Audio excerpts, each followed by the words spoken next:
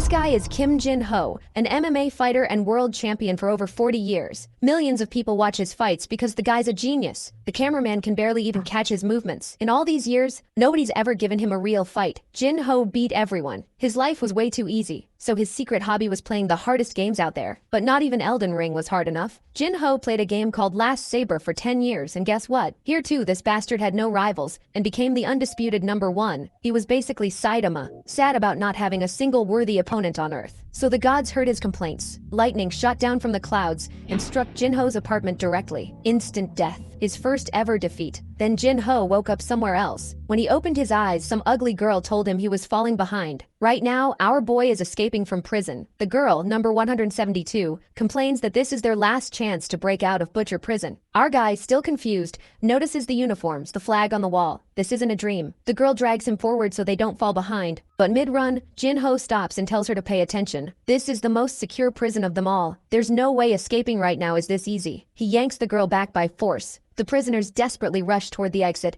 and one of them even starts laughing hysterically as he gets close. But their joy is short-lived. Out of nowhere, someone rips the man's arm right off. It's the dreaded General Clark. Laughing, the general announces he's going to kill everyone and orders their execution. The woman wonders why this is happening, while Jin-ho realizes it was a trap all along. The prisoners desperately flee from the gate, leaving the ground stained with blood. Afterward, Clark orders the survivors to fall in, and a guard screams at them to line up. Lifeless bodies cover the floor. Number 172 stares at one of them and ends up throwing up. Seeing this, a guard walks over and kicks her in the stomach, warning her that he didn't give anyone permission to move and that he'll kill anyone who disobeys. He then glares at Jin-ho, calling him a coward for not even having the guts to run. The guard sneers that mages are nothing but cowards, tells him he'll regret not dying here, and calls him Arahan. Before walking away, the guard warns them to wait for their punishment. Staring at his reflection in a puddle, Jin-ho wonders if he really is this Arahan guy. A week passes. Daily life in the prison consists of stacking rocks all day, meaningless hard labor designed purely to torment the inmates. Since they are mages, they are completely despised here. Jin-ho recalls trying to use magic the night before, but it didn't work. He finds this bizarre, since he knows the Arahan family is famous for producing incredibly talented mages. A guard snaps him out of his thoughts, barking at him to move the rocks faster. As he follows orders, Jin-ho notices a floating system window and wonders what it is. Later in the cafeteria, Jin-ho stares at his food, thinking about how hard he has to work every day just to get a meal. Number 172 calls out to him, asking if he's going to skip his food. He says no, but slides his portion over to her. The woman remarks that Jin-ho is special for not avoiding her like everyone else does. It turns out the supreme mage of the Arahan family has red eyes, and rumor has it he can kill with just a glance. Jin-ho wonders why she's even in this prison. She warns him to be extra careful today. According to her, the workload increased because of him, and several inmates are furious about it. She tells him to watch out, especially for number 589. He asks if warning him isn't dangerous for her, but she says she doesn't care. Jin-ho then tells her to step back. The sound of heavy footsteps fills the room. Jin-ho tells her that her warning just came true. Several men glare at him, and she freezes in fear when she sees inmate 589. Furious, the man blames Jin-ho for their increased workload. Jin-ho mockingly asks if that really happened, but 589 cuts him off and throws a massive punch. The blow lands dead on, shocking the woman, but the attacker quickly looks confused. Smiling, Jin-ho shrugs off the attack completely unharmed and counters with a knee straight to the guy's face, shocking everyone. However, the man doesn't take any damage. Jin-ho is stunned, and as he gets hoisted off the ground, he realizes just how weak his current body is. The inmate tosses him across the cafeteria like a rag doll. The man mocks him, asking where the little rat went, and declares that he's finished. Suddenly, the system window pops up again. A message on the screen announces that the synchronization is complete, leaving Jin-ho with a huge grin on his face. The cafeteria goes dead silent as Zed feels his new power surging through him. Ready for a fight, he warms up and notices how much lighter he feels. Brimming with confidence, he challenges the man again. The opponent just laughs, calling Zed arrogant for someone who got abandoned by his own clan. Zed tells him to shut up and dares him to bring it on. The inmate charges, shouting that he's going to end Zed right here, but Zed counters instantly with a swift kick. The man blocks and grabs his leg, furiously yelling that he's going to teach Zed a lesson he'll never forget. But right then, Zed spins and hits him with a brutal kick from his other leg. Staggering back in total confusion, the man can't even process what just happened. Before he can recover, Zed unleashes another kick, following it up with a relentless barrage of strikes. Unable to defend himself, the man takes every single hit. Zed sets up and delivers one final crushing kick, knocking his opponent out cold on the floor. Looking down at him, Zed mutters that this is exactly why he doesn't like using his legs to fight. Furious, the other prisoners start closing in. Zed steps over the fallen man and warns them that if they take one more step, he'll snap the guy's arm. The lackeys hesitate, not sure if he's bluffing, but then Zed presses his foot down on their leader, which is enough to send one of them running to call the guard. The woman walks up to Zed, asking when he learned to fight like that, and wonders if he was always this tall. He just shrugs and jokes that if she keeps lifting rocks, she'll probably grow taller too. Zed turns his attention back to his status window to check his stats. He's shocked to see his mana is at 0. He can't wrap his head around it. He's a mage, so a body with 0 mana makes absolutely no sense. Lying down, he questions how he could have possibly reincarnated into such a terrible character. Trying to stay calm, Zed analyzes his stats and notices his strength, luck, agility, and perception are all maxed out. Still, he realizes that even with max stats, a human body shouldn't be able to handle 100 points of strength. He figures he can overcome the physical penalties with training, but his current diet is terrible. Zed also spots several S-rank traits he's never seen before. He concludes that he still has plenty of time and that there has to be a way to fix his mana issue. With a heavy sigh, the woman remarks that it's that time again, leaving Zed confused. She explains that those people are on death row, and it's time for them to be executed after their last meal. Zed nods, saying he understands, and asks for her name. Surprised, she realizes she's only ever called him by his prisoner number. She tells him her name is just Rio, explaining that street people don't have clans, and asks for his name in return. He tells her he's Zed Arahan, then asks if she wants to get out of this place. Rio says she doesn't plan on staying long either, since she has her own reasons for leaving. She adds that the only way out is through the front gate, and the head guard is the only one with the key. Zed asks if defeating the Guardian is the only way to get the key. Rio warns him that even though the Guardian, Clark, is retired, he's a monster who can't be beaten, since he's the literal embodiment of hatred against mages. Zed wonders to himself if he can actually defeat a retired 5-circuit knight. Rio suggests it would be way easier to just steal the key, since anyone born on the streets learns how to steal before they learn manners. She smiles. With this new plan, Zed feels confident they can escape. The next day, a guard announces that, under Clark's orders, their workload is going to double over the next few days. He challenges anyone to rebel against the Guardian. One man tries to protest, but he's immediately cut off as a sword is drawn and held right to his throat. The guard says he's just passing down orders, and if anyone has a problem, they can take it up with the higher-ups. An inmate asks what's going on. Mocking them, the guard asks if they seriously don't know whose fault this is yet. Everyone turns to glare at Zed. Coughing, the guard says he's going to step out for a smoke and will be right back, leaving Zed all alone against the furious inmates. Zed tells Rio to get away from him quickly. He realizes Clark is starting a prison riot using him as bait. Rio backs away, worried, since this time even the guards are against him. Ganging up, the inmates say they're going to finish Zed off. He simply tells himself this was bound to happen. Everyone charges at Zed. Defending himself, he easily knocks out the first guy, sending him face first onto the ground. The prisoners threaten him, saying he's dead meat now. Excited, Zed gets ready to fight. As everyone rushes him at once, he doesn't flinch, throwing punches and kicks at everyone around him. He finally feels the thrill he's been craving and is happy to experience that feeling again. Locked in, Zed dodges an attack from behind and counters with a kick to the jaw, taking them down one by one. From a distance, Rio watches everything in disbelief. A man approaches and calls out to her. Back in the fight, Zed is unstoppable, leaving his opponents completely dazed. He lands a solid punch, dodges another attack, and counters. Hooked on the adrenaline, he realizes he wants more and more. With a terrifying look on his face, Zed hears heavy footsteps and turns around. A man holding Rio hostage tells him to stop causing trouble and just die already. Zed glares at them furiously and grins.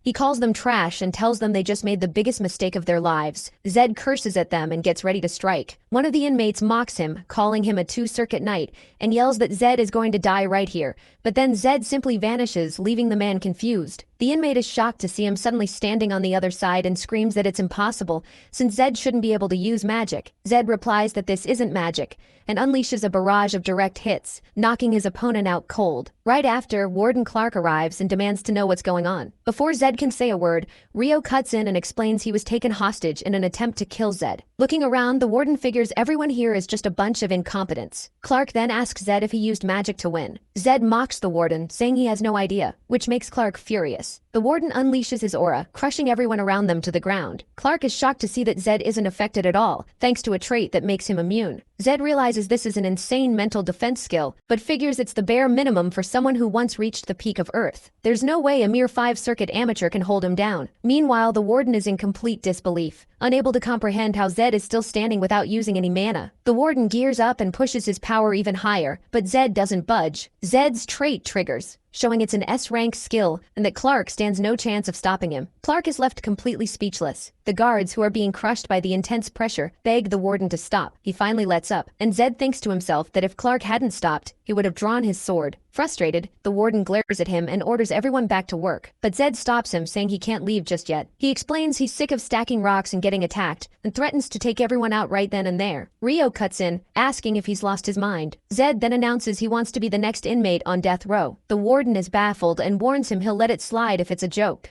Zed assures him he's dead serious and tells Clark to register his name on the crystal ball. The warden then orders his men to bring it out. Zed announces he's going to choose his last meal right now, demanding a generous serving of Verity beef, one of the most exquisite dishes in all of Last Savior. They say even a single bite of this meat can restore lost strength. Zed argues that since this meal is literally costing him his life, it's the least they can do, especially since he only deals with S-rank items. Rio asks if he's absolutely sure about going to death row. Zed replies that Rio is coming with him and orders enough food for two. Clark agrees to make it happen, and Zed adds that this is the bare minimum for taking the life of an Arahan. Because the Verity meat is so rare, it takes an entire week to source. Rio grumbles that the day they die is fast approaching. Meanwhile, Zed recalls that once a stat hits 100 points, any extra points usually transfer to other attributes. But since he's a special case and his stats are locked, his only option is for those points to go into mana. After a week passes, a guard calls out to him, and Zed asks if it's finally mealtime. The steak they serve is so delicious that Rio is practically in tears, claiming he's never eaten anything this good in his life. Thanks to the miraculous meal, several of their debuffs are temporarily deactivated. Right after, Zed feels the block on his experience points loosen up. He's satisfied to see his first goal is complete. Back in his office, Clark is still reeling from what happened. He tries to understand how Zed resisted his pressure without using any magic, especially since he's still a 5-circuit knight, even in retirement. The warden vows he won't make the same mistake twice, and promises Zed will pay for humiliating him. In his cell, Rio thanks Zed for the meal, saying she could die happy right now. Zed replies that he has no intention of dying. Internally, he realizes he's never felt this energized and can't wait to test out his new powers. Hearing the door open, Zed mutters that Clark is finally here, wondering what he'll do next. The director just growls Zed's name, and Zed fires back, asking if Clark is upset because there's no food left, staring him right down. Clark thinks to himself that Zed is just a spoiled bastard riding on his family's coattails. He reaches out and touches Zed, thinking that today the kid will finally writhe in agony. The Arahan bloodline is the absolute elite when it comes to magic. Anyone with info on them stands to make a fortune, and depending on what they know, they could end up filthy rich. Zed watches Clark step closer and realizes the director is using a magic tool. Clark then screams at Zed,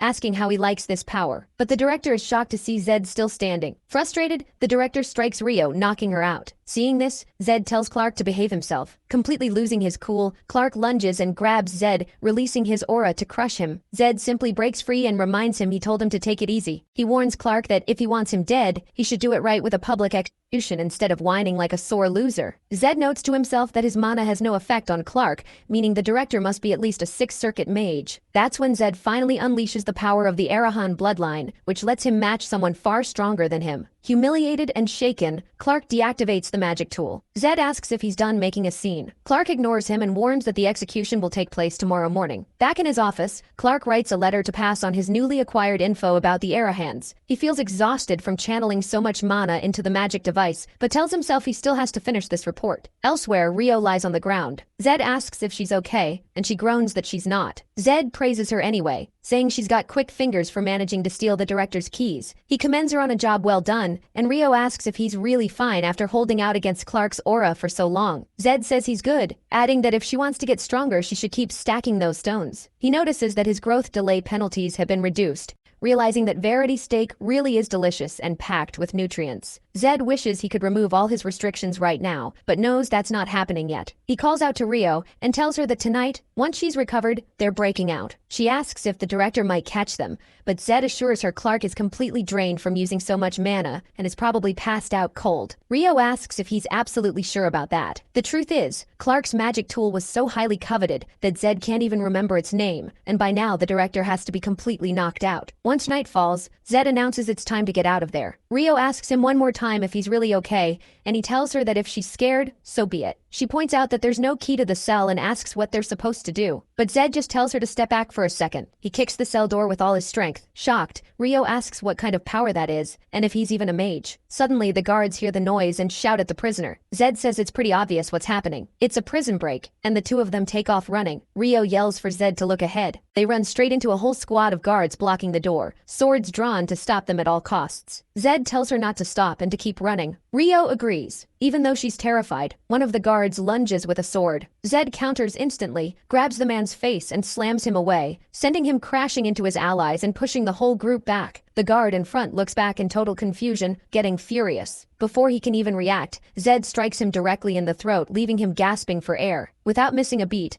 Zed rushes toward the others and stops right in front of the fallen guards. One of them reaches out, but Zed kicks his hand away. The rest of the guards raise their weapons. After dodging a slash, Zed spins in the air and lands a kick on an enemy. Using the ground to pivot, he dodges another sword and kicks a guard right in the face, knocking him cold. He then spots two more guards rushing him and counters them both instantly. Watching from a distance, Rio mutters that the whole thing is just insane. Sometime later, Clark returns to the cell block only to find his guards wiped out on the floor. One man tries to push himself up, apologizes, and reports that the prisoners have escaped. Infuriated, the director orders a manhunt for the fugitives. Near the detention center, Rio keeps watch and tells Zed that it looks like they successfully lost the guards. She explains they've made it to the nearest town. Zed thinks this place is too obvious and that search parties will be crawling all over it soon. But Rio explains that the other towns are way too far and that their best bet is to blend in with the locals, handing him some clothes. Zed complains that they look like beggar rags, but he ends up putting them on anyway. Rio tells him to wait right there and not move while she goes to grab some supplies. 2 hours later, she returns. During her search, she managed to get colored contacts, since red eyes are a dead giveaway for an Arahan. Rio explains that in the southern region, which is ruled by the dog Bahal, blue eyes are much more common. In his past life, Zed's game character was a Bahal, but in this new life, he's an Arahan. Snapping him out of his thoughts, Rio says she found a good spot and tells him to follow her. Inside an abandoned barn, Zed wonders how he ended up in this situation. He asks himself if he can really trust a purse snatcher like Rio, but right now he doesn't have a choice. At the same time, Rio is also wondering if she can trust him. The next morning, Zed realizes just how dark it was the night before, and can barely believe he actually slept in a place like that. Rio cuts in, joking that for a nobleman, this must have been a terrible place to sleep. Zed tells her he's not going to settle for this and that he'll find a way to make some money. Rio asks how he plans to do that and offers to teach him how to steal purses. He rejects the offer and tells her to find a place known as the Arena. It's an underground fight club, the perfect environment for a champion like him. A little later, the crowd is going wild. Shocked, Rio asks if they're in the right place, and Zed confirms they are. In the ring, a brutal combo of strikes is going down. One of the fighters tries to defend himself but gets hit dead on, making the crowd cheer even louder. Rio is still completely stunned by the whole thing. Then, a new guy enters the fight and immediately lands a straight punch. He follows it up with a terrifying combination of blows. Rio warns Zed that the fighter is going to die if this keeps up, but then she realizes Zed is gone. Suddenly, the entire crowd gasps. Zed appears right in the ring and tells the man to stop hitting since his opponent is already knocked out. From a distance, Rio watches the scene, absolutely terrified. Meanwhile, Zed confronts the referee for letting this happen. The fighter pulls away and asks Zed if he's some kind of noble. Zed asks him if he still hasn't figured it out, calling the fighter nothing but a fraud. Everyone around them starts booing Zed. So, Zed announces he'll take responsibility and show them something incredibly fun and unforgettable. From the sidelines, Rio screams at him. She says there was no reason to get involved in a fight like this, especially since he knows the risks. But Zed tells Rio to shut up and bet all their money on him. He tells her they'll be able to have a massive feast once he wins. With that, the fight begins. The opponent wonders how Zed can stay so calm. He can't understand how a 15-year-old kid can have such stable, confident posture and breathing. The fighter finds Zed terrifying, unable to explain why he's trembling, and gets pissed off realizing he's scared of a kid. But before he can even launch an attack, Zed counters, landing 2 direct punches right to his face. Keeping his distance, Zed explains that you shouldn't pull your shoulders back before throwing a punch. He says a punch should go straight from your guard to your opponent's face, taking the shortest, cleanest path possible. As he says this, he lands another heavy hit. In the crowd, Rio's eyes widen in fear as she watches Zed effortlessly dominate Ika's. She is completely stunned. Back in the ring, Ikas is also shocked to find himself losing to a kid. He's totally flustered, unable to comprehend how Zed is dodging everything and countering so easily. Zed decides to stop playing around and finishes the fight with a powerful punch, finally knocking Aika's down. He turns to the referee and asks if he's going to call the match. With no way to rig the fight now, the ref has no choice but to declare Zed the winner. Privately, Zed thinks he probably should have held back a bit more. Later, Zed is arguing over his payout, which is way lower than he expected. Terrified, the clerk claims that was the exact amount he was handed. Zed grumbles that the payout shouldn't be this low. He calls Rio over and asks how much she bet, reminding her that he told her to go all in. Rio replies that she hates gambling and that they needed money for dinner, so she didn't bet everything. An unfamiliar woman interrupts them, asking for a moment of their time. Zed asks who she is. Smiling, the woman says he probably doesn't know her, and introduces herself as Herna, the arena manager. Zed just walks right past her, saying he doesn't have time for this. Immediately, guards block his path. Zed asks if they want to end up like Aika's, and the guards stay silent. Herna then mentions that Aika's was one of the top champions she recruited, asking Zed if he gets what she's implying. In the end, she says she'll let him go for today since they'll run into each other again anyway, admitting she just loves strong fighters like him. Elsewhere, Rio warns Zed that he shouldn't be so arrogant with Herna. She explains that Herna isn't just the arena manager. She basically runs the whole city and is a greedy, sly fox. Zed knows she only approached him out of self-interest. Back when he was Jin, this happened all the time. As soon as he started making a name for himself, everyone wanted a piece of him because his talent was highly profitable. Zed reflects that meeting his coach was pure luck, since he was the one who turned him into a champion. Thanks to him, Zed stopped being a naive kid who fell for everyone's tricks. Snapping out of his thoughts, Zed hears Rio talking about the Verity meat and tells her to hold on. He realizes the meat isn't actually Verity. Zed finds this highly suspicious, since it took the guards a whole week to get some due to how exclusive it is, meaning there's no way all these people could be eating the exact same thing. Rio asks if it really matters once it's in your stomach, but Zed says it does. They aren't getting any of the meat's actual benefits and are just getting ripped off in a total scam. Just then, the waiter tells him to just eat and get lost, complaining that Zed is taking too long for someone who only ordered a single portion. Zed cuts him off, stating he ordered Verity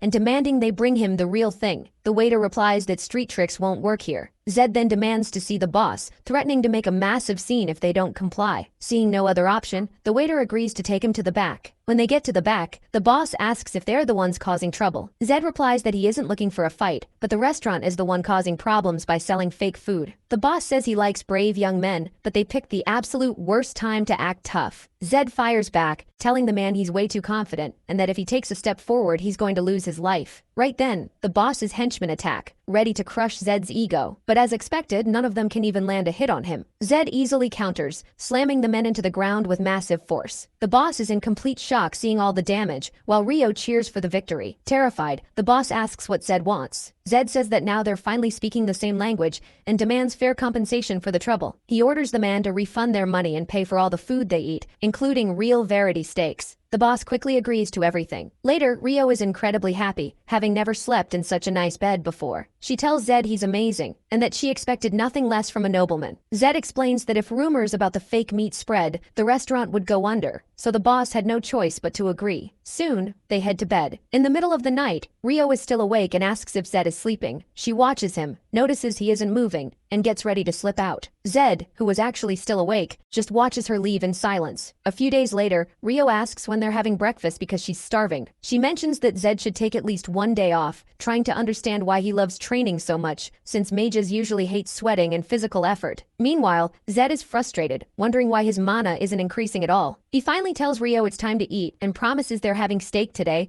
making her extremely happy. As they walk through the city, Zed asks how many gold coins they have left. Rio says there are only a few. Zed thinks to himself that she must take him for an idiot just because he's from a noble family, but he played that game for years and knows 50 gold coins don't just disappear like that. He wonders if Rio is gambling or if it's pure greed, but decides to keep playing dumb for now. Back at the restaurant, a henchman tells the boss that Zed has arrived. The owner is way too proud to just accept that kind of humiliation and declares he'll have his revenge today. When Zed and Rio get to their table, the waiter says he prepared plenty of meat and tells them to call him if they need anything. Zed is highly suspicious of the warm welcome. He notices there are no assassins inside the restaurant and tries to figure out what's going on. Rio snaps him out of his thoughts and tells him to eat. She says their wraps are special and can be eaten in a single bite. Zed thinks everything seems fine, but warns her they still need to be careful. Just as he's about to eat, he realizes the food is poisoned and yells at Rio to spit out whatever is in her mouth immediately. Rio spits it all out and panics, asking if she's going to die from the poison. Zed reassures her that it was a very small amount and shouldn't affect her. He finally understands their plan, but notes that it's useless against him since he's immune to poison. Rio asks how he noticed it when the food had no smell or taste. He replies that it's because he's an Arahan. She then asks what they're going to do now that the restaurant is trying to kill them, and Zed replies that they're going to make them pay dearly for this. The boss wonders why Zed is bossing everyone around instead of just eating quietly and leaving. Zed tells him he called him over to settle some unfinished business, believing they'll die soon anyway since they ate all the food. The boss asks what the misunderstanding is this time. Zed says they came to make peace by sharing a meal, and then Rio hands a piece of the wrap to the boss. Suspecting something, the boss hesitates, but Zed explains it's a gesture of reconciliation. The boss refuses the food. Zed asks why he won't eat it, questioning if the meat is poisoned. The boss denies it, but Zed cuts him off, saying he seems to enjoy playing games. Zed kicks the table aside and walks straight toward the boss. It turns out they didn't actually eat the meat, they just hid it. Zed says he only planned to drop by every now and then, and asks how he dares to poison his food. The boss demands proof for the accusations. Revealing the true color of his pupils, Zed asks how he dares to deceive an Arahan. The boss panics when he sees those red eyes. Zed declares that he will pay for trying to kill an Arahan, noting that if a single person dies here, nobody will even notice. Desperate, the boss begs for mercy. He wonders why a Western Arahan would be in the South pretending to be a mere wanderer, completely overwhelmed by Zed's incredible power. Zed says he'll show mercy just this once, but demands that his identity remain a secret. On top of that, he wants half of the boss's wealth to overlook the whole thing. Touched by the Arahan's generosity, the boss doesn't hesitate to split his fortune, since money is useless if he's dead. Putting his contact lens back in, Zed tells Rio they'll leave town as soon as they get the money. Suddenly, Herna interrupts them. She points out that Zed has revealed himself to be someone very important. Zed wonders if she realized he is an Arahan. Since the boss was too terrified to speak, there was only one place she could have gotten that information. They decide to take their conversation somewhere private. Once they're alone, Zed asks if she has something to discuss. Herna cuts in, saying she actually came to talk to a client. Zed then realizes that Rio was the client. Herna explains she investigated what the girl asked for, but she needs more money. Rio snaps, saying she already paid a fortune, but Herna counters that the amount barely covers her daily meals, and that finding a missing person is extremely difficult. Watching the exchange, Zed puts the pieces together. Zed asks Herna if he fulfills her request, she'll keep her promise to find Rio's missing sister. Herna agrees, revealing her request is simple. She wants him to fight Ika's again. Zed calmly accepts and asks if this will settle Rio's debt. She reassures him it will, claiming she never breaks a promise. Later, Zed asks Rio why she looks so downcast even though they just made a ton of money. She apologizes for lying to him for so long. Zed reveals he knew the truth from the very beginning. He just didn't realize she was working for Herna. He explains he played along because the help Rio provided was worth it. He then asks her not to hide anything from him again, saying that the worst thing in the world is betrayal. He reassures her that her past doesn't define who she is, and Rio promises to remember that. Rio begs Zed not to go through with the rematch against Ika's, suggesting they just take the money and run. He asks what they'll do about her sister. Rio replies that it's no use because Herna will just betray them again. It turns out Rio wasn't naive enough to be fooled. She was just so desperate that she clung to a rotten rope, knowing it could snap at any moment. Herna was exactly the kind of person who would betray a desperate child. Zed says he originally planned on leaving, but changed his mind. Rio warns him that Herna is going to use everything she has against him in this rematch, so it's better to just avoid it. But Zed says he's taking the fight anyway. He explains that whenever he sees trash, he just feels obligated to clean it up. Meanwhile, back in Carry-On, guards are rushing around. One of them reports that everyone has been gathered. Clark is absolutely furious as he warns his men. He tells them he's going to finish them off this time, declaring that Zed Arahan's days are officially numbered. A few days later, Zed wonders why Ika's seems so confident and senses that something is off. Rio makes him promise that if things get too dangerous, he'll forfeit. The referee starts the rematch, but the crowd is immediately confused by what they're seeing. Rio realizes right away that Ika's is copying Zed's movements. Ika's thinks to himself that the only reason he even showed up for this fight was because Herna guaranteed he would win. He tries to figure out how his opponent can be an Arahan without any mana. He focuses on landing direct punches and kicks, bragging that he practiced all of Zed's moves and realized just how useful they are. Zed finds this unexpected, takes a closer look at his stance, and lands a direct punch on him. Ika's tries to process the attack for a moment, realizes how weak the punch actually was, and screams that Zed is nothing but a manaless failure. The crowd doesn't understand how Ika's suddenly got so strong, but Zed quickly realizes he's wearing an ogre belt. The item reduces all incoming physical damage by 90%. Since Zed has 0 mana, Ika's has literally become his worst possible matchup. Watching from a distance, Rio tries to understand why Zed can't seem to deal any real damage. She yells out, begging him to stop, but he just tells her to watch what he's about to do. That's when she notices Zed is actually smiling. Back in the ring, Ikaz asks him if he's going to surrender. Zed says no, claiming he was just surprised. Ikaz flinches when he sees his opponent change his stance, and Zed tells him this is the moment he's been waiting for. Before Ikaz can even process what that means, he takes a direct kick to the head that leaves him completely dazed. Zed immediately follows up with a kick straight to the stomach. In that exact moment, the strongest man on earth, Kim Jin-ho, feels true excitement for the very first time. No one had ever been able to last a single minute against him, which meant he could never use his full power in a fight. Seeing that Ikaz is still standing after taking all those hits, Zed, or rather Jin-ho, realizes this is going to be his best fight yet, since his opponent won't go down easily. He goes in for another high kick. Ikaz tries to block it but quickly realizes this is no ordinary strike. The kick changes direction mid-air and connects with his head again. Zed spins and lands a clean hit right to Ikaz's stomach, and this time, Ikaz actually feels the damage. Jin-ho keeps unleashing a barrage of blows. Ikaz panics, completely unable to defend himself, while Zed tells him he better not fall, especially since he claimed those hits didn't even hurt. Desperate, Ikaz thinks about giving up, but gets hit again, shocking everyone watching. Without missing a beat, Zed unleashes a horizontal kick right into the ogre belt, shattering the item. Ikaz collapses to the ground. Zed asks him what's wrong and questions if he's really not going to get back up and keep fighting. Ikaz admits defeat, but Zed cuts him off. Stepping on his mouth, Zed tells him this isn't enough yet and says it would be a waste to end it like this. Right then, his contact lens fails, revealing his true pupil color. Ikaz is completely shocked to see the red eyes and passes out on the spot. Right after, Zed feels a strange sensation flowing through his body and realizes the moment he's been waiting for has finally arrived. His mana is finally above zero. Zed feels his entire body flooded with endorphins. In the middle of it all, he notices the place has gone dead silent. Ryo runs over and asks why he took his lenses out. Zed wonders if his real eyes are showing and notices they're even redder than before. That's when the crowd realizes the color of Zed's eyes. A man screams that he's an Arahan and that they're all going to die. Zed immediately tells Ryo to run too, since the guards will be here soon. He yells back that he'll return later for Herna to keep her promise. Furious, Herna regrets not listening to her henchman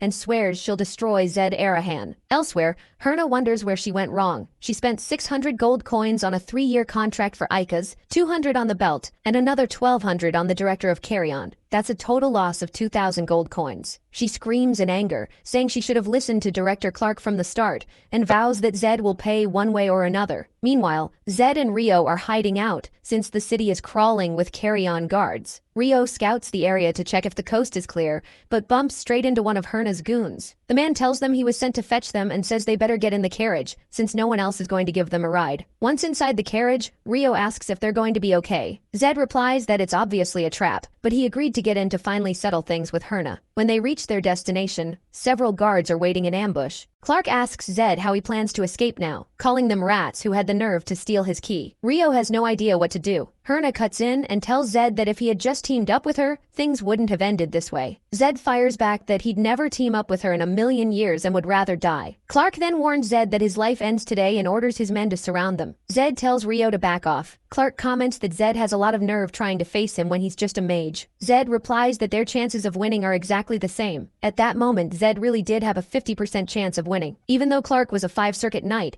Zed's odds of victory were still incredibly high. Clark says he's going to wipe that smug look off his face and warns Zed he's going all out right from the start. He charges in head-on, but Zed just stands his ground. In that exact moment, Zed taps into the feeling he's been chasing and awakens the champion within. He activates his champion's will. His eyes glow red, and a massive explosion rips through the area, leaving Ryo in a total panic. Once the dust settles, Clark is standing right in front of his own attack, until someone yells at him to look up. Zed is hovering high in the air, staring down at him. Clark wonders how Zed got his hands on that kind of power. Without a word, Zed counterattacks. Clark tries to block it, but the sheer force of the blow pushes him back, making him struggle to hold his ground. As he recovers, Clark can't wrap his head around how Zed is using lightning. Lightning is the one special element that bypasses all basic magic, making it the holy grail for every mage. Even the strongest leader of the Arahan family line couldn't master it. Everyone watching is completely blown away by what they're seeing. Clark then claims Zed is relying way too much on his bloodline, calling it a huge mistake. He unleashes a massive horizontal slash, but Zed dodges it easily. Clark immediately follows up with a vertical swing, which Zed also avoids without breaking a sweat. Clark gears up for another strike, but Zed lunges forward. Clark tries to hit him, only to slam right into a lightning shield. This gives Zed the perfect opening to close the gap. He lands a direct hit, leaving the director literally shocked. The fight drags on for a while. Clark keeps trying to land a hit, but Zed dodges every single attack until he finds a gap in the director's defense. Zed lands a solid punch. Clark is baffled as to why a mage is throwing punches,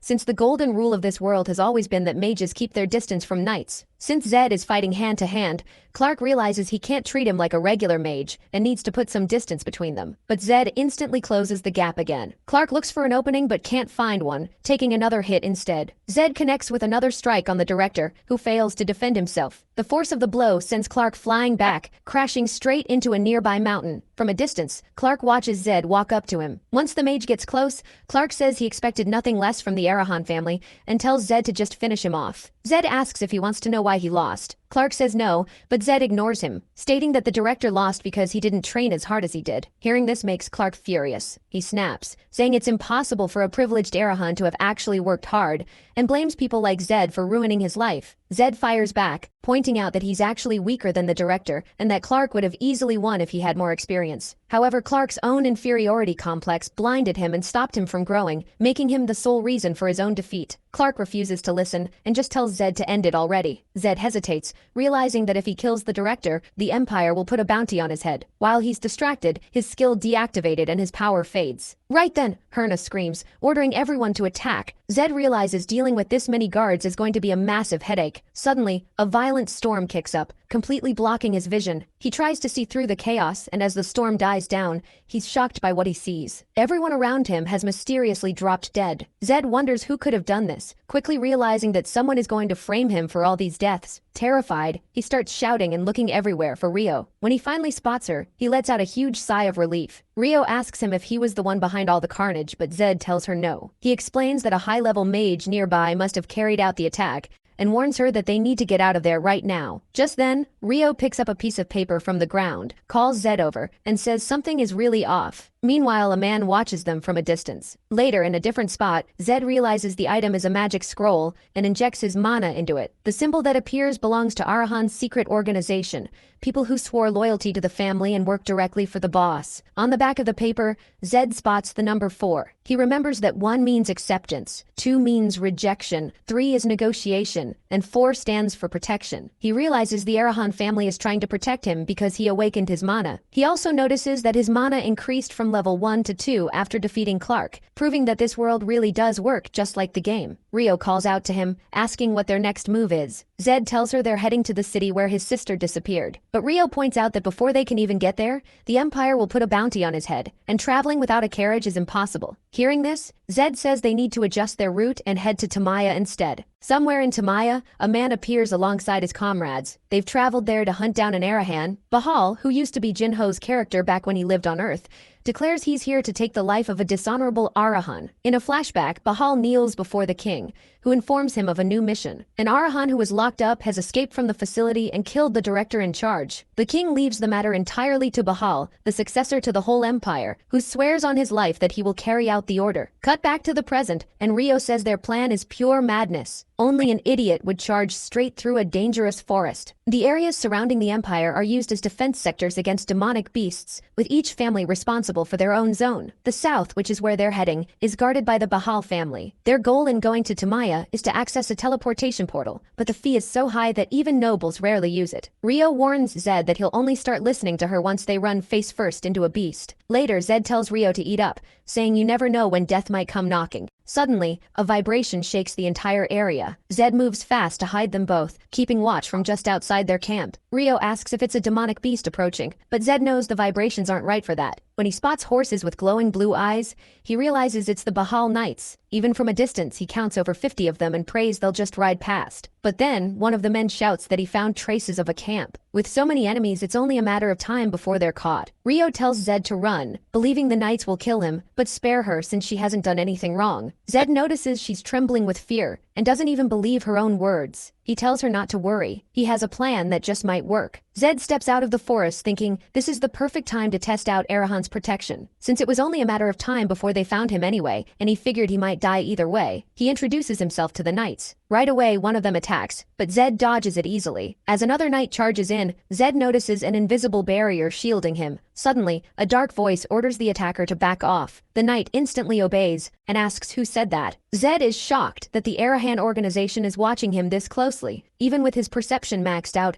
he hadn't sensed a thing. The hooded man tells the knights to retreat, promising they won't be harmed if they leave. Just then, another man steps up to challenge the Arahan guardian. The hooded man quickly identifies him as Torres Bahal. Seeing Torres feels strangely familiar to Zed, since Torres was his main character in his past life. Torres focuses his attention on Zed, but the Arahan servant cuts him off and tells the knight to leave. The blonde knight, Torres, mentions he's heard of Arahan's secret organizations before. He gets ready to strike, claiming the servant is asking for a fight despite knowing who he is. Instantly, the hooded man casts a massive spell. Zed is stunned by the magic circle, realizing that anyone who attacks inside it will die. He figures this servant must be at least a 7th circle mage. Torres demands to know if Arahan wants a war with the Bahal family. The servant replies that they aren't looking for a fight and asks them to leave once more. This only furious Torres, who takes the request to leave as an insult. Watching from a distance, Zed realizes Torres is going to die if this keeps up. It's a fight he simply can't win. So Zed steps in and asks the servant to call off the attack. The hooded man refuses,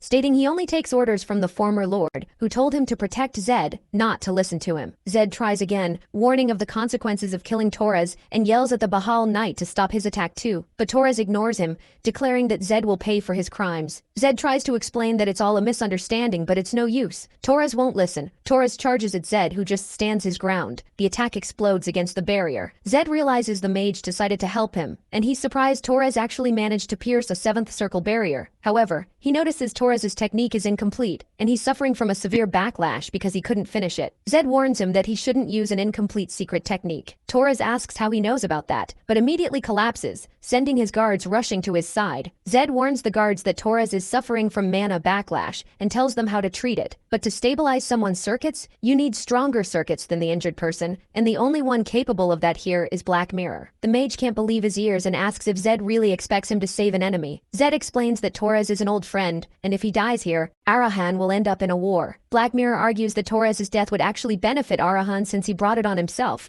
and saving him isn't part of his mission. Zed disagrees, arguing that since he caused this situation, it is part of the mission. He warns Black Mirror that if he doesn't save Torres, his mission to protect him ends right here. Zed reminds him that he always keeps his word, and the mage should know that by now. Black Mirror warns that the Lord will be furious, but Zed doesn't back down and tells him to heal the knight. The mage finally complies, and Zed tells the guards to step back. Since Black Mirror is the only one with superior circuits, he successfully stabilizes and heals Torres. Shortly after, Zed notices Black Mirror has vanished, leaving behind another card with coordinates. The number on the card has changed to a 9, which stands for abandonment. Elsewhere in Tamaya, Rio asks if the people who helped them were really from the Black Mirror unit, curious about what's on the new card. Zed explains the situation and asks how she even knows about the group. Rio replies that they are incredibly famous. Even kids know who they are, and warns him that they need to be careful because everyone is watching them. Zed points out that if the tables were turned, he'd already be dead. He explains that while knights value honor above everything else, mages are the exact opposite. They only care about profit. Right then, a guard arrives and announces that the heir wants to speak with him. Inside the tent over a cup of tea, Zed asks Torres how he's feeling. Torres says he's doing better, and Zed tells him he can drop the formalities. When Zed asks how old he is, Torres replies that he's 17. Zed mentions that he's actually the youngest one there at 15. Watching them, Rio wonders if she'd ever see members of Bahal and Arahan just sitting down and chatting peacefully. Torres thanks Zed for saving his life, which catches Zed off guard. He never thought he'd see a Bahal thanking a mage. Torres gets straight to the point about the director's murder, asking what really happened. Zed spends the next few minutes explaining the whole situation. After hearing the story, Torres admits it sounds like self-defense, but asks if it's actually the truth. Zed points out that if he were lying, he would have just let Torres die instead of going out of his way to save him. Realizing Zed is right, the knight apologizes and asks Zed to accept a gift as a peace offering. Instead, Zed asks if he can request a favor, and Torres agrees. Zed asks him to find Rio's missing brother. Torres points out that this doesn't benefit Zed at all, but Zed says he doesn't care. The next morning, Rio is left wondering why someone would waste such a valuable favor on a complete stranger. While Zed tells her they'll be having breakfast soon, Torres notices Zed sweating and realizes it's because he has no mana. He's amazed that Zed hasn't given up despite his condition, doubting he'd have the strength to keep going if he were in the same shoes. His admiration for Zed grows even more, and he decides he wants to become his friend. Later, everyone gathers to eat, and Rio is stunned by the massive spread of food. Torres says it's the least he could do for an Arahan, urging everyone to dig in since the food isn't just for show. Zed watches from a distance, Noticing the table has no assigned seating based on rank, he thinks to himself that this is exactly why he respects Torres so much. Rio asks if it's really okay to eat, and if the food might be poisoned. Zed assures her it's fine, though deep down, he's also a bit suspicious about why Torres is offering them something so expensive. Suddenly, one of the men stands up and excuses himself. Right after, the rest of the group leaves too, unable to stand being in the same room as an Arahan. Once they're gone, Torres apologizes for the behavior. Zed tells him not to worry about it, explaining that people are raised to see mages as enemies, so their reaction is only natural. He adds that Torres' job as a leader is to guide them, not punish them. Hearing this, Torres thanks him for another valuable lesson. Wanting to lighten the mood, Zed asks what he's hiding. Torres asks if they can delay the search for Rio's brother by just one day. He explains that he wants to earn his men's respect first, and one day should be enough time. Zed checks with Rio and she agrees. Later, out on the battlefield, a knight takes down a low-level beast. Torres commends him for the good job and orders everyone to move forward. Zed wonders why he was even brought along, since Torres set up a frontal formation to patrol the area, which is crawling with dangerous unknown beasts. But then, it clicks. Torres wants to throw a feast after a major mission, which would be the perfect opportunity to integrate Zed into the group. Zed thinks to himself that it's a pretty smart move for a 17-year-old. Just then, a guard calls out to Torres and points out some unfamiliar tracks. Torres asks if anyone knows what kind of creature made them. One of the knights suggests they should follow protocol and head back, since they're dealing with an unidentified beast. But Torres brushes it off, asking if they are still in the first sector, because if they are, there's nothing to worry about in such a safe zone. Zed asks if he needs some help, and Torres is surprised that he actually recognizes the tracks. Zed explains that they belong to a basilisk, a mid-grade beast that's pretty easy to handle. The guards immediately tell Torres not to listen to a mage who doesn't even live there and is from the west. Zed fires back, saying this beast isn't exclusive to their region, and that Arahan probably has much better records on it than the Bahal. This makes the guards furious, and they tell Zed to stop mocking them. Losing his patience, Zed replies that they are the ones mocking themselves by being so disrespectful to the heir of Arahan. Torres steps in and orders everyone to shut up. He starts to apologize to Zed for the trouble, but he's suddenly cut off by a beast's attack. Torres immediately orders everyone into combat formation, telling them to spread out and surround the monster. The creature lunges at Torres, but he easily dodges its attacks. However, the moment he turns to talk to Zed, another beast strikes. He dodges again, and realizes they are dealing with two of the same creatures. Torres and his knights prep a heavy blow to finish the fight, but their attack doesn't do a single scratch. Torres is baffled, but Zed already knew that these monsters couldn't be pierced by 5th circle energy. In fact, even attacks up to the 9th circle wouldn't work. Just then, the creature prepares to counterattack. Seeing this, Zed screams for everyone to hit the dirt, and Torres echoes the order. Just about every soldier ducks except for one guy who refuses to take orders from a mage. Zed calls him an idiot and barks at him to get down. The beast fires a barrage of spikes, and everyone who listened to Zed ends up completely fine. Torres is absolutely stunned. Zed actually had to shove the stubborn guard to the ground himself. If he hadn't, the guy would have been dead. Zed gets back on his feet and tells Torres to leave one of the beasts to him, while the knights handle the other one. Torres asks if he can really take one down all by himself. Zed tells him they don't have time to argue and to just trust him, and Torres quickly agrees. Zed notes to himself that, even in a life-or-death situation, Torres is still worried about him, which only makes him respect the leader even more. Torres and his men charge into battle. Zed mutters that Torres isn't the only one who's going to fight seriously. He charges up his lightning once again, gets the creature's attention, and rushes straight at it without wasting a single second. As he closes in, Zed thinks to himself that finding a basilisk right after a hunt is incredibly lucky. He braces for impact and aims straight for the monster's head. But right then, the creature collapses, dead. Zed was really hoping to get a demon's breath drop, so he's thrilled when he actually gets the material, which is used to craft elixirs. He immediately heads over to help the knights with the remaining monster. The fight was proving tough even for Torres, but suddenly, a massive bolt of lightning strikes the beast. Torres has no idea where the attack came from, but then Zed walks up and asks if he's alright. Torres screams in disbelief when he sees him. Right after, the other knights also realize they just witnessed the legendary lightning power. Torres asks if that really is the power of lightning, since he thought Zed had no mana. Zed explains that he only recently awakened it. Normally, the mana ring around the heart forms at birth, or at the very latest by age 6. Torres is blown away that Zed's rings are just now starting to form at age 15, thinking that even the heavens must have been moved by the boy's sheer willpower. Zed snaps him out of his thoughts, asking if he can keep the other basilisk's core. Torres agrees since Zed was the one who took it down. Zed thinks to himself that in his 10 years of playing the game, he's never managed managed to get 2 of those cores in a single day. Back at the camp, Zed and his power are the only things anyone is talking about. Many wonder how a magicless mage awakened the legendary chi of enlightenment, while others regret not joining the hunt. At the victory banquet, a soldier thanks Zed for saving his life. Zed brushes it off, saying it was nothing and that he's just glad everyone is safe. Watching this, Rio asks Zed what on earth he did out there to have everyone talking about him. Zed explains that everyone likes him now, which is going to be incredibly useful when they start searching for Rio's missing sister. From across the room, Torres calls out to him, praising his great work and promising that everyone will do their absolute best to find Rio's sister. Zed thanks him, and Torres mentions he has to head back home the next day. He says the boss is completely shocked by everything, and that he's already bracing himself for a scolding, but he promises to join the search party the moment he leaves the estate. Zed turns to Rio and reassures him that Torres Bahal is going to help them. Overwhelmed with emotion, Rio tears up and thanks them both. The next day, Rio tells them his sister's name is Lisa. She's about to turn 13, and she has long, waist-length blonde hair. When Zed asks if that's all they have to go on, Rio adds that she's also super cute. Zed passes these details along to the soldiers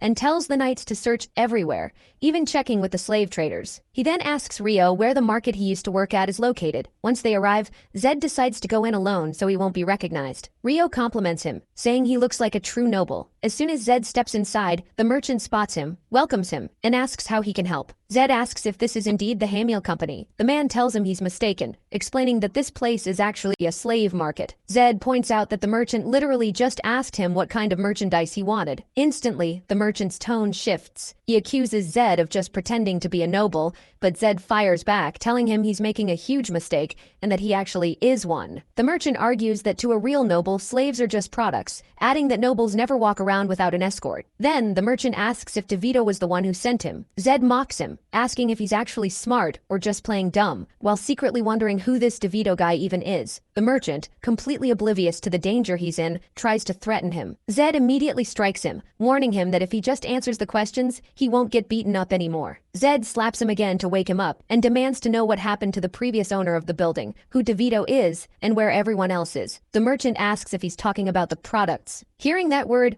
Zed slaps him across the face again and tells him to say it one more time. Every time the merchant tries to speak, he just gets slapped again. Zed reminds him that slaves are human beings and shouldn't be treated like objects. He tells the man to show some decency and reveal where everyone is being kept. Terrified, the merchant immediately opens a door, but when Zed steps inside, he's absolutely horrified by what he sees. Staring at the room, Zed wonders how anyone could keep so many people in such awful conditions. He asks if there's anyone else, and the merchant says no. Looking around, Zed notices there are no blonde or young slaves, making him realize that Lisa must have already been sold. Zed warns the merchant that he's going to teach him one last lesson before leaving. He orders him to hand over the keys to every room and all the money from the safe. Shortly after, Zed locks the merchant inside the room, telling him he deserves to experience exactly what he put those people through. Later, at a different location, Zed distributes the money equally among the rescued slaves. The knights help the group find a decent place to stay, and while everyone is eating, Zed listens to their stories. An elderly man shares that he used to be a butler, but after his employer's family went bankrupt, he ended up being sold into slavery. Zed is shocked to learn the man used to serve the Cherville family, considering they were supposedly wiped out. The Cherville family was famous for producing legendary blacksmiths, much like the Arahan family is known for their incredible mages. However, they met a tragic end after betraying the empire, and today, their name is barely even mentioned. Since no heir survived, it was a massive loss for the empire, which is constantly at war with beasts. Zed laments the end of the Cherville bloodline. The old man then asks him to keep a secret and suggests they talk somewhere more private. Once they're alone, the old man reveals that the Cherville heir is actually alive. Zed immediately asks where he is. The old man explains that the heir and the former head of the family swapped clothes,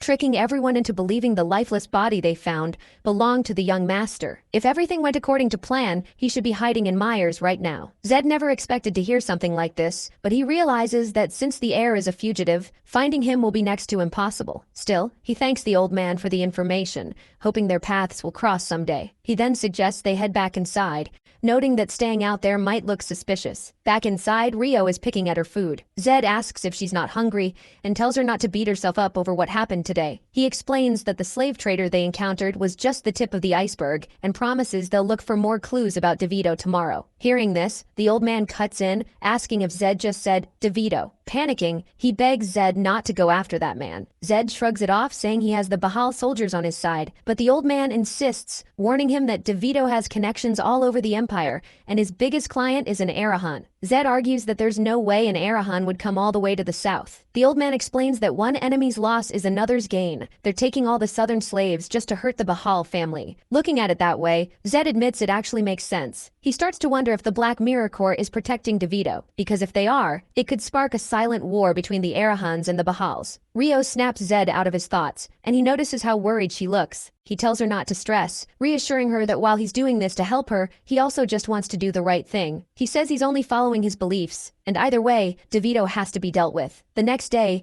at DeVito's slave market, a man welcomes Zed. Moments later, Zed bursts into a hall demanding to know where DeVito is. A thug mocks him, calling him just another arrogant noble. Zed mutters that hanging around the Arahan family really ruined them, before revealing his true identity. Instantly, everyone drops to the floor, begging for mercy. However, one of the men catches Zed's eye. He asks if that's DeVito, even though he's dressed like a low-level thug. Suddenly, a voice calls out from above. The man asks what brings such a noble guest to his place, mentioning he heard Zed destroyed one of his businesses. He wraps up by saying he didn't think Zed would have the guts to actually show up there. Zed gets straight to the point. He declares that, as of today, Arahan is cutting ties with DeVito and demands that he release all the slaves. Hearing this, DeVito bursts out laughing. Zed threatens him, but DeVito just mocks him, asking if Zed is actually planning to kill him. DeVito says he's done talking. He won't kill Zed since he's a noble, but he's going to teach him a lesson he'll never forget. Zed analyzes the situation. He figures the only member of the Black Mirror Corps there must be the hooded man,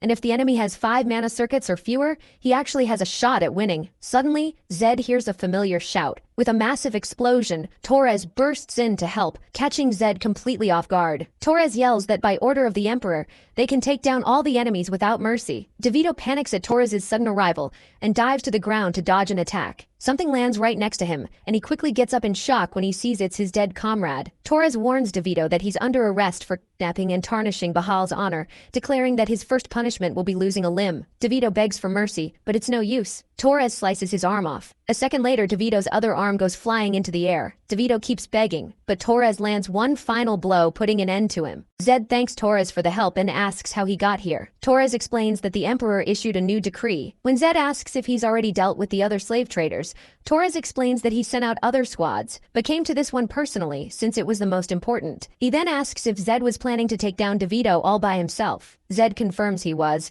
and Torres warns him not to push his luck by doing everything alone, especially since he just unlocked his mana. While Torres talks, Zed realizes how lucky he got. The blame for all of this would fall on Bahal instead of him, which would force Arahan to make a move soon. Looking at the hooded man unconscious on the ground, Zed wonders why he didn't fight, whether it was out of loyalty to Arahan or if he just didn't want to. A guard calls out to Torres, reporting that they've gathered all the slaves. They were poor people who had been kidnapped and forced into labor. Seeing the crowd, Torres orders his men to gather every blonde girl they can find. Just then, Rio spots someone with yellow hair and calls out his sister's name, Lisa, but as he gets closer, he realizes he was mistaken. Zed thinks there's a chance she might have already been sold, since young girls are highly sought after. Trying to keep Rio's spirits up, Zed tells him not to give up. A guard then reports that all the cells have been cleared and the last of the slaves are heading out. Outside, the guard mentions that the king decreed the remaining slaves be taken to the castle, and Torres agrees. He thanks Rio and Zed for their help with the raid, and wishes them luck in finding Rio's sister. Suddenly, a horse neighs, startling a young girl who trips and falls. Torres goes over to help her up, and when he asks if she's okay, he notices she has blonde hair. Zed quickly calls out to her,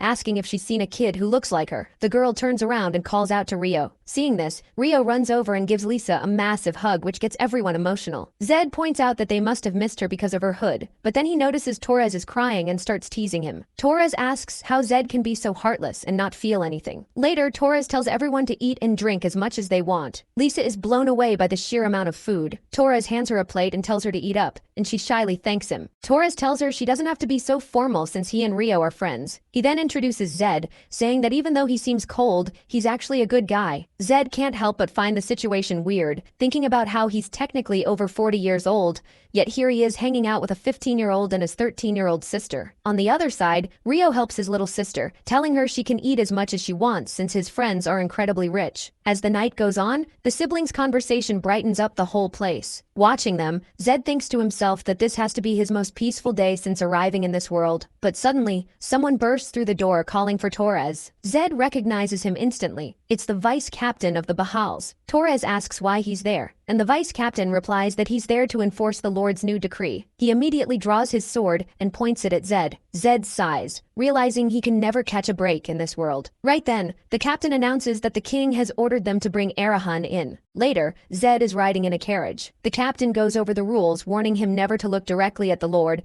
and to kneel the moment he sees him. When the captain tries to give another order, Zed cuts him off, asking who he thinks he is to boss around in Arahan. The captain warns him that he's not at home anymore, but in Bahal, and that he'll lose his head if he shows any more disrespect. Even so, Zed doesn't back down, demanding that the captain show some respect himself. When they arrive at the castle, Zed realizes he has to show at least some basic manners as the Arahan heir, or he'll probably end up dead. He feels trapped. If he bows, they'll think he's weak, but if he's too confident, he'll end up angering the Lord. Once inside, Zed notices the room looks exactly like the one in the game. Since there's no sign of being on the 7th floor, he figures he was summoned as a guest, meaning things might not be so bad. Suddenly, a voice speaks up, saying he's the first Arahan to ever set foot in Bahal Castle. Zed looks for the source of the voice and realizes the Lord is standing right behind him. The pressure coming off the king is so overwhelming that Zed can't even move. He wonders if it's aura, but quickly realizes it's just the sheer presence of the king of Bahal, since his own special trait makes him immune to normal aura. This meant the monarch was beyond the 10th circle, a true master swordsman. The king sits down and stares at him in silence for a moment. He praises Zed's courage but warns him to watch his manners in the Bahal manner. Zed thinks fast, knowing he can't show weakness by kneeling, or they'll never take him seriously. Instead, he decides to thank the king for the invitation. The Lord finds his choice of words strange, so Zed explains that being escorted by guards in a carriage is how you treat a guest. He adds that since he is in Bahal, he will follow local customs and bow to the Lord. Surprised by his boldness, the king tells him to sit and invites him to have some coffee. Zed can hardly believe his plan actually worked. The king snaps him out of his thoughts, revealing he only called him there out of personal curiosity. The Lord asks if he went after DeVito because of the royal decree, but Zed says no. He explains he acted on his own because human trafficking goes against his values. Zed decides to tell the truth, knowing you can't lie to a master swordsman. The king asks if he knew about DeVito's connections to his family. Zed confirms he had heard the rumors,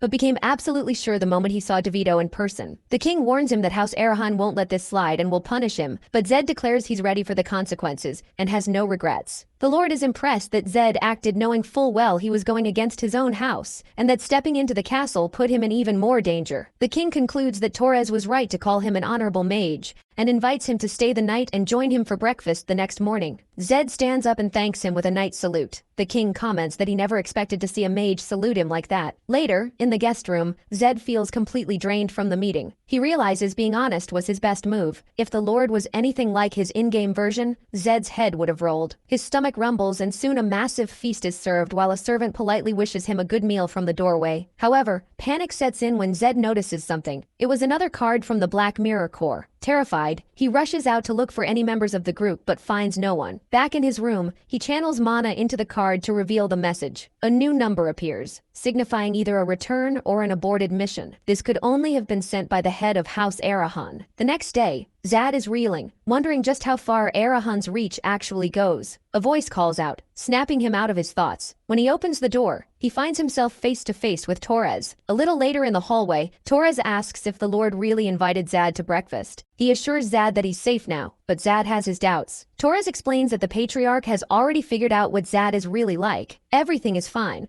and the Lord even wants to lift the bounty on his head. Zad plays dumb and asks about this bounty. Privately, he knows his life would be perfect right now if Arahan weren't summoning him back. He realizes there's no escaping Arahan, no matter where he goes. After breakfast, Torres takes him on a tour of the estate, ending at the Knight's training grounds. He mentions this is a special place, asking if Zad has heard that the white horses of Bahal choose their own riders. The ones right in front of them didn't have owners yet. Zad asks why there's only one horse there. Torres explains that the animal has rejected every single candidate. They try to find him a rider every 3 months, but this horse has been holding out for 2 years, even rejecting the Patriarch himself. Zad asks how that's even possible, since these beasts are supposed to choose the strongest riders. Torres explains that's not always how it works, and this horse is an exception. He asks if the Bahal horses caught Zad's eye, and Zad says yes. Torres boasts that they're the most beautiful horses in the world, and there's a reason people call them divine beasts. Zad then walks up to the horse, looks it in the eye, and places his hand on it. Suddenly, someone interrupts him. It's the vice captain of the Bahal Knights. He claims he just came by to say hello,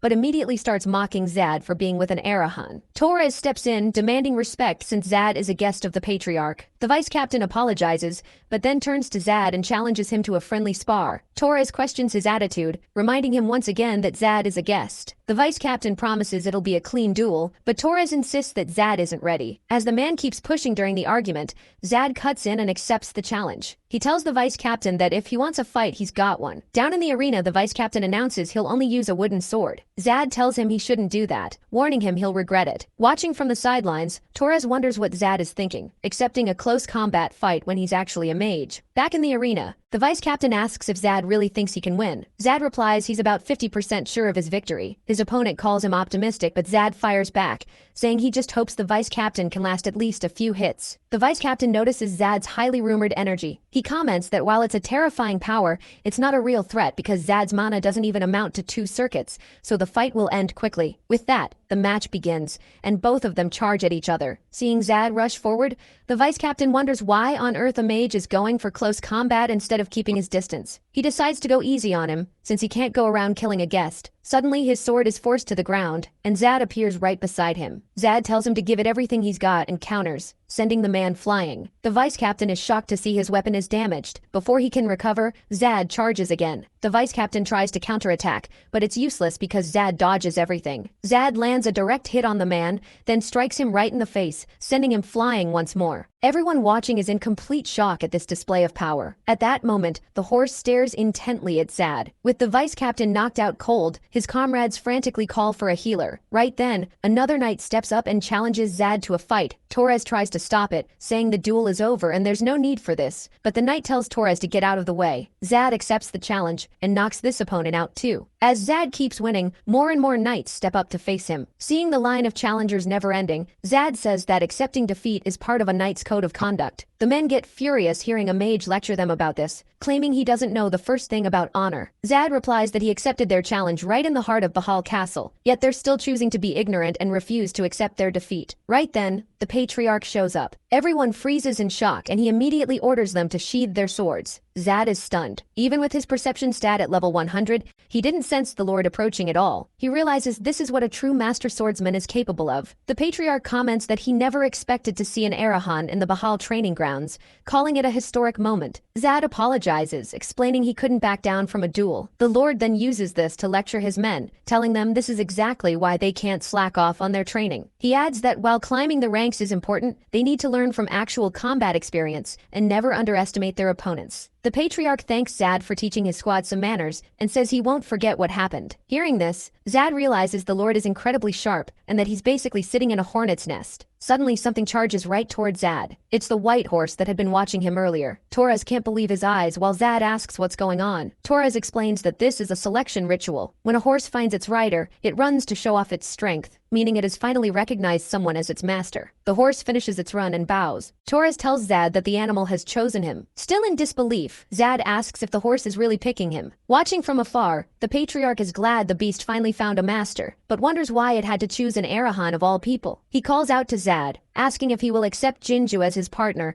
and stand by her side forever. Still confused by the sudden turn of events, Zad asks what this is all about. The mare approaches, and he asks Jinju if she wants him to say yes. She nays in agreement. Zad turns back to the Lord and announces he will accept Jinju as his companion. One of the knights protests, saying it's unacceptable for an outsider to have a Bahal horse. The Patriarch admits that until now, only Bahals have ever ridden the white horses, and very few were ever chosen. The knight asks the Lord if he forgot the atrocities the Arahan family committed against them, arguing that such a rare beast shouldn't be trusted to a mage. The Patriarch cuts in, saying that's exactly why he made a promise to Zad. Since the knight still refuses to trust him, the Patriarch warns the vice captain that if Zad doesn't treat the horse well, he will personally take his life. The man tries to argue again, but the Patriarch shuts him down, declaring the matter closed. Later, on his way back, Zad remarks on how incredibly fast Jinju is. A bit later, he meets up with Rio and Lisa. Rio teases him, joking that he actually made it back from Bahal territory alive, and even managed to bring back one of their horses. Zad laughs and asks to talk. Once they're indoors, Zad fills Rio and Lisa in on everything. He mentions the instruction card left by Arahan and says he has no choice but to head there. Rio cuts in and asks to go with him. She reminds him of his own words, that abandoning comrades is never an option. He tries to refuse, warning her that Arahan is unlike anything she has ever seen. Rio replies that she knows the dangers, which is exactly why he needs someone he can trust inside the clan. She adds that Lisa can handle the heavy lifting and that they would both be a huge help. Zad considers the offer. He had planned to say his goodbyes to Rio right here,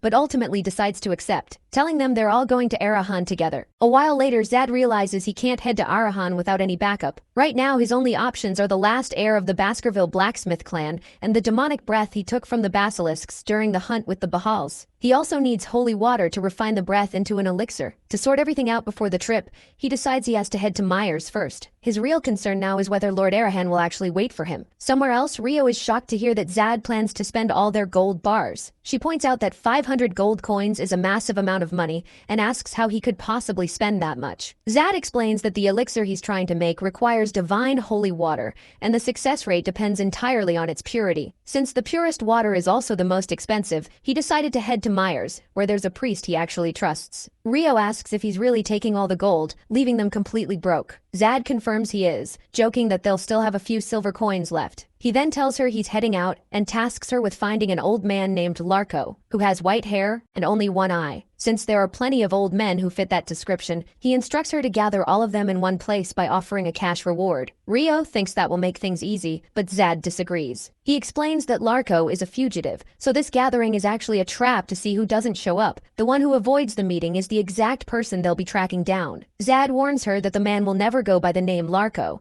so she needs to investigate quietly. Zad reflects on how he originally planned to use that money to buy magic tools. However, once he found out Cherville was still alive, his plans completely changed. Now he needs to use the money to make his elixir first. After that, he'll try to recruit Larko to supply him with magic tools, hoping to use items to make up for his lack of mana. Meanwhile, far away, Zad watches a man announce that everyone at the church will be served on a first-come, first-served basis, regardless of social status. Wondering why the church is so packed, he asks a man ahead of him in line what's going on. The guy replies that they're selling holy water for half price today. He then looks at Zad, comments that he looks like some noble's son, and tells him to get out of line so the water can go to the poor who actually need it. Hearing this, Zad realizes something doesn't add up. Holy water has to be infused with divine power and can only be made once a day. Since St. Johann didn't care about money, it made sense that he might sell it at half price. But Zad wonders how there could possibly be enough holy water for everyone when production is so limited. He concludes that something is definitely wrong. After waiting in line all day, it's finally Zad's turn. The priest asks him how many bottles he wants, and Zad replies that it must be exhausting to act all day. The priest pretends not to understand, but Zad corners him, demanding to know where the real Johann of Myers is. The man denies it, claiming he is the real Johann and calling Zad crazy. He tells Zad to leave if he's done, pointing out the long line behind him. Zad warns him that he won't get away with this, but the fake priest just scoffs. He threatens Zad, telling him that if he wants to live, he should keep his mouth shut and stop interfering with his business. Later, Zad wonders how the fake priest didn't even flinch when threatened with being reported to the Imperial Army. He considers the possibility that the local troops are backing the corruption. Since he has no proof, he'll have to investigate himself, remembering there's a fortress surrounding Myers. Shortly after, Zad arrives at the fortress. The guards spot Bahal's white horse and ask what brings him there. He replies that he's there to deliver a report to the general. When the soldiers ask if he has an appointment, Zad says no. He asks if the general is really that busy, but the guard explains those are just the rules. Zad insists it's an important report, but the guard apologizes and sticks to the protocol, saying he's just doing his job. Zad realizes he won't get anywhere with the guards, but he refuses to leave empty-handed. Right then, Zad spots a man walking over and instantly realizes it's the base general. The general asks who he is and demands to know why he has a Bahal horse, since he clearly doesn't look like one of their soldiers. Zad replies that it was a gift. The general scoffs, saying he's never heard of the Bahal family giving away horses as presents, and asks what noble house he's from. Zad replies that he doesn't have a lineage. He's just a familyless mage. General Pullman mocks Zad for claiming to be a mage who just happened to get a horse as a gift. He asks Zad if he has no shame lying like that. Zad tries to explain that he just got lucky and it was a huge coincidence, but the general cuts him off. He orders his men to arrest Zad,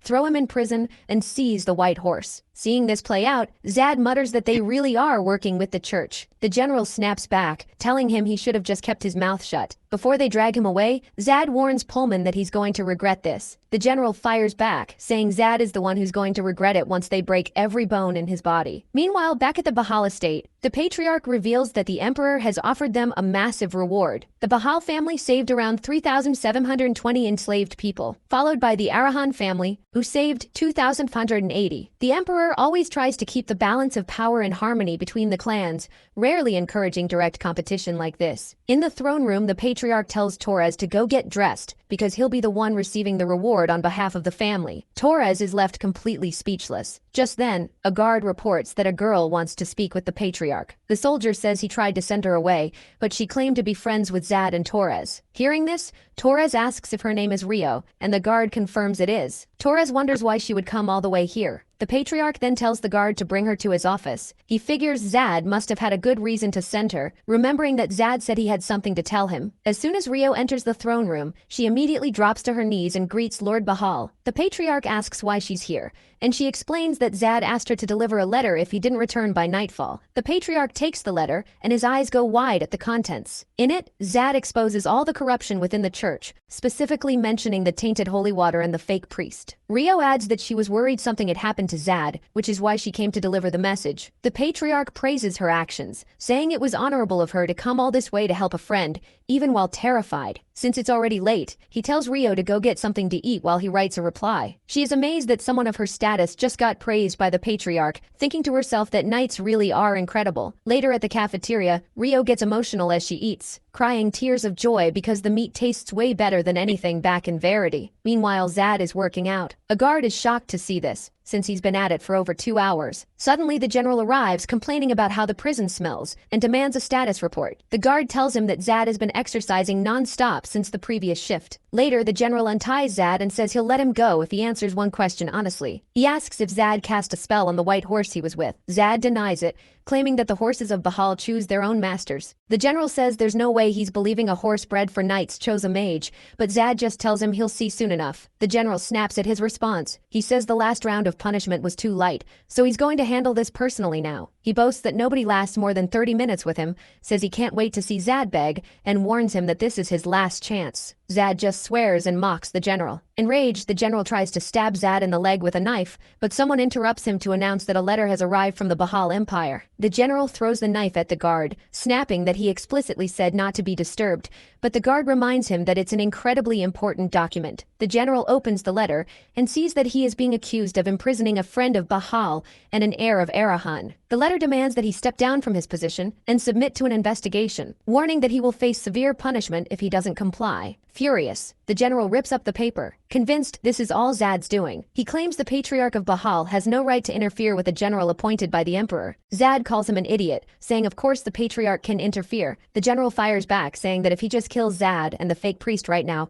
there will be no way to blame him. Tired of talking, Zad says guys like him only learn the hard way and gets ready to fight. Suddenly, a bunch of chains appear and bind the general. When Zad looks over, he realizes it's the men from Bahal. They explain that the patriarch of Arahan ordered his return and asks Zad to come with them. Zad wonders why they're suddenly dragging him back, but the man says those are their orders. Zad tells them he hasn't finished his business here yet and will return on his own, but the man insists he has to come back immediately. Realizing he's backed into a corner, Zad reminds the man that going back to Arahan right now is basically a death sentence, and that he needs to wrap things up here first. He asks them to pass this message along to the head of Arahan, and then the man vanishes. Zad realizes he needs to prepare for an interrogation when he finally gets back there. Shortly after, the man reappears, letting Zad know that the master has given him exactly 2 weeks to return. With that, Zad's countdown officially begins. The henchman warns Zad that he'll handle the situation regarding the former general and the cathedral, adding that an investigator will be arriving soon. He then drops one last warning. The boss wants Zad to stop hiding the fact that he's an Arahan. Zad asks if he should stop wearing his contact lenses, and the man confirms he should. After saying their goodbyes, Zad mutters about how the guy always disappears right after dropping a massive bombshell. 2 hours later, the investigator arrives and congratulates Zad on his actions, asking which family he belongs belongs to. That's when Zad reveals his true identity, formally introducing himself as Zad Arahan, the seventh son of his lineage. The investigator is stunned, mentioning it's a great surprise to cross paths with the Arahan named in the decree. Hearing this, Zad wonders what decree he's talking about. The investigator then shows him that Zad was actually mentioned by the emperor himself at the end of his official decree. He adds that he's wanted to meet him for a long time,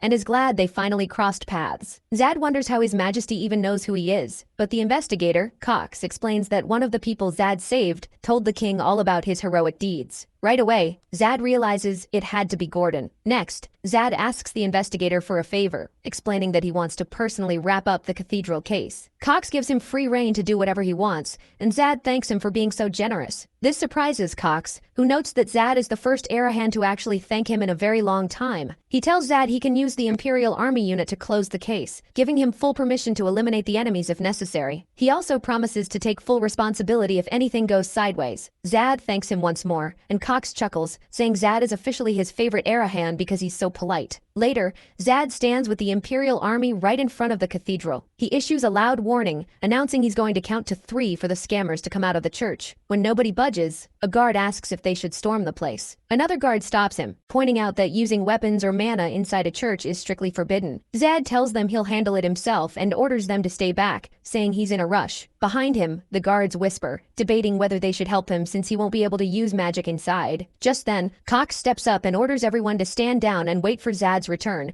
reminding them that he gave Zad full authority. The knights try to protest, warning Cox that he'll be held responsible if anything goes wrong inside. Cox just scoffs, telling them they clearly don't know anything about the Arahan family. He explains that an Arahan always keeps their word and never backs down, even if it means doing the absolute dirtiest work imaginable, which is exactly why everyone fears them. Inside the church, Zad confronts the criminals, telling them he promised he'd be back. Outside, Cox tells everyone to watch closely. After a few moments, the knights notice everything has gone completely silent, and they see people limping out of the building. It turns out to be all the imposters, completely beaten and defeated by Zad. The guards are left speechless, wondering how on earth he managed to take everyone down without using a single drop of mana. Cox congratulates Zad, calling it the feat of a true Arahan. Zad thanks him and asks that the imposters be properly punished for selling fake holy water. He then calls inside, letting someone know the coast is clear. The real priest Johann steps out of the church, walks over to the criminals, and heals them all, urging them to repent of their sins and serve God's will. With the situation resolved, Johann introduces himself as a priest of the Empire and invites Zad in for tea to show his appreciation. Zad accepts, but before he can go, Cox stops him and offers a gift, a badge that grants him authority wherever Imperial Knights are stationed. He tosses the badge to Zad, saying he trusts him to keep his hands clean. Cox warns him to only use the badge for the good of the Empire, adding that using it for personal gain would be a betrayal of his trust. Zad thanks him, promising he will never use it for his own benefit. With that, the two say their goodbyes. Zad bows in respect, hoping they cross paths again. Inside the church, Johann thanks Zad for his service and asks if there is anything he wants as a reward. Zad says he needs holy water. Confused, Johann asks why, pointing out that holy water is used to heal the sick and fight evil. When asked how he plans to use it, Zad explains he needs it to craft a magic item that will save his life. The priest asks how this item will save him. Zad explains that because he is an Arahan who can't use mana, he was kicked out of the family. Now they are calling him back, and he asks if the priest understands what that means. Johann nods, acknowledging that family power struggles can be brutal. He asks if a magic item can really save Zad's life, and Zad admits it won't solve everything, but it will definitely help him on the journey ahead. In his head, Zad calculates that a magic elixir will boost his stats by 2 points. To use his lightning at full power, he needs 5 mana points. Since he only has 3, those extra 2 points are going to be crucial. Johann snaps Zad out of his thoughts. The priest mentions he had already heard rumors about Zad taking down slave traders and believes it was God's will that brought him to the city of Myers. Johann reveals he has been keeping some holy water for years, waiting to give it to someone who truly needed it. He spent a long time concentrating his divine power into those bottles, making them the purest holy water ever created, and hopes they will help. Hearing this, Zad shows his sincere gratitude. Later, in another area, Zad can't believe his luck. He also managed to get his hands on an item he always dreamed of having back when he was a player, the priest's emblem. In this world, this emblem holds insane power. It basically acts as an indirect stamp of approval from both the church and the empire. This means no one can target his life without a good reason, or they'd become enemies of the empire itself. Thanks to this, he'll be much safer in any future fights. Zad realizes Johann must have been thinking about his safety when he handed over the emblem. Now he has one from the Empire and another from the Church. This is the perfect time to head back home, since he's about to face some seriously powerful enemies there. Just looking at these items gives him peace of mind. With that out of the way, it's time to brew the elixir. Zad remembers that with normal holy water, the success rate would only be 20%. But since this water is special, his chances should be much higher. He prays for it to work on the first try, knowing he has backups if it fails. Then the alchemy begins. At first, nothing happens,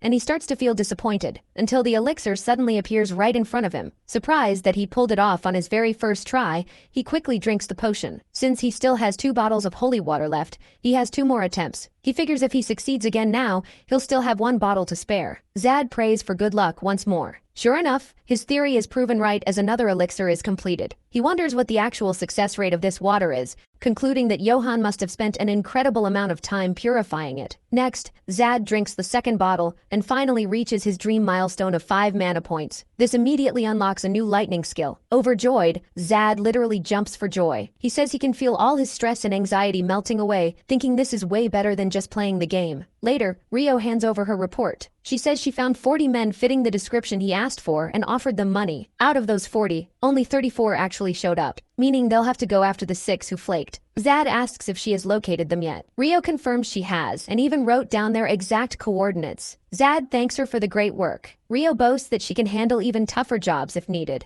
Zad immediately shuts that down. He tells her she's already proven her worth by showing how smart she is, and that he'll take it from here. He also tells her not to get too emotional over the obvious. Their conversation is cut short when a woman approaches and asks if he's Zad Arahant. He confirms he is and asks how she knows him. The woman replies that everyone in Myers knows him, since he punished the scammers and saved the entire town. Zad suddenly realizes why everyone has been staring at him so weirdly. As soon as people realize who Zad is, a massive crowd starts to gather. Rio panics and asks what they should do. People swarm him, thanking him for everything he did. Caught in an embarrassing situation, Zad decides it's time to get out of there. But as they're leaving, someone catches Zad's eye. He instantly recognizes the white-haired man with a scar over his eye. It was Lacto Sherville. As soon as Zad spots Lacto, he yells at him to freeze. But to get to him, he has to push through the massive crowd first. By the time he finally breaks free, Lacto is gone. Rio runs up and asks if he found who he was looking for. Zad tells her he saw him, but he slipped away. The two of them quickly set off to track him down, with Rio guiding him using a list of addresses she wrote down. They arrive at the first spot. Zad bursts into the house, but the man inside isn't Lacto. He checks the next address and comes up empty. He busts into another house. Wrong guy again. Finally, they're down to the very last location. Inside the final house, Zad notices a trap rigged at the door. It makes sense considering they're hunting an Imperial fugitive. He tells Rio to back up, getting a really bad feeling about the place. He's sure Lacto was actually here. As he opens the door, Zad instantly activates his powers to shield himself. And just in time, the blue fire trap triggers a massive explosion. Right then, a new trait activates, making him completely immune to the blast. Once the smoke clears, Rio runs in to check if Zad is okay. He just ignores her, standing there in shock. That trap was designed to catch bears, and he had no idea you could even make something like that inside the city. Zad curses his luck, realizing the fire just wiped out any potential clues. His new trait prevents him from dying to instant kill attacks, meaning no one can take him out in a single hit. He figured the blast would be around a level 4 or 5 circuit, but since his survival trait triggered, he realizes the trap's power level was way higher than he thought. A little later, the blame for the explosion falls squarely on them. Since they can't prove it was a rigged trap, they end up as the prime suspects. Rio panics, wondering what they should do, and suggests asking the Bahal family or Investigator Cox for help. Zad shoots that down, pointing out they've already helped them too much lately. Moments later, the Imperial army arrives, shouting for Zad, who preps himself to go down and face them. Outside, the general introduces himself as Madden and orders Zad to surrender. But then, he spots the cathedral crest Zad was given by Johann. Startled, Madden asks if that's really the priest's mark, and Zad confirms it is. The general quickly apologizes for his rudeness and properly introduces himself as the new general of Myers. He explains there was a massive explosion and Zad's name is the main one tied to it. Zad admits he was at the scene, but explains he was actually a victim of the blast. The general asks what he was doing there in the first place, but notes Zad isn't obligated to answer. Zad says he doesn't mind sharing, explaining he was searching for someone and accidentally walked into a trap. Hearing this, the general says he understands. Zad then asks if he can get some help with his search. Madden refuses, saying the Imperial army can't get involved in personal matters. But then Zad pulls out his Imperial badge, leaving everyone completely shocked. The general immediately changes his tune, agreeing to help, since imperial law dictates they must obey anyone carrying the badge. The soldiers line up, waiting for orders. Zad feeds them the details on the runaway fugitive, and the guards listen intently. Watching from above, Rio gets goosebumps, thinking to herself that Zad is actually terrifying. The next day, wanted posters are plastered all over the city, offering a 5,000 gold coin bounty for the criminal. Disguised in the crowd, Lacto looks at a poster and wonders just how far Zad will go to hunt him down. The drawing on the poster was actually made incorrect on purpose. Lacto wonders why Zad is so desperate to find him, realizing he'll only get answers if they talk face to face. He wonders when all of this will finally end. He's lost track of how many cities he's fled to, and he's exhausted from living in the shadows. He even starts to think that maybe it's just his time to go, and that he's lived long enough. But right at that moment, Zad appears right behind him and whispers for him to act natural. Lacto asks who he is, and Zad introduces himself, telling Lacto to follow him. Once they're in a more private spot, Zad introduces himself formally. He tells Lacto there's no need to introduce himself, as he already knows exactly who he is. Lacto asks why he's tracking him down, and Zad replies that the reason you'd seek out a legendary blacksmith is pretty obvious. He explains he's on a mission to recruit Lacto as the exclusive craftsman for Arahan. Zad knows that while items are usually meant to increase attack speed, you also have to consider factors like weight, since heavy equipment is practically useless. That's exactly why he wants to recruit Lacto. The blacksmith could create the perfect gear that wouldn't hold him back in battle. He needs to make Lacto his ally. So Zad asks the old man to join him and keep his legacy alive. By having the world's greatest craftsman work with the world's greatest family, Lacto would be able to pass his techniques down to future generations, keeping his bloodline from dying out. Hearing this, Lacto points out that it's a bold offer, but his family is already doomed. Zad assures him that Arahan will help clear the Chervil family name of the false accusations. Lacto interrupts, asking if Zad has any idea what actually caused the Chervil incident. Zad admits he doesn't know for sure. The blacksmith questions how Zad plans to help him without even knowing what happened. In reality, Zad only knows the story from the few details he heard from the game's NPCs,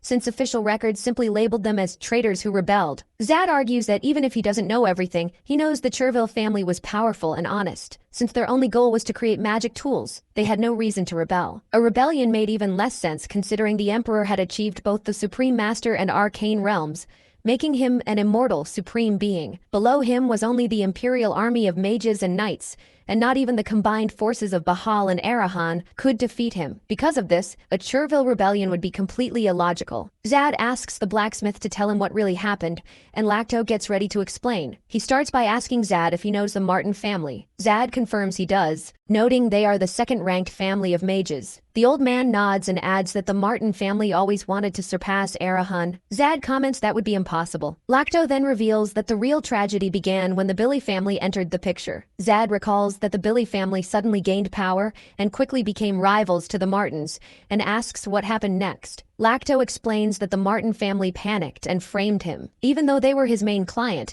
they betrayed and sabotaged him, marking the beginning of the end for the Chervil bloodline. Unfortunately, he wasn't even given the chance to explain himself. Hearing this, Zad wonders if Arahan really had no part in what happened. If Arahan had helped bring down Chervil, taking the blacksmith there would be a massive headache. But since they didn't do business with Chervil, the downfall shouldn't affect them. Besides, with all the family's power, it wouldn't be an issue for them anyway, especially since the Black Corps can pull off anything without leaving a trace. Zad points out that since there are mages involved, Arahan can definitely handle it. The old man asks if Zad is willing to take responsibility for those words. Zad confirms he is, and asks Lacto once again to come work with him. With no better options left, the blacksmith agrees, seeing this as his absolute last hope to pass on his techniques and legacy. Zad then tells him to get ready to leave at dawn. Zad reflects on how he got way more than he ever expected. He now has connections to the Empire's power, the cathedral, and to top it off, the best blacksmith of a lost lineage. He has secured the absolute best the South has to offer, making him wonder what else he'll manage to acquire in Arahan. Meanwhile, in Naka, a city in the western region, Rio is amazed by the view, unable to believe a place like this actually exists. Zad asks if she ever traveled here back when she worked as a merchant, and she says she's never been to Neka before. Suddenly Lisa spots something made of gold and calls Rio over to check it out. The old blacksmith mentions it's been a long time since he last visited. When Zad asks how long, Lacto says it's been about 10 years, noting how completely different the city looks now. Zad notices that even though they are still in the south, this area is clearly much colder than the others. He also realizes that no matter where they go, Bahal's white horse draws a ton of attention. Later, in their rooms, Rio asks why they aren't heading straight to Arahan. Zad explains they still have a whole week before their scheduled arrival. Rio asks if he's heading out, and Zad says yes. He warns her that he might be gone for a few days, maybe even over a week, and asks her to stock up on enough food for the three of them while he's away. He also tells them to stay inside the entire time to avoid any unnecessary trouble. With that, everyone wishes him a safe trip. Leaving the inn, Zad mutters that he can already smell the gold. But no matter how much money is flowing in a city like this, there are always people who came here looking for a fresh start and ended up failing. A bit later, Zad stops by a shop and asks to buy black contact lenses. The merchant finds it a bit odd but makes the sale anyway. Next, Zad visits a clothing store and asks for their oldest, most worn-out clothes, deciding to take them on the spot. Once his disguise is ready, he figures he's finally set to blend in with the crowd and find the king of the alleys. Much later, Zad arrives at a completely different, sketchy-looking area. As he walks through the alleys, several people start staring at him, which really gets on his nerves. He's starving, but before he can even think about food, a group of guys suddenly surrounds him. One of them asks where he's from and why he's wandering around, telling him that if he's a newbie, he needs to act like one. Zad just ignores him and asks for some food, which pisses the guy off. Another guy chimes in saying they'll end his life before he can starve to death, and they all rush him. One of them lunges forward, but Zad easily dodges and counters, taking down the guys in front of him. He goes after the ones left standing, and in just a few moments, he's cleared the whole group. Zad realizes that even his lightest hits are knocking everyone out, since his strength is currently at 70. He complains to himself that they could have avoided all of this if they'd just given him a piece of bread. As he tries to catch his breath, one of the guys says Zad won't survive here and that his organization is going to destroy him. Zad finds it funny that they call themselves an organization and warns them that he's taking it over. Right then, he easily dodges a surprise attack from the group's leader. Zad thinks to himself that he caught a big fish on his very first day. From the sidelines, someone yells out that Zad is in deep trouble because that man is the legendary assassin Kinzera. Zad just mocks him, making Kinzera furious and ready to fight. Kinzera praises Zad's movements and preps his final blow. Zad quickly notices the assassin is using mana and figures he must be at least at the 4th circuit or higher. Kinzera charges with a deadly strike, catching Zad off guard since Zad thought the whole assassin thing was just empty talk. He realizes his opponent is actually pretty good, as he's managed to put some real pressure on him. It's only then that Zad realizes he isn't fighting just one enemy, but 3 of them working together. Fed up with the situation, Zad starts his counterattack. As he activates his power, his true eye color is revealed, shocking his enemies when they realize he's an Arahan. Zad decides to test out a new attack and channels all his power into his hands. The men had already backed away, but they get caught in the blast instantly. Looking at the aftermath, Zad is impressed that he could pull off an attack on that scale with so little power. But his moment of peace is cut short when he hears people approaching. It's the city guards, who heard the noise from the explosion. They investigate the area and find a trail of blood leading straight to Zad. As the guards follow the trail, Zad wonders what he's going to do and why he can never just solve a problem and be left in peace. With no other choice, Zad decides to reveal himself and confront the guards. Immediately, they bow down, realizing he's an Arahan. One of them points out that Zad isn't Tunda. Zad clarifies that Tunda is his older brother, and then tells the guards he saw the people responsible for the explosion running off just ahead. Zad relaxes once the guards leave. He thinks about how powerful the Arahan name is in this city, since people bow down the second they hear it. Then, he remembers his opponent from earlier and goes to check if the guy is still alive, realizing his attack was way stronger than it should have been. As Zad is carrying the body, he hears the assassin brothers and orders them to show themselves. They immediately start begging for their brother's life. Zad finds it hilarious that professional killers are begging him for mercy. He asks them how they can go around taking lives, yet beg for one to be spared. The brothers beg for forgiveness, explaining that this is just how they learn to survive. They claim they've never killed an innocent person, only those who invaded their territory. Zad asks if that's really true. The brothers nod, saying their master taught them to always put family first, so they never targeted anyone who didn't deserve it. Zad offers a deal. He'll release their brother if they lead him to their boss. They immediately refuse, saying they would never betray their comrades. Zad explains he doesn't mean any harm and just wants to buy information. Still, the men are skeptical, pointing out that plenty of people have used that exact same excuse. Realizing the negotiation is going nowhere, Zad swears on the Arahan name that he won't harm them or their allies, but the brothers still refuse. Out of options, Zad makes a final pitch. They can blindfold him. Since neither side trusts the other, he argues this is their only chance to build any kind of faith. He points out that since he chose to believe their story, it's only fair they believe him too. The brothers finally agree, but warn Zad that he'll have to make the entire trip blindfolded and tied up until he meets the king of the streets. 2 hours later,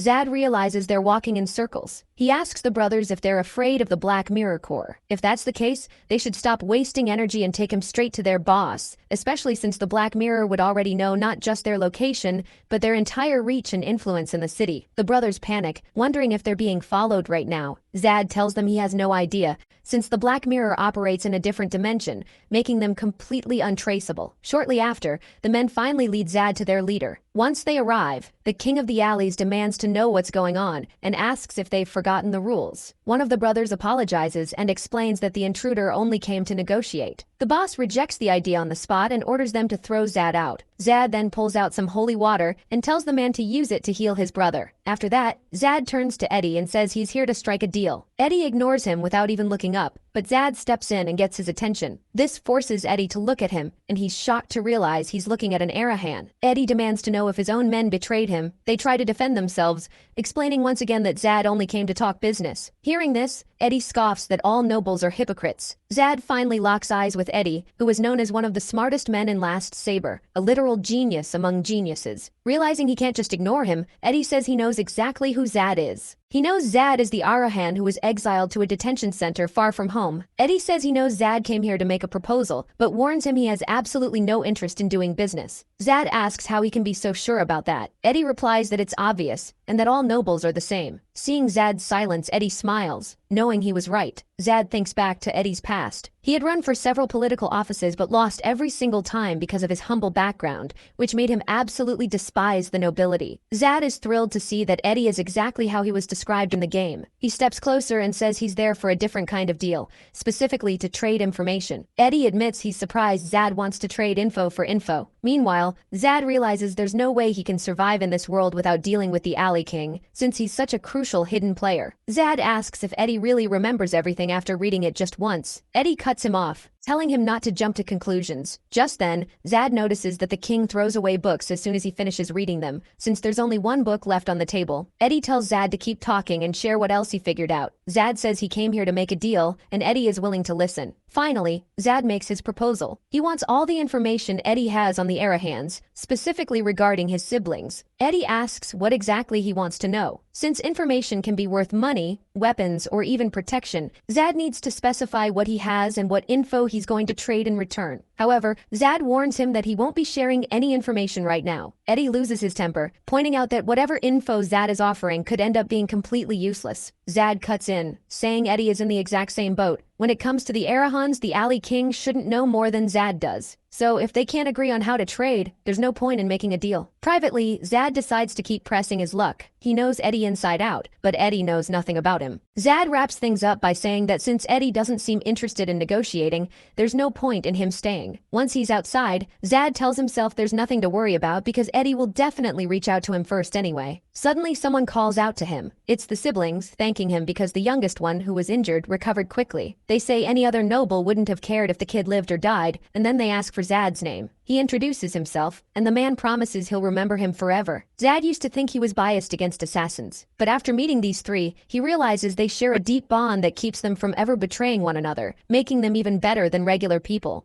Zad then asks if they are the Kinzera, and the siblings confirm they are. He reflects on how impressive it is for assassins to reach the Fourth Circuit, and notes that having them as allies will be incredibly useful in future battles. The scene cuts back to Zad in Eddie's room. The Alley King asks why he's back, and Zad says he wants to buy the Kinzera siblings. Eddie is shocked, and Zad quickly adds that he'll pay with information. The king is stunned, unable to believe Zad actually came back just for those three. Eddie then says the information would be useless anyway, because even if he handed it over, Zad wouldn't know how to put it to good use. Eddie explains that the Kinzera siblings are the leaders of his squad, so buying them out won't be cheap. Still, Zad pushes forward and asks for his price. Eddie makes his offer. He wants to know why the young Arahan who was exiled from the family has returned. Hearing this, Zad calls him small-minded for asking for such useless information. Eddie loses his temper. Zad keeps going, saying he expected him to ask for something actually useful. Eddie grabs Zad by the neck, warning him that his patience has run out. He tells Zad he's just a noble who thinks he's tough because of his family name. But Eddie backs off when he sees Zad staring him down, wondering what's up with that intense look. From a distance, the servants warn Eddie, reminding him he's laying hands on an Arahan. Eddie apologizes, claiming he got a bit carried away, and asks Zad for his terms for the deal. Zad cuts him off and asks who is standing right in front of him. Eddie answers that he's the heir of the Arahan family. Zad nods and says that means he should be utilizing nobles. Confused, Eddie asks if Zad is telling him to hire nobles as employees. Zad says he knows how Eddie's curiosity gets the best of him, but in the underworld, his information is limited. His proposal is to bring Eddie into the light by helping him start a detective agency. Eddie cuts in, saying he never did that before because ordinary people can't just buy buildings. Zad explains that's why he will own the building himself, while Eddie will be the tenant running the whole operation. He adds that he'll have the Black Mirror Corps handle security,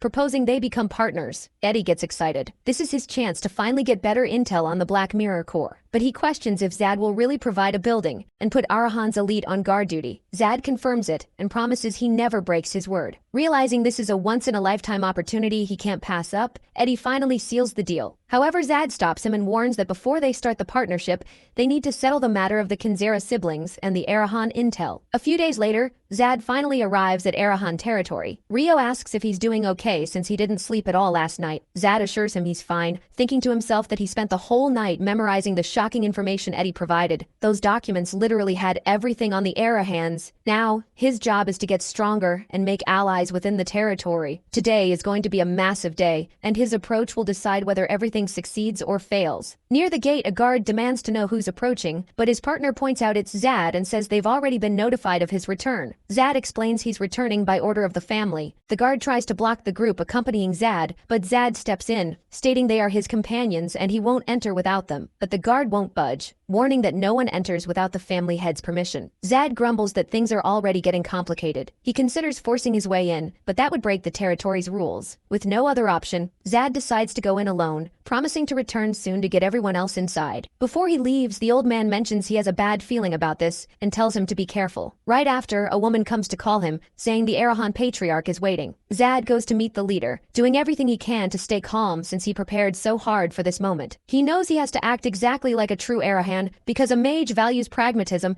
and he needs to win the patriarch over. Inside the mansion, the head of the family orders Zad to enter, mentioning it's been a long time since they last saw each other. Zad greets the master. The patriarch asks him how it feels to return to the family after all this time. Zad says it feels exactly the same, which makes the chief question him. Zad then explains that it feels identical because the master's overwhelming aura is still intact, and that bone-chilling cold is still lingering in the air. The patriarch bursts into laughter at the response, but just from him laughing, a crushing pressure fills the room. He then asks how he should evaluate Zad as an archmage. That's when we find out the patriarch actually killed all his own siblings to take the throne. This man is Zenedin Arahan. Zenedin comments that Zad has changed a lot over the years, since he remembers him as a weak child. Zad quickly cuts in, saying the word weak doesn't belong in the Arahan family. The patriarch agrees and laughs again, saying there's no way a son of his wouldn't have mana. He then asks about the lightning chi Zad awakened, and if he understands just how important that power is. Zad says he does. The chief points out that in all of Arahan history,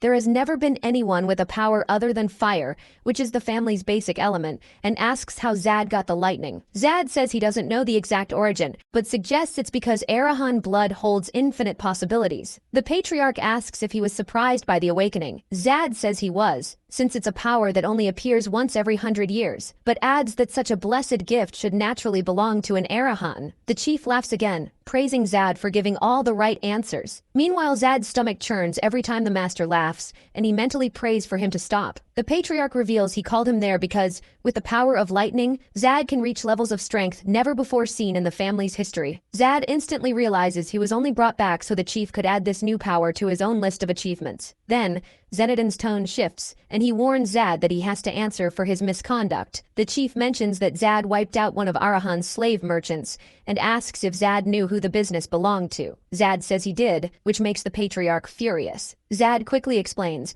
assuring him he didn't do anything harmful since the merchants were going to get caught eventually. Since the slave trade goes against the emperor's laws, Zad decided to nip it in the bud before it ruined the family name. The chief fires back, saying Zad's words make no sense, since that business provided a lot of long-term benefits and brought in great money. Zad tries to justify it, arguing there is a difference between dirty profits and legitimate profits. The patriarch mocks this, declaring that profit is profit, and there's no such thing as dirty money. Zad doesn't back down, stating that the most powerful family in the empire can't accept dirty money because the Arahan should only hoard the brightest brightest gold coins. Hearing this, Zenedin demands to know why Zad joined forces with the Bahal. The chief says that no matter how foolish Zad thinks he is, he knows damn well the Bahal are their worst enemies. Zad tries to explain that their paths only crossed by pure coincidence. The patriarch cuts him off instantly, asking how he dares try to lie to him, revealing he knows all about the invitation and even the horse the Bahal gave him. Zad quickly defends himself. He clarifies that he wasn't invited but napped,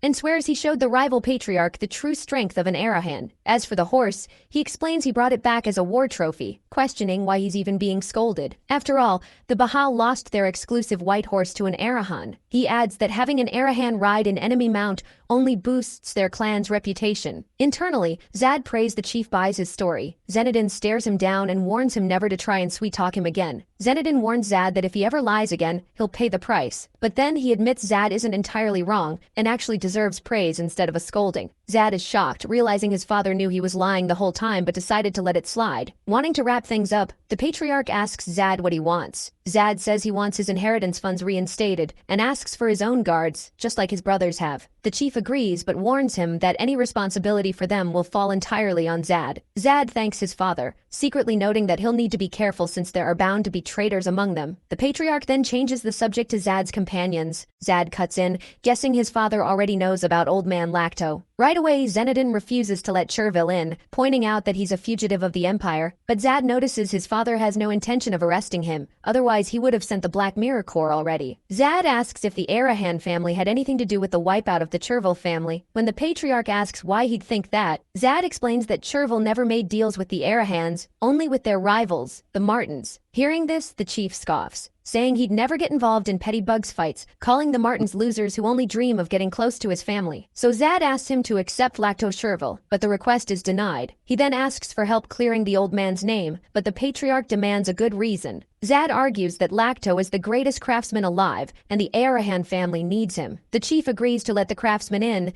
but refuses to clear his record, saying that's up to the one who brought him. Zad thanks him, thinking to himself that the patriarch sure loves to pull strings from the shadows. He also realizes that now that Lacto is officially his servant, he can use that as an excuse to leave the estate to search for rare materials. With that, the chief ends the conversation and watches Zad leave. As soon as he steps out, Captain Mahodan appears. Zenedin asks for a report, and the captain calls the boy highly suspicious. He explains that while Zad might look questionable on the outside, on the inside he seems like a completely different person, showing even more confidence than the first prince. Mahodan points out how Zad tried to trick them with his fast talking, and asks why the leader let him go without a punishment. The patriarch replies that Zad had a desperate look in his eyes. He admits he's curious about the path his youngest son will take, noting that being smart isn't enough. You have to be cunning and determined. Finally, he says he's putting Zad on the same level as his brothers, and that it's time to send him to young Mio. Meanwhile, the group arrives at Zad's estate. Seeing how run down the place is, Rio remarks that it's going to take a lot of work to clean up. The siblings step in, telling Zad to rest while they handle it, and they all head to different rooms to start cleaning. Outside, Zad spots his guards arriving. He asks them how long they've been soldiers, and one of them answers it's only been 3 months. Zad assumes they must have at least 5 circuits, but he's disappointed to see they're just rookies. It makes sense though. His brothers probably recruited all the best members. He can also tell these guards are already regretting being stationed here. Zad thanks them for coming. One of the guys asks what their next duty is and wonders why Zad is the one cleaning the place. Zad says it's obviously because it's his house,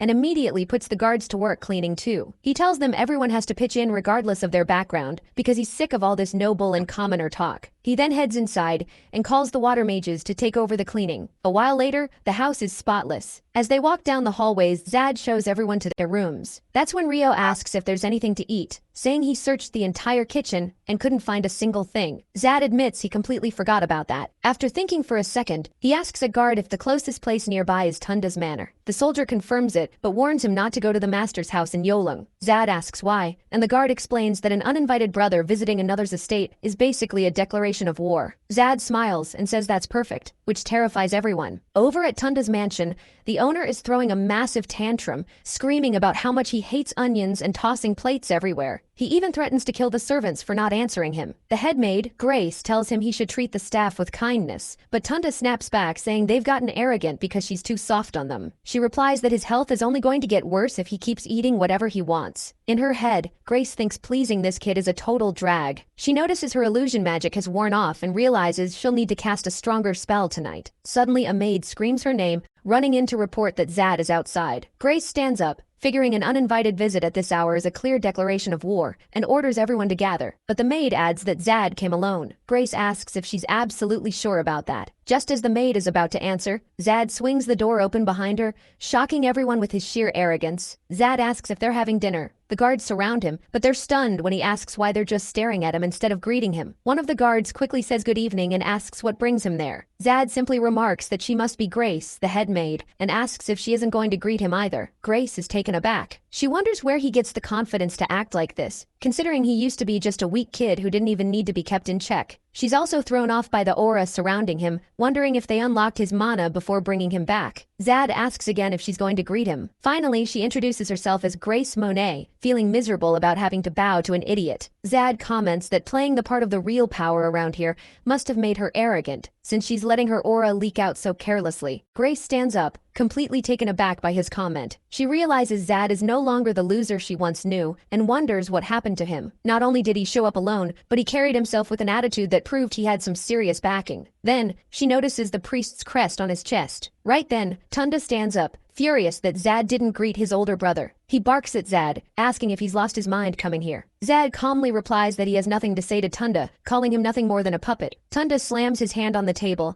demanding to know if Zad just spoke to him informally. Zad scoffs and asks if that bothers him, and Tunda snaps back that it absolutely does. Instantly, Tunda begins casting a spell. He brags that he recently learned this magic, and since Zad is looking for a fight, this is the perfect time to test it out. Grace steps in and tells him to stop, but Tunda ignores her. She grabs him and repeats the order. Tunda loses his mind and demands to know why she's stopping him. Grace tells him to stand down, promising to explain everything later. She then turns to Zad and apologizes for the incident. Zad casually replies that it's no big deal. Grace realizes she needs to avoid a conflict with Zad at all costs. If anyone from the Empire comes to investigate Arahan, their operations will be shut down. On top of that, the Patriarch absolutely hates the Emperor, which would cause massive trouble for her. So she asks Zad what brings him by so unexpectedly. Zad replies that she speaks pretty boldly for a mere ruler, and immediately demands food, mentioning his mansion is completely empty. Hearing this, Grace flies into a rage and orders her people to bring him all the remaining meat and bread. As he heads out, she asks if that was really all he wanted. Zad confirms it, adding that he'll be back tomorrow for more, which only infuriates her further. Later on, Zad orders the earth mages to dig a pit and the fire mages to light a fire. One of the guards remarks that it's been a long time since they ate outdoors, since doing so is taboo in Arahan, and only knights are allowed to roast meat outside. Noticing Zad is listening, the guards explain that knights burn a lot of energy, so they're allowed to eat wherever they can. Zad realizes he's never heard of such a rule. Another guard stands up, asking if knights are just natural savages, but Zad interrupts, asking if the guard is actually going to skip out on the meat. Zad tells them they've had a tiring journey and should just eat whatever they want without worrying. He announces that from now on they don't need to care about rules or taboos,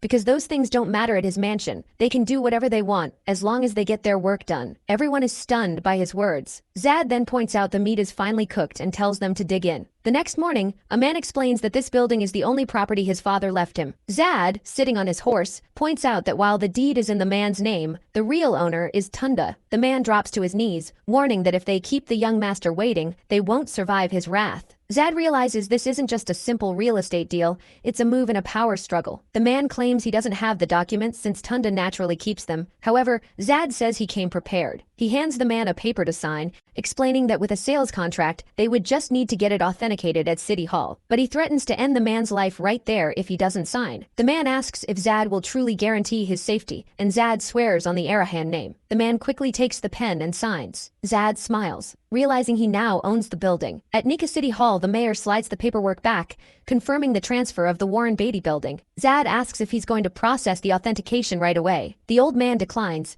explaining that Zad shouldn't have any issues once the balance is paid. He adds that because of theft risks, they use this dual management system to ensure no one gets cheated. Zad thinks to himself that someone is definitely getting cheated in this transaction. Douglas comments that Zad is quite unique, since Arahan heirs don't usually buy buildings under their own names. Zad says he's aware of that, but thinks to himself that there's no reason to create loopholes by using proxies. Suddenly Grace's voice echoes from the end of the hallway. She kicks the door open in a blind rage and marches up to Zad. Douglas shouts that using mana is strictly forbidden here, but Grace fires back, yelling that Zad is the one who broke the rules. Zad stands up and Grace snaps that the building belonged to Tunda. He replies that he has no idea what she's talking about, since the registered owner was Warren Beatty. Grace warns Zad that he is making a massive mistake and asks how he plans to deal with the consequences. Zad counters that she's the one in the wrong, running her mouth when she has nothing to back it up. Grace declares that as Tunda's ruler and a mage of the Monet family, she promises he will pay for what he did today. Zad replies that in that case he has a warning of his own. Whether it's revenge or gratitude, he pays things back tenfold. He warns her never to forget the Arahan family motto: if you mess with him, you lose everything. Elsewhere, Eddie asks if the building really belongs to Zad now. Zad confirms it, saying he'll be managing the place from now on. Eddie admits he had his doubts but didn't think Zad would wrap things up so quickly, praising his determination. With that, Eddie slides a contract into Zad's hand. Zad asks what it is, and Eddie explains it's a list of mages hiding in Nika. Zad doesn't understand why he's giving him this out of nowhere, so Eddie asks if he doesn't want a lender, since the Arahan family's goal is to get stronger. Eddie mentions he heard they don't have a decent master. Zad admits he had already been thinking about that and thanks him for the concern. Eddie replies that since they're partners now,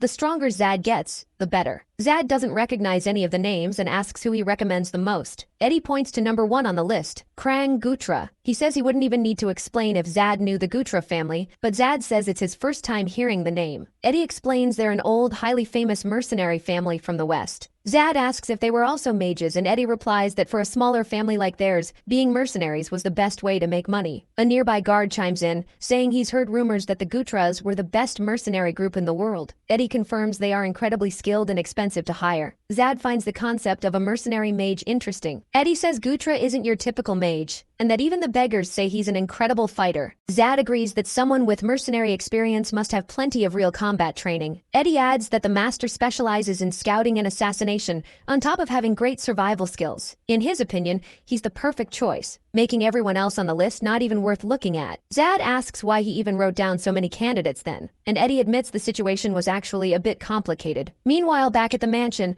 Tunda slams his hand against the wall, swearing he'll kill Zad for touching his building. He snaps at Grace, demanding to know what she was doing while everything was going downhill. Tunda brings up the money they were getting from the building and questions the mage, reminding her that she was the one who said they needed resources to increase their power. In response, Grace unleashes her energy all over her body, a dark aura wrapping around her hands, and orders Tunda to look her in the eyes. She touches his face, making him slowly lose consciousness. Grace tells him to calm down, warning him that he's being too loud. Tunda hangs his head and apologizes. Grace sits back down in her chair and starts planning how they're going to take Zad's life. She warns him that she'll need to use some of the young master's assets to hire some very expensive people, and that she'll use illusion magic to keep them quiet. Tunda promises he'll do whatever she wants. Grace pats his head and calls him cute, saying he's always like this when he listens to her. Elsewhere, a man asks if he can help Zad. Zad says he's looking for someone, and the man directs him to the front desk. Zad walks right through, but Eddie is stopped because of the building's rules. With no other choice, Zad tells Eddie to wait outside until he gets back. Inside the hotel, Zad is pretty impressed by how much money was poured into the place. He heads to the front desk and asks for the guest list. The receptionist tells him she can only give him the list for the standard rooms,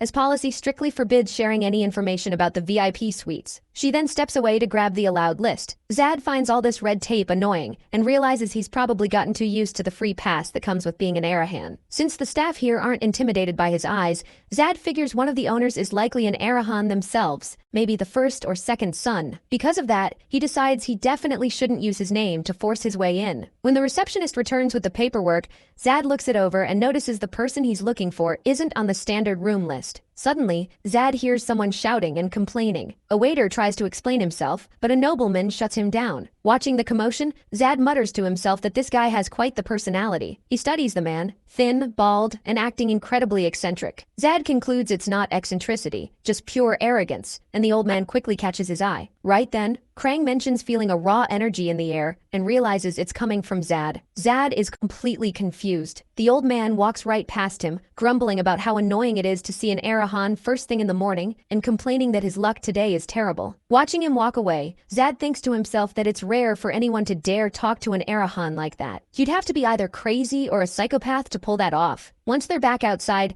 Eddie mentions that the man who just left was Krang Gutra. Zad replies that he already knows. Seeing Zad's reaction, Eddie realizes the meeting didn't go well and reminds him that he did warn him about the old man's eccentric personality. Zad fires back, saying the guy isn't eccentric, he's just arrogant and bad-tempered. Eddie suggests they move on to the other candidates on the list. Zad remembers that the others are retired 5 to 6 circuit mages. He thinks about how, even with a strict diet and hard work, his own mana doesn't go past 5. Frustrated by these thoughts, Zad suddenly loses his mind and just bolts. Zad asks a guard if he holds a grudge against the Arahan family, and the guard asks if he's talking about Krang. The guard mentions that if it weren't for the tattoo, he wouldn't even know Krang was from the Gutra family. Zad asks if he means the mark on his forehead, and the guard nods, explaining that fangs and claws are the symbols of the Gutra family. Just then, they spot Krang nearby. Zad notices that even though Krang was complaining about the Bertasan beef earlier, he still ended up going out to eat. He remembers that Torres promised to get him the highest quality Bertasan beef, and thinks he can use that to break the ice. Zad reflects on the fact that he isn't a typical mage who trains through meditation,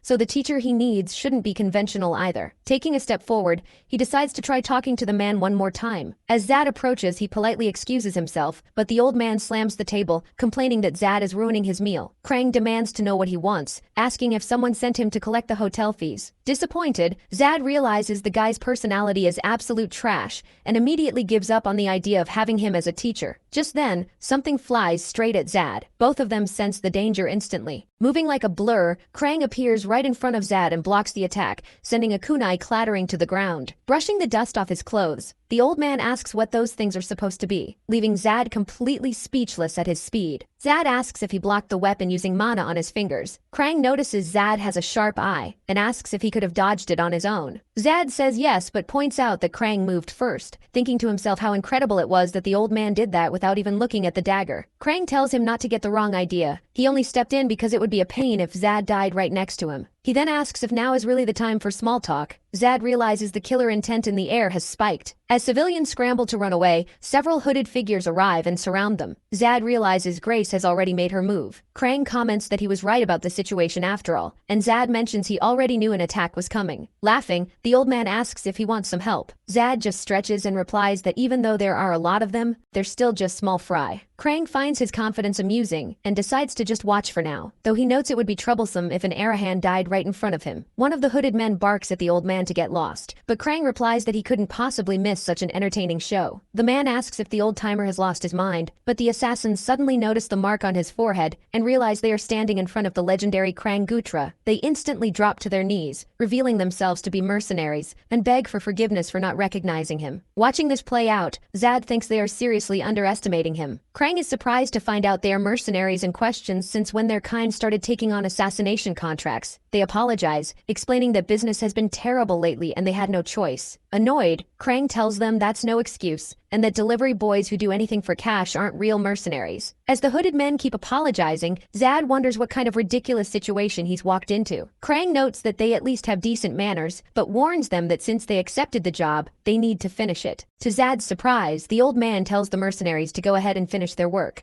promising he won't interfere. Surrounded once again, Zad finds the whole thing absurd, especially knowing that Krang isn't joking. With a serious look, Zad activates his transformation magic, his body instantly covered in lightning. Krang is shocked to see someone from the Arahan family wielding lightning chi. He stares intently, realizing it's a highly unusual energy. Just then, Zad's guards arrive yelling, quickly surrounding the young master to protect him. They ask if he's alright, and Zad asks how they even found him. The guards explain they got word through the beggars and rushed over. Zad figures the mercenaries must be frustrated, knowing that fighting them now isn't worth whatever they're getting paid. Zad glares at the mercenaries and demands to know who ordered the hit. Terrified by his gaze, they still refuse to talk, claiming that protecting a client's identity is the absolute baseline for a mercenary. Left with no choice, Zad orders his guard to force the assassins to their knees. A guard with a mohawk charges forward, but is suddenly blocked by a force that pushes him back. Krang steps into the clash, warning Zad that he should back off. Zad asks if the old man is trying to interfere, but Krang explains that no matter how much Zad tortures them, he won't get these mercenaries to talk. Zad confidently claims he can force the info out of them, but the old man reveals the mercenaries are under an illusion spell and couldn't wouldn't speak even if they wanted to. Krang points out that Zad is still far from being able to detect such raw magic, but offers to dispel it if Zad is willing to make a deal. Zad asks what kind of deal, and Krang admits he's curious about the kid's chi and skills. The old man promises that if Zad can defeat him, he'll give him exactly what he's looking for. Zad is taken aback, but Krang quickly clarifies, saying he didn't mean actually beating him in a fight since that would be impossible. Zad cuts in and proposes that if he wins, the old man has to give him what he wants. Krang agrees to the bet. Excited by the chance, Zad realizes he has to make Krang his master no matter what. In the blink of an eye, the old man appears right in front of Zad. Suddenly, an explosion goes off, sending the surrounding guards into a panic. The next thing Zad knows, he wakes up in a completely different place. Krang asks if he's never been teleported before, explaining they are now outside the city, at a spot he visits whenever he's bored. He then declares it's time to start the real fight. Zad asks how the old man used teleportation, since it's a 7th circle spell. The old man replies that rankings are nonsense and don't really mean anything. Zad is shocked by this. The old man continues, explaining there are far more important things, and that a real battle isn't decided by rank. He finishes by warning Zad that he's about to learn this the hard way in a life-or-death fight. Zad agrees with him in his head, remembering how the Knights of Bahal and the Academy director were light years ahead of him when it came to circles. Since the old man thinks just like him, Zad figures they'll get along great. Noticing Zad staring, the old man asks if he agrees with what he just said. Zad nods, saying he felt the exact same way while fighting various opponents. The old man mocks him, but Zad cuts him off, saying he's about to prove it in action. The old man praises Zad, calling his strength the kind of power everyone dreams of having. He warns Zad that now that they are fighting for real, he plans to exploit his weaknesses. Right then, Zad lunges forward, preparing to land a blow, but the moment he gets close, he's blocked by a massive barrier. Startled by the impact, Zad quickly backs away, dodging the enemy's follow-up attacks. The old man comments that if Zad had reacted a second later, he would have been impaled. Shaken, Zad realizes he would have been in serious trouble if he hadn't backed off, wondering how the old man cast the spell without any incantation. The old man explains that once you use a spell enough, you don't need to chant to cast it. He also admits Zad is smarter than average, since he adapted his explosive lightning magic to use against him. Zad asks if the old man isn't curious about his fighting style. He replies that he's already read Zad's movements and figured out he's a close combat mage. He says he could tell just by his stance, which is typical for someone specializing in melee combat. Zad is shocked that his opponent saw right through him before the fight even started. The old man goes on, explaining that Zad's stance is meant to protect his vital spots, something no regular mage would do. Zad is left stunned by how much the old man can figure out just by looking at him. Sitting down on the ground, the old man asks if Zad has anything else to show him, since he's already getting bored. From a distance, Zad gets annoyed, realizing he's being completely underestimated. He knows he has to tread carefully, because this old guy is a seriously good fighter. He starts circling around to try and distract him. Since this might be his last attack, he needs to make it count. Right in the middle of it, the old man taunts Zad, asking how much longer he's going to keep backing away. Zad then activates his trait and goes all in, getting a temporary 10-point boost to all his stats. He shouts that he's finally got the old man, but his attack misses, hitting nothing but a clone. Right then, Zad realizes he's walked straight into a trap. Standing on a magic circle, he's instantly pinned down and bound by heavy chains. Watching from the outside, the old man admits Zad did a decent job and promises to let him go if he just surrenders. Trapped, Zad gasps that he can barely breathe and never expected such a massive power gap. Seeing this, the old man tells him to give up, warning him that he's going to die if he keeps this up. At that moment, Zad's life starts flashing before his eyes. He came to this world to be a challenger, and he can't lose like this. Suddenly, a new power and a new trait activate. His stats get another temporary 10-point boost, and a new spell becomes available. Realizing Zad still has some fight left in him, the old man is surprised. Then, a massive bolt of lightning strikes right where Zad is standing,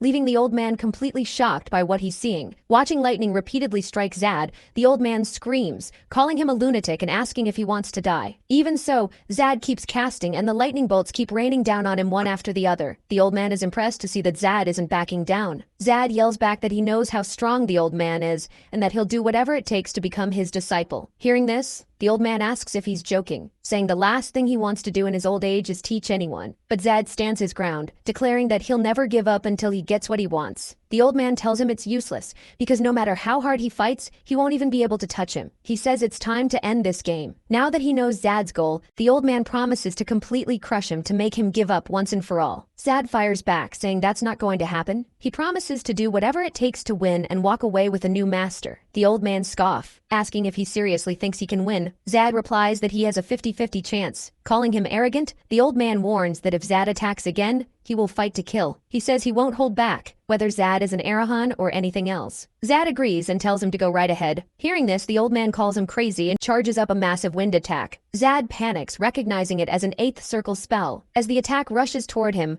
Zad reveals he knows it's the Spear of Judgment, commenting that the old man hid his level incredibly well. Krung is caught off guard, wondering how Zad could possibly know that. Furious that his secret is out, he decides Zad has to die right here and now. Seeing the exact reaction he wanted, Zad gets hyped and says it's time for their final clash. In his head, he wonders if he can actually survive the Spear of Judgment. The old man unleashes the attack, calling Zad a fool for not knowing when to quit. But the moment the attack hits, its power is instantly neutralized by the activation of the Undying Challenger trait. Leaving the old man in shock, Zad vanishes and reappears right in front of Krung. He grabs the old man and slams him hard into the ground, finally landing a hit. Down on the floor, the old man wonders how this happened, realizing he lived long enough just to end up losing to a kid. Ever since he retired as a mercenary, he thought he had no goals left other than to enjoy his peace and quiet. But this kid, with his mysterious magic-canceling power and overwhelming determination, has caught his interest. He wonders how anyone could abandon a kid like this in a detention center. With his mana newly released and such an insane growth rate,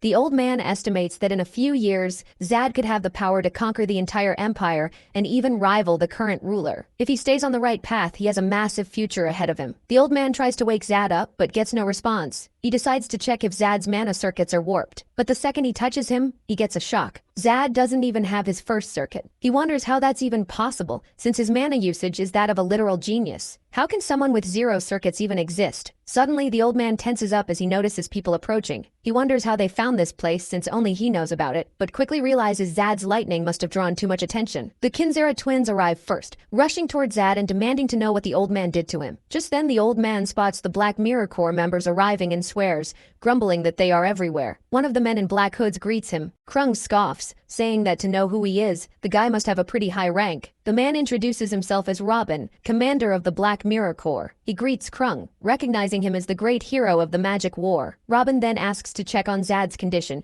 claiming he has orders to monitor him. The old man bursts out laughing and warns them that they'll only get near Zad if they go through him first. A standoff begins. Robin states that since Zad is an heir, Krung's interference makes him an enemy of Arahan. The old man replies that there's no need for all that. He explains he was just sparring with his disciple, who passed out for a bit, and tells them to beat it and stop bothering him. The commander is shocked to learn that Zad is the disciple of the Great War Savior. He wonders how he's going to handle this, because Krung is incredibly strong and completely out of his league. Realizing he can't win this with brute force, Robin tries talking things out. He says he just wants to check on Zad's condition, so he can report back to the Patriarch, promising he won't take him away. But Krung still refuses. The commander warns that if the old man keeps resisting, he'll become an enemy of the Arahan family, which would be a massive problem. Krung simply replies that he finally has a purpose in his old age, and they are getting in his way. Their clash of power continues, neither of them backing down. Just then, another member of the Black Mirror Corps arrives with orders from the Patriarch for them to withdraw. Krung scoffs, saying he'll only stop when the Patriarch himself comes to make him. Robin warns him that today's actions will have consequences, and that the Arahan family always pays their debts. He promises their paths will cross again sooner or later. Once they leave, Krung complains about how arrogant the Arahan men are. He figures his retirement is going to be messy, but it'll be worth it since his disciple is no ordinary mage. Krung deduces that the family didn't attack just now because they actually need Zad to get stronger. He pities Zad's bad luck, thinking life in any other family would have been much easier, and decides he will guide him so he doesn't turn into a monster. Later, at Eddie's hideout, Zad wakes up with a start. He's greeted by Krung and his own servants, and immediately asks what happened. The siblings explain that the old man is now calling himself his master. Zad remembers that he actually won his fight against Krung. Looking around, he notices several of Zetman's mercenaries are also there. Zad asks Krung directly why they are here, since the old man had said he wouldn't get involved. Krung plays dumb, claiming his old age is making him forgetful. A bit later, Zad tells the mercenary leader that he won't interrogate him because he already knows who's behind this. The leader is surprised. Zad sets a condition. The leader must send a report to Grace saying the mission failed. He adds that from now on, the leader will act as his double agent and immediately report any orders she sends. The mercenary chief agrees. Zad thinks to himself that it's still too early to take Grace down. He decides to wait for the perfect moment to eliminate her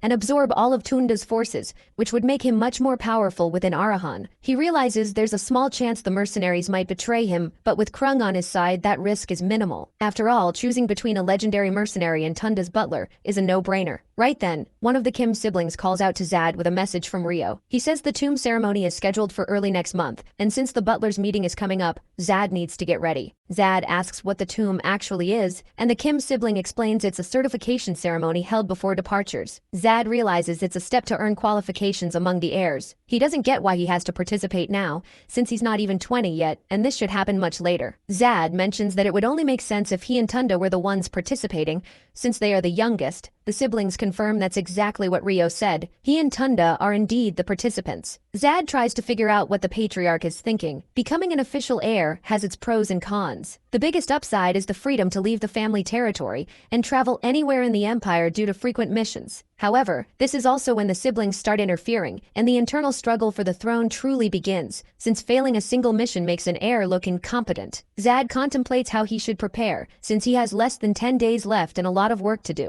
Krung asks if Zad wants to push back their training until after the tomb event. Zad says yes, since the next few days are going to be crazy. Hearing this, the old man starts laying down his conditions. He agrees to teach Zad, but demands 100 gold coins a month just for Zad to call him master. Zad tries to figure out why he's charging so much, since Krung is already rich and doesn't need the money. 2 days later at Eddie's hideout, the mercenary leader gives Zad his report. He explains that Grace killed 5 of his men because the mission failed. The mercenaries couldn't do anything to stop her since they were focused on retreating and protecting Zad. Hearing this, Zad sincerely apologizes, but the leader tells him it's not his fault. He says Lord Guntra was right when he predicted that woman would look down on them, and asks Zad to help him get revenge. Moved by this, Zad gets down on one knee before the leader and promises that Grace will die by his hands. The mercenary breaks down in tears, thanking him deeply. Zad then asks how much of Tunda's power is actually left. The leader explains they have 2 buildings and an information network remaining, which catches Zad's interest. A guy wearing glasses confirms this, explaining that the info network was disguised as a business, allowing them to move freely around the city and gather intel. Smiling, Zad mentions he'll have a favor to ask Eddie later. He turns back to the mercenary leader and tells him he'll take care of him for now, instructing him to stay at Eddie's place without worrying about money. Overwhelmed with emotion, the man can only thank him for his kindness. Remembering a detail, the mercenary warns Zad to be careful, saying that woman's eyes didn't look human. Zad asks if he means Grace, and the man nods. He mentions that the vibe around her felt deadly, like she had an impulse that could cause serious trouble at any second. Zad carefully notes the man's words. Outside, the elder asks Zad if the tomb ceremony is tomorrow, and Zad confirms it is. Zad realizes that between all his preparations, time has flown by. He also remembers that the item he ordered is ready, and concludes that, based on what he's learned, Grace is definitely going to cause trouble at the ceremony. Changing the subject, the old man asks Zad how he likes his hideout, pointing out that you can see the entire city of Naka from there. Knowing his master well, Zad asks if he brought him all the way out here just for the view. The elder just mutters that Zad has no sense of aesthetics. A short distance away there was an area that looked like a training ground. Zad comments that the man really prepared a lot. The master replies that when he starts something, he does it right, and suggests Zad do the same.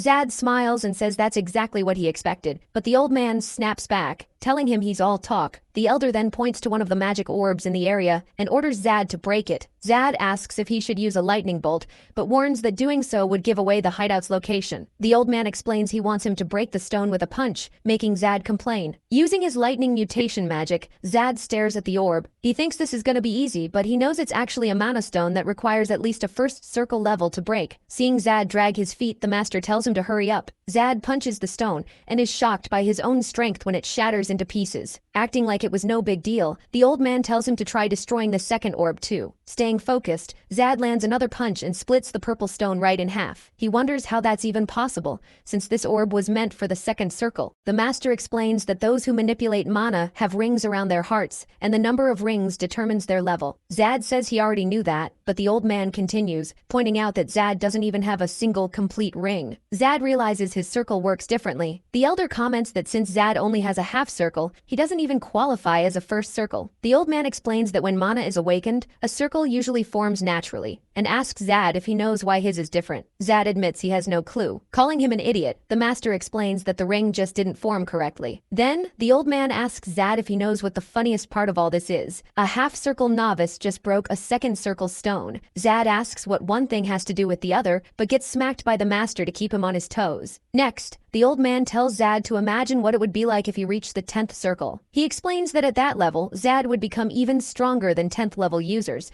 who are already at the limit of the human body. The master declares that Zad is a genius, and that he might even surpass Temud, the last savior. Temud was the strongest man in the world, who fought side by side with the human emperor, and whose mysterious death kicked off the main storyline of the game. Knowing exactly who that is, Zad is stunned. The old man emphasizes that Temud was a once-in-a-generation figure, and he believes Zad can reach that same level. Zad asks if his master is really sure about such a high evaluation. Still, Zad thinks to himself that breaking a second circle stone at his current level isn't normal, and wonders if it's because of some skill. Checking his system window, he figures it would make sense if it were a passive skill instead of an active one, but notes that it seems random. After all, poison immunity and the immortal challenger skill were things he got in the game, which meant traits like relentless challenger and noble champion soul were applied through synchronization with this world. The more Zad thinks about it, the more he feels like this isn't just a trait to boost magic power. Interrupting his thoughts, the old man yells at Zad for zoning out while his master is talking. Zad apologizes, and the annoyed old man just wishes him a safe trip.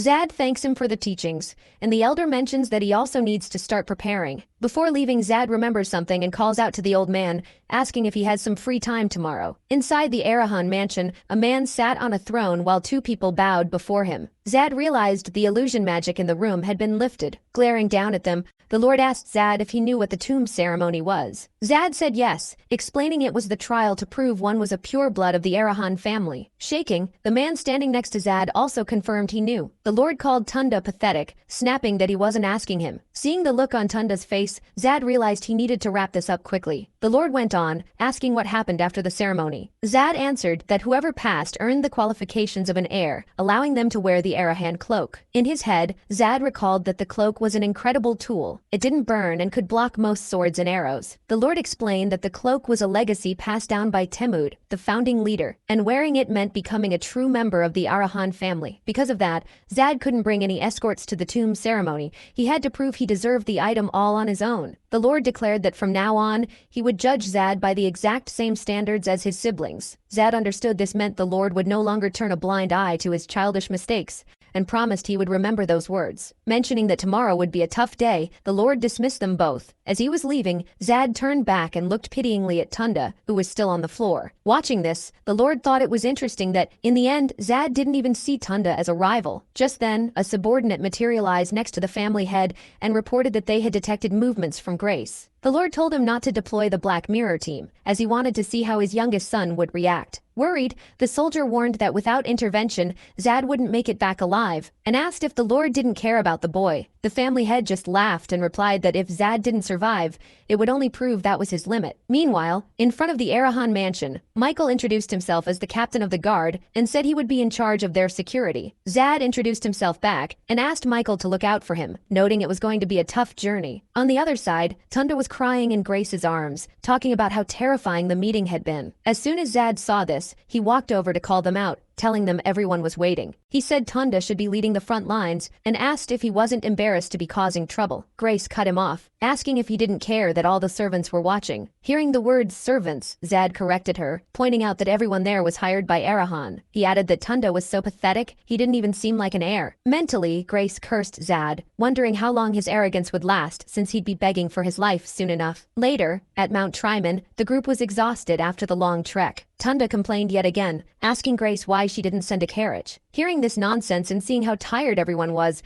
Zad called for a break. One of the men asked if it was really okay to stop, and Zad assured him it was. The man admitted he'd never seen a mage with so much stamina, noting that not even young Master Rondo could make that entire trip without getting tired. Hearing Rondo's name, Zad immediately remembered his older brother, one of the main characters in Lacey, and his rival. He wondered how old Rondo was by now. A little while later, Zad orders everyone to start moving again, and the captain calls out the departure. Grace steps in, claiming Tunda hasn't rested enough. The captain offers to help and heads over to the boy. Later on, Zad feels totally refreshed, since it had been a while since he got this much exercise. He finds it weird that Tunda hasn't complained once, considering how far they've walked. But when he looks back, he's furious at what he sees. He rushes over, shoves his brother to the ground, and tells him that if he can't help, he shouldn't be causing more trouble. Tunda tries to defend himself, arguing that the captain offered to carry him. Zad snaps back, saying that only happened because he was whining like a baby the entire way. Tunda shoots back that it's none of his brother's business and tells him to butt out. Hearing this, Zad warns everyone that anyone who helps Tunda will be penalized. He explains that climbing the mountain is part of the certification ceremony, and anyone lending a hand will face punishment. If anyone can't keep up, they'll be left behind. Sometime later, at the peak of Mount Treman, the guards collapse from exhaustion, celebrating that they finally made it to the top. Meanwhile, Zad stands there waiting for Tunda. The guide points out that they're running really late,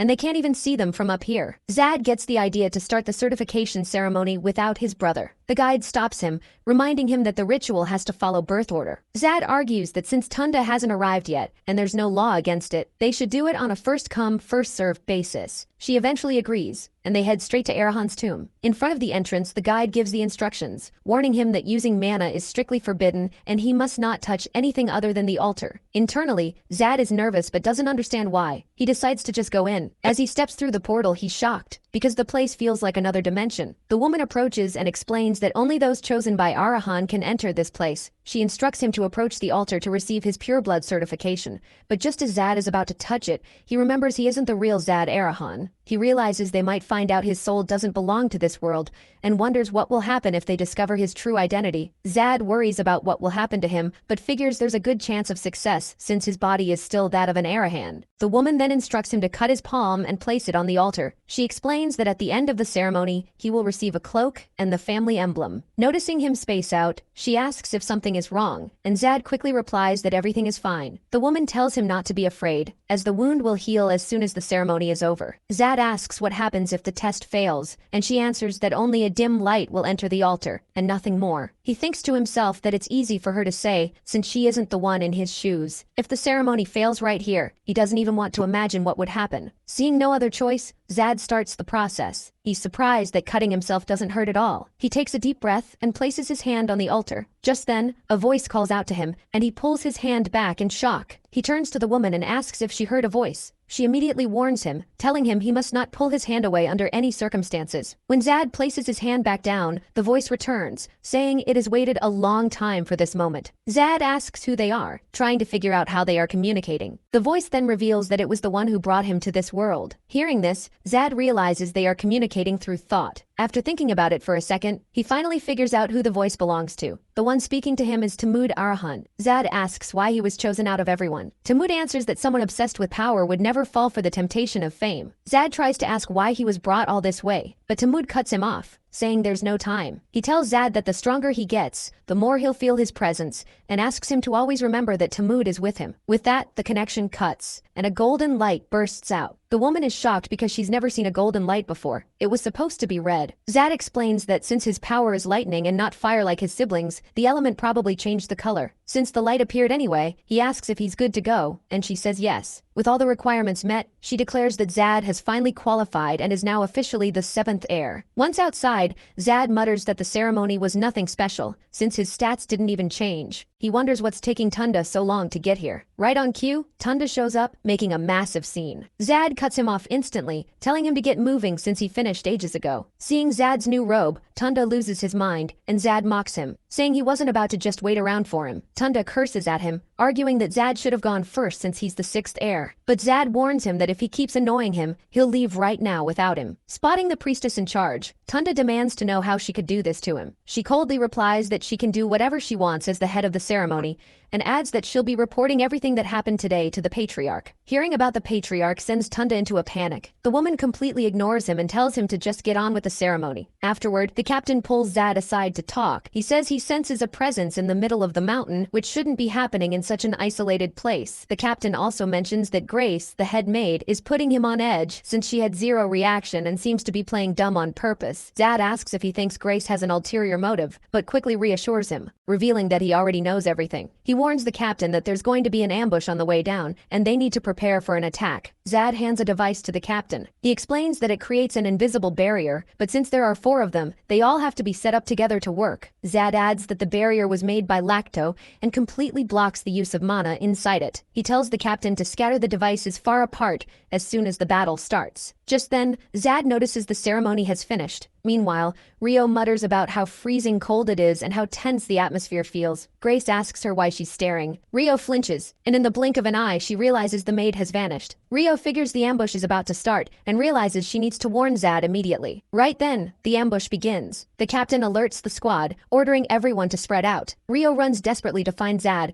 but a sudden attack comes flying at her from above. She freezes in fear, but Zad suddenly appears and saves her. He yells at her to run. As she flees, she screams for him not to get hurt, but Zad just tells her to get out of there. Sizing up their opponents, Zad notices something and warns the group that these are no ordinary enemies. Since they're getting backup from a mage, he tells everyone to group up and fight in trios. And with that, the battle begins. Watching from a distance, Rio realizes this must be GTH circle magic, or even higher, seeing that everything played out exactly how Zad predicted. As the bandits rush him, Rio follows the fight closely, rooting for him to land a solid hit. One attacker lunges in, but Zad instantly knocks him cold. 3 more bandits immediately close in, but Zad just gets fired up and takes them down one by one. Watching the whole thing, the master of ceremonies asks if Zad was always this strong. A little while later, the first wave is cleared. The captain thanks Zad for keeping everyone alive and asks where he learned to fight like that. But Zad cuts him off, warning him that the real fight is just getting started. He tells everyone to back off and head to the other side because the mages are about to attack. The guards refuse to leave him to fight alone, but Zad warns them that he's about to go all out and won't be able to protect them. The captain steps in, pointing out that he and Zad already discussed this, and that everyone needs to focus on protecting their own squad. The guards still hesitate, using their victory as an excuse to stay, but the captain warns them that staying will only get people killed. He assures them that Zad is definitely not the one who needs protecting. As the group retreats,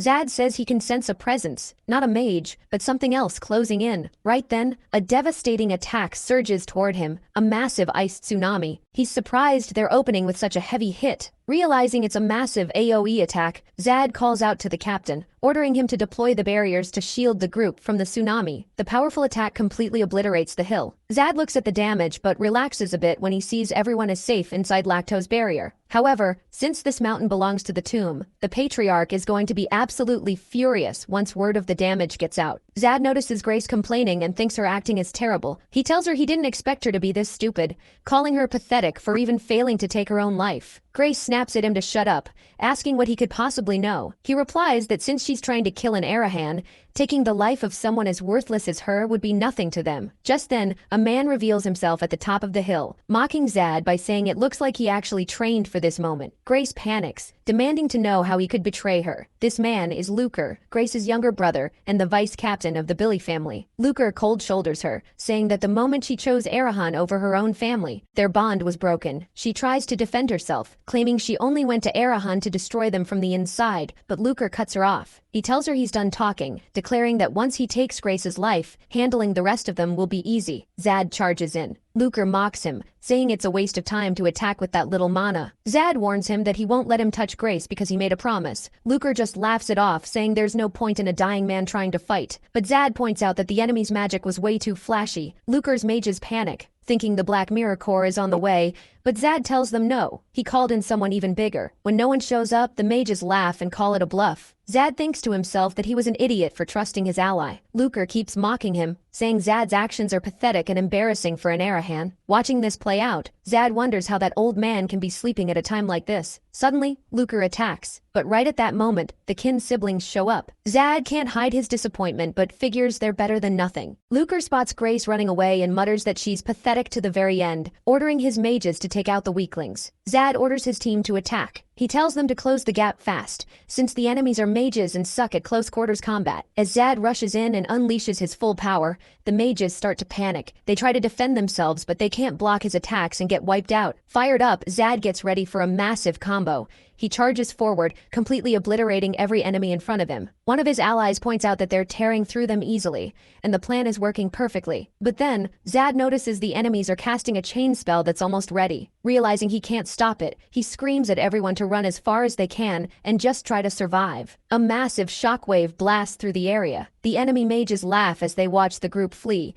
boasting that this spell was specifically designed to wipe out the Arahan and there's no escaping it. The true nature of their attack is finally revealed, leaving even Zad speechless. They've summoned a dragon. Zad stares in shock at the water dragon. The enemies mock him, saying the look on his face is priceless. Zad yells at everyone to stay back. His followers try to step in, but he warns them they'll just get caught in the blast if they stay. He realizes he has to use his special trait, the one that lets him survive fatal damage, since the mages are bound to run out of mana eventually. But because this trait has a 5-second cooldown, he desperately needs that time to have passed, or he's dead. Zad figures his only real option is to break their formation. After all, mere 4th circle mages won't be able to maintain a 9th circle dragon for long before it drains them dry. He cranks his lightning up to max power, triggers another trait, and lands a direct hit on the dragon. The creature roars from the impact and immediately counters, but Zad's trait kicks in, saving him from certain death. The mages are completely shocked. They were positive they'd hit their mark. The dragon roars again, gearing up for another blast. Zad warns that he won't fall for the same move twice, but he messes up and takes a direct hit anyway. His immortality trait activates once more, keeping him in the game. Right after, Zad triggers his lightning transformation again. The dragon strikes back, but Zad stays alive thanks to his ability. Meanwhile, the mages are losing their minds trying to figure out how Zad is still breathing, and they quickly prep for one final strike. The dragon starts getting way more violent, firing off massive waves of energy. Seeing this, Zad instantly realizes it's preparing a breath attack. He can't believe the Billy family actually has a move like that, unleashing a monstrous weapon just to wipe out the Arahan. Zad is stuck with no way out. His trait protects him from instant one-hit kills, but it won't save him from a sustained attack. He figures this is the end. In a desperate bid to survive, he channels every last bit of his magic, but his body gives out as his mana completely runs dry. He can't believe he's about to die right when he was finally mastering his powers. Tons of questions rush through his head as he wonders what happens if he dies here and if he'll ever make it back to his own world. Seeing this, Rio panics and rushes over to save him, but her companion stops her, pointing out that the heir is actually still alive. When Rio looks up, she sees Zad. Only, he looks completely different, like a totally different person. Zad is radiating a dark red aura, his eyes completely lifeless. The dragon glares at him, but Zad doesn't show an ounce of fear. The monster actually hesitates. The mage's captain yells at his team, asking if they're slacking on the energy supply since the dragon isn't moving. That's when Zad opens his mouth and orders the beast to stand down. Terrified, the dragon immediately backs off, retreating toward the mages and tearing apart its own summoning circle. The entity possessing Zad's body is actually pretty impressed by his physical build. The mages unleash a barrage of attacks at Zad, but they don't do a thing. Their spells are completely useless against his overwhelming power. The mages watch in absolute disbelief as their magic is completely nullified. In that moment, the captain finally realizes this is the dreaded power of Arahan. He realizes his family never stood a chance of winning, but out of sheer desperation, the mages keep pushing the attack anyway. Annoyed by their persistence, the entity mutters about how incredibly irritating they all are. He then activates mana interference, a high-level ability that normally takes a lifetime of training to pull off. Panicking, the mages try to retreat to save their own skins. Zad calls them pathetic and instantly shuts down everyone's ability to use mana. All they can hear now is the sound of Zad's footsteps. Every single step makes them tremble with fear because of his terrifying aura. Realizing he stands no chance, one man begs for his life, and the others quickly join in. Zad simply replies that Arahan knows no mercy, and he shatters all of their mana circles. Everyone falls into despair as they realize they can no longer feel mana. Basically, mana interference is the ability to intentionally control the flow of energy throughout the body. This allows someone to cut, distort, or even completely destroy another person's mana circuits. Anyone who loses their circuits will never be the same again, forced to live a life of agonizing pain. A few moments later, Lurk arrives at the scene. He wonders what happened while he was gone, even questioning if it's some kind of illusion. Realizing Zad is behind it, he immediately attacks. But just as the blow is about to land, something mysterious happens, redirecting the attack straight back at Lurk and piercing him deeply. Having done this, the entity declares that the one who answered the call must pay the price for power. This makes it clear that the person occupying Zad's body was Temud Arahan. As soon as Temud leaves his body, Zad wakes up and immediately remembers everything he did. He recalls how that overwhelming power felt like it was going to consume him. Checking his stats, he notices his magic power has increased by 10, but his strength, agility, and stamina have decreased by the same amount. Since his aging body could no longer make physical progress anyway, capped at 70 points regardless, this was actually a win for him. Zad realizes he has received a terrifying power, and even considers using it again, but decides against it for now since he doesn't know the side effects. Either way, he managed to get an incredibly strong summon, even if he doesn't know how to call it back. Right then, his subordinates start calling out to him in a panic. Rio comes running from a distance. Zad tries to tell her there's no need for all the fuss, but she doesn't listen. She grabs him and bursts into tears. A while later, everyone is healed by the old mage, Krung, who finally shows up. Zad thinks about how he is supposedly Krung's disciple, yet the old man didn't lift a finger to help earlier. Turning to Zad, the old mage apologizes, claiming that old people just get forgetful. As a reward, he says he won't charge next month's tuition. Zad is furious,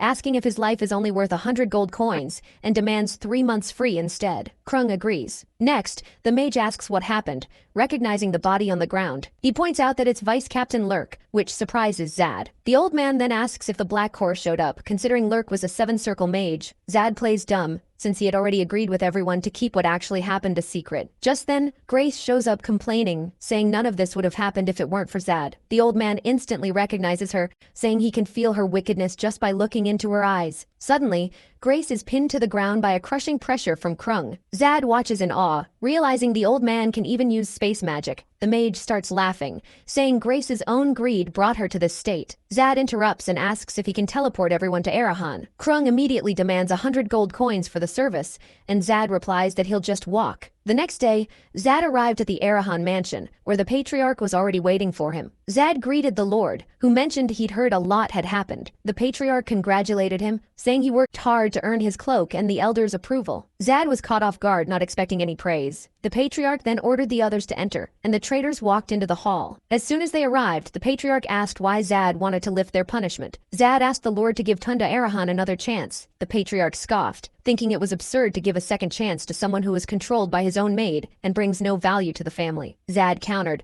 pointing out that he was once in the same position, which is why he ended up in the detention center. The patriarch called out his name, but Zad kept talking, arguing that Tunda is still young, has endless potential, and is a pure-blooded son. The patriarch said he was disappointed and thought Zad had outgrown his weak side. Zad replied that he was never weak, he just felt sorry for Tunda. He then shocked everyone by proposing that Tunda become his vassal. Zad explained that he planned to put Tunda in his squad. The patriarch questioned if he really wanted to keep one of the most dangerous people by his side, warning that his brother could try to kill him at any moment. Zad replied that he would become so strong that Tunda wouldn't pose a threat. The hall fell silent at the bold proposal, until the patriarch burst out laughing. The leader declared that Tunda would spend a year training in the underground prison, and in exchange, he would ensure he had the resources to keep training. He asked if that sounded fair, and Zad thanked him, adding that he wanted to settle things with Grace with his own hands. The patriarch gave Zad free rein to do whatever he wanted with her, but warned that a worm like her couldn't go unpunished. In an instant, the leader clenched his fist and shattered Grace's mana circuits,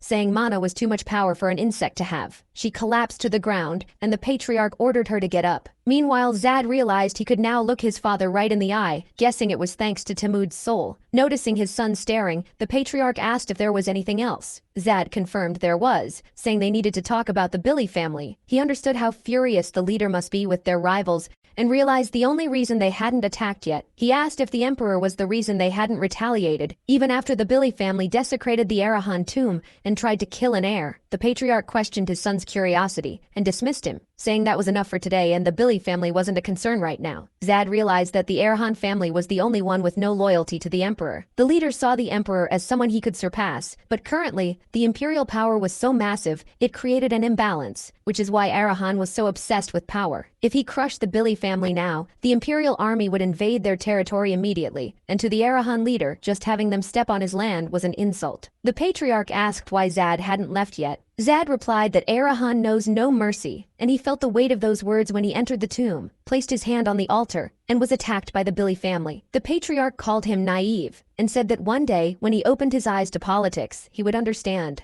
Zad wondered if Timud's influence was the reason his heart ached, seeing this desolate side of the current leader. Still, he pushed on, and asked if his father planned to have the Black Mirror handle the matter. The leader cut him off, and ordered him to leave again. Zad stood his ground, thinking the patriarch wanted to use the Black Mirror because they were created to punish enemies without tracing it back to Arahan. But Zad didn't want that. It wouldn't satisfy his anger. He tried one last time, promising to ensure the imperial army would never cross Arahan territory. He asked to show the family's power to the world, proving that no one should cross them. The lord asked if Zad would take responsibility for those words. Zad confirmed, saying that if a single imperial soldier dared to step foot there, he would gladly accept his punishment, reaffirming that Arahan has no mercy. A bit later, on his way back, Zad spots Tunda crying. Tunda immediately thanks him, but Zad just tells him to make the most of his year of training, promising that once Tunda returns from his seclusion, he'll find him a decent butler himself. Tunda replies that he's done a lot of thinking, and realizes how foolish he was. Zad says he's glad to see him maturing and looks forward to seeing him again in a year. As for Grace, Zad warns her that this isn't her end just yet, since she's going to lose her life to the brothers of the comrades she killed. Back in the throne room, the patriarch summons the captain of Black Mirror. He orders him to prepare a summoning circle, because by the end of the night, the Billy family will be wiped out. Callus, the Black Mirror captain, says he will follow his orders as his servant, but hopes the patriarch has thought this through. Zenodin then asks Callus if he doesn't feel any shame. The captain is confused. The patriarch explains that after his talk with Zad, he felt ashamed because the Arahan family hasn't shown their true power in a long time. Since they got all their dirty work done using Black Mirror, they never had to interfere directly. Callus agrees, recalling how the former head of the family used to say that was the only way to escape the Emperor's control. Zenodin continues, saying Arahan doesn't flaunt its power because the Empire already believes in their strength. However, over time, that belief might fade if they don't act. A heavy silence fills the hall. Callus breaks the silence, asking if the patriarch really believes his youngest son can stop the Imperial army. Zenodin laughs, replying that his youngest wants to protect the family's prestige, making this the perfect opportunity for him to learn the weight of his words. He adds that they should thank Krang, who apparently saved everyone during the tomb ceremony. Finally, he declares that the Billy family will be gone before the sun rises. Elsewhere, Robert, the head of the Billy family, comments on how much it has rained recently and asks if the Arahan patriarch agrees. Right after, he questions the reason for his late-night visit. Zenodin simply replies that he came to exterminate the pests. Robert calls Zenodin rude, but the Lord of Arahan fires back, telling him he should consider it an honor to receive a personal visit. The Billy patriarch is confused. He knew the vice captain had been killed and planned to find out who was behind it, but he doesn't understand why Zenodin came in person instead of sending Black Mirror. Knowing how Arahan usually operates, a direct attack like this would cause major trouble with the Emperor. Robert realizes that Zenodin is only here to intimidate them because he couldn't possibly take them all on at once. He tells the patriarch to leave before things get ugly. Zenodin calls him a fool and warns him that he's about to find out. Robert laughs, asking if the patriarch really thinks he can wage a war all by himself. He mocks Zenodin, saying he has no idea how the real world works and that his predecessor, Tamud, must be crying in his grave. In response, Zenodin starts listing the Billy family's crimes. He points out how they desecrated the sacred mountain, disturbed the former chiefs, attacked an heir, and falsely blamed the Cherville family in the past. Robert is completely shocked that Arahan knows all of this. Immediately, Robert orders everyone to attack. Since Zenodin released his mana first, they wouldn't get in trouble for acting in self-defense. Several water dragons are summoned, ready to strike the patriarch. The head of the Billy family brags that this power was specifically developed to defeat Arahan and make his family the greatest magic house in the Empire. He sentences Zenodin to death, but the patriarch just stares calmly at the incoming attack. Just as Robert is about to celebrate, he notices Zenodin is still walking toward them completely unfazed. The dragons didn't do a single thing. Panicking, Robert throws everything he has at him, but again, nothing works. He realizes his entire life's work was all for nothing. Looking into Zenodin's eyes, Robert begs for mercy, promising to serve Arahan for the rest of his life. The patriarch simply tells him that Bug shouldn't talk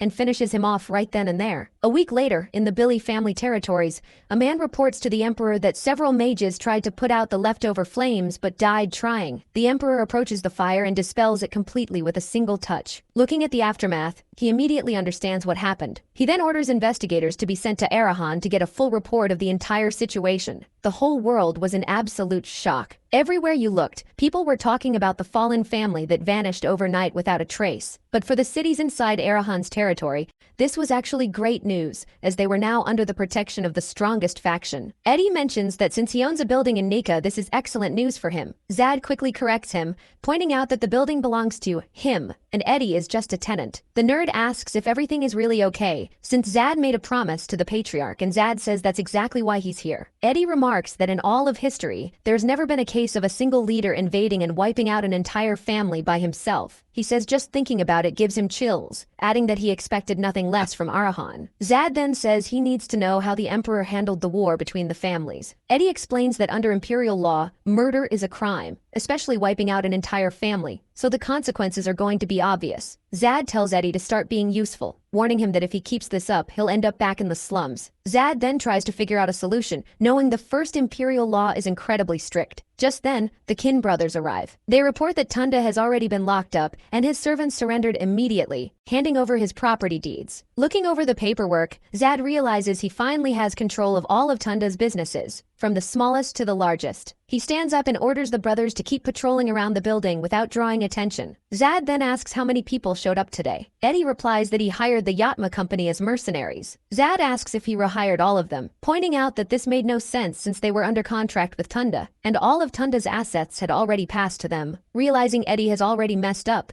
Zad ignores him and goes to speak directly with the mercenary leader. Zad asks for the man's name, and he introduces himself as Ralph. Zad says that since fate has brought them together, he hopes they can have a good relationship moving forward. Ralph agrees and thanks him for keeping his promise, saying that thanks to them, his fallen comrades have been avenged. Zad reassures him that he doesn't betray his allies, and it won't be any different with them. Ralph agrees and asks what their first mission will be. Zad asks if they all know how to read. Once they confirm they are literate, he gets the idea to have everyone read through documents until they find a loophole in the imperial law. However, Ralph mentions that he remembers a similar case. Zad immediately stands up and asks for more details. Ralph explains that a similar incident happened to the Gutra family, who also held considerable power back then. There was a conflict between the Jup and Gutra families, and one day, Gutra launched a massive attack. Curious, Zad asks what happened next. Ralph says he doesn't know for sure and can't remember the exact date, only that this event turned the Gutra family into mercenaries. After hearing this, Zad orders everyone to search for any records related to what Ralph just said. A massive search for the lost records begins until someone finally finds something. When Zad reads what is written, he is left speechless. Later, the old man complains that the ceremony is already over and Zad hasn't returned to his training. He thinks about the 2,000 gold coins Arahan gave him to teach Zad properly, thinking this is quite an unexpected retirement. Just then, Zad shows up and says he has a question about what happened 540 years ago to the Gutra family. The old man is disappointed to hear this, realizing Zad only came there for that. He calls Zad a fool for wanting to help the lineage that abandoned him. He then questions Zad's interest, pointing out that the boy's father had locked him up, and mockingly asks if he suddenly developed feelings for his family. Zad replies that isn't the case. He says he feels neither resentment nor attachment, but if Arahan collapses, a major power imbalance will hit the Empire, and that doesn't benefit him. While it wouldn't have much of an impact in the short term, it would be bad in the long run. For all these reasons, he asks the old man to tell him the truth. The old man listens and decides to reveal the truth about what happened to the Gutra family. He explains that 540 years ago, the family members were sent off to distant borders. With the village left completely unprotected, it was the perfect opportunity for a night raid. The heirs and key figures were killed, wiping out the rival family's entire lineage. After the attacks, 3 punishments were handed down. First, they had to surrender all their forces. Second, they were banned from using force. And third, they were forced to always fight on the front lines of the upcoming war. Zad is shocked. The old man goes on, saying that being drafted wasn't even the worst part. They had to lead the charge in every single battle. Zad remembers that the Demon War was a notoriously deadly event in the game. As it progressed, the war only got harder, and being thrown onto the front lines over and over again was basically a death sentence. The old man says that as a result, every child in the family died before the age of 30, leaving him as the sole survivor. Zad realizes that these penalties were designed to slowly wipe the family out. The old man explains that back then, everyone thought the Empire was being merciful by sparing their lives at first, but in the end, the Gutra bloodline was slowly erased anyway. Zad remarks that the Emperor is incredibly cunning, but adds that he's glad there's a way out. The old man gets furious, offended that Zad would call his family's ruin a way out. He warns Zad that the Emperor will strip Arahan of everything and bring their bloodline to an end worse than death. Zad cuts him off, assuring him that won't happen because he's already found an escape route. The next day, a guard asks Zad if everything is okay. Zad says yes, telling him not to act nervous in front of the Empire because they won't be able to lay a finger on Arahan. The guard secretly thinks Zad is being naive, but as he takes a closer look at the army, he notices several investigators and over 40 Imperial detectives. The guard thinks about reporting this to Black Mirror right away, but Zad orders him to stand down. Zad walks right up to the Imperial guards and formally introduces himself as the heir of Arahan. The investigators introduce themselves and tell him to step aside, but Zad refuses. The mages get angry at his refusal, but Cox steps in, telling everyone to calm down since they didn't come here for a war. One of the guards tries to argue, but Cox cuts him off, calling him a fool for not realizing that Zad is carrying the cathedral's insignia. Cox calls for calm once more and asks Zad if he still has the token he gave him. Zad pulls out the item and confirms he has it. His guards are shocked to see it and ask who gave it to him. Cox explains that the Emperor himself officially recognized Zad for his good deeds, making him fully qualified to carry the Imperial token. He tells everyone they should listen to what Zad has to say, because he's not someone to talk nonsense. Since he stopped the entire army, there must be a good reason. Zad then asks Cox why he came to Arahan in the first place. Cox explains that the Emperor ordered all investigators to Arahan to write a full report on the downfall of the Billy family. Zad defends their actions, saying Arahan only did what was right. He explains that the Billys vandalized the sacred mountain where the ancient leaders are buried and even tried to assassinate the family heir during a spiritual ceremony. Under imperial law, this would be considered self-defense. Cox gets worked up, arguing it's not self-defense when you wipe out an entire family. Zad cuts in and asks them to look at something, promising that what they're about to see will clear Lord Arahan's name. Zad plays a recording of the former Lord Billy confessing to all his crimes, including falsely accusing the Chervil family, leaving everyone shocked. He asked them to verify its authenticity, noting that the Lord of Arahan recorded everything himself using his own field of vision. Zad argues that once the confession is verified, all charges against the Chervils must be dropped, since the Billy's dirty schemes cost innocent people their lives. Next, he asks them to listen to another recording, this one made by the last survivor of the Chervil family. Cox takes the message and plays it. In it, Lacto begs the Empire to fix the injustice done to Arahan, stating they only carried out the justice the Empire failed to deliver, and asks for a fair trial from the Emperor. Cox can't believe Lacto is still alive, wondering just how far ahead Zad predicted the Emperor's moves. Zad points out that the Lord of Arahan only wanted to right a wrong. Cox says he understands, but points out that Arahan still messed up by taking matters into their own hands, and the Emperor will decide their fate. He asks why this wasn't reported sooner, and Zad replies they didn't have enough proof back then. The old investigator steps in, claiming Arahan has been trying to break away from the Empire for a long time, and using the Chervils is just an excuse. Zad fires back, saying that even if that were true, the investigator should stick to the facts at hand. The old man agrees, but points out that an investigation into the Patriarch of Arahan is inevitable. Zad asks what crimes are left to investigate, and the old man explains that acting as judge and jury without reporting to the Emperor carries severe punishment. Zad then requests a substitute mission order, the exact same one the Gutra family received 540 years ago, shocking everyone. He argues that since Arahan's lineage carries a different weight than the Gutras, their punishment should be less severe. It turns out the substitute mission order is a system where a criminal does a favor for the Empire in exchange for a pardon, and Zad asks them to return with a fair punishment. Cox privately admires Zad's cleverness and says out loud that Lord Arahan is very lucky. However, he warns this is the first and last time he will back down, and that Arahan better watch out, because he doesn't want to be the one who has to arrest him next time. Zad says he'll keep that in mind. Before leaving, the old man praises Zad, calling him a very interesting young man. He asks Zad to tell the Patriarch of Arahan to invite him over for a proper visit sometime, since no one can enter the territory without an invitation. Zad points out that an investigator should remain neutral and shouldn't accept such invitations, but the old man reveals that he and Lord Arahan used to be close comrades. He just wants to catch up on the old days, saying they'll meet again. Later, the old Chervil blacksmith cries tears of joy seeing his family name finally cleared. Eddie wonders how long he's going to keep crying, telling him to stop and look at the compensation from the Empire instead. He can't believe they actually received 10,000 gold coins. Zad shows up, catching Eddie's attention, but Eddie plays dumb. The old Chervil walks over to thank Zad. Zad tells him to keep all the gold, but the old man refuses, saying he doesn't need the money and that Zad should use it to expand his power. He says he has no regrets and is deeply grateful. After that, Zad just watches the silly bickering between the old man and Eddie,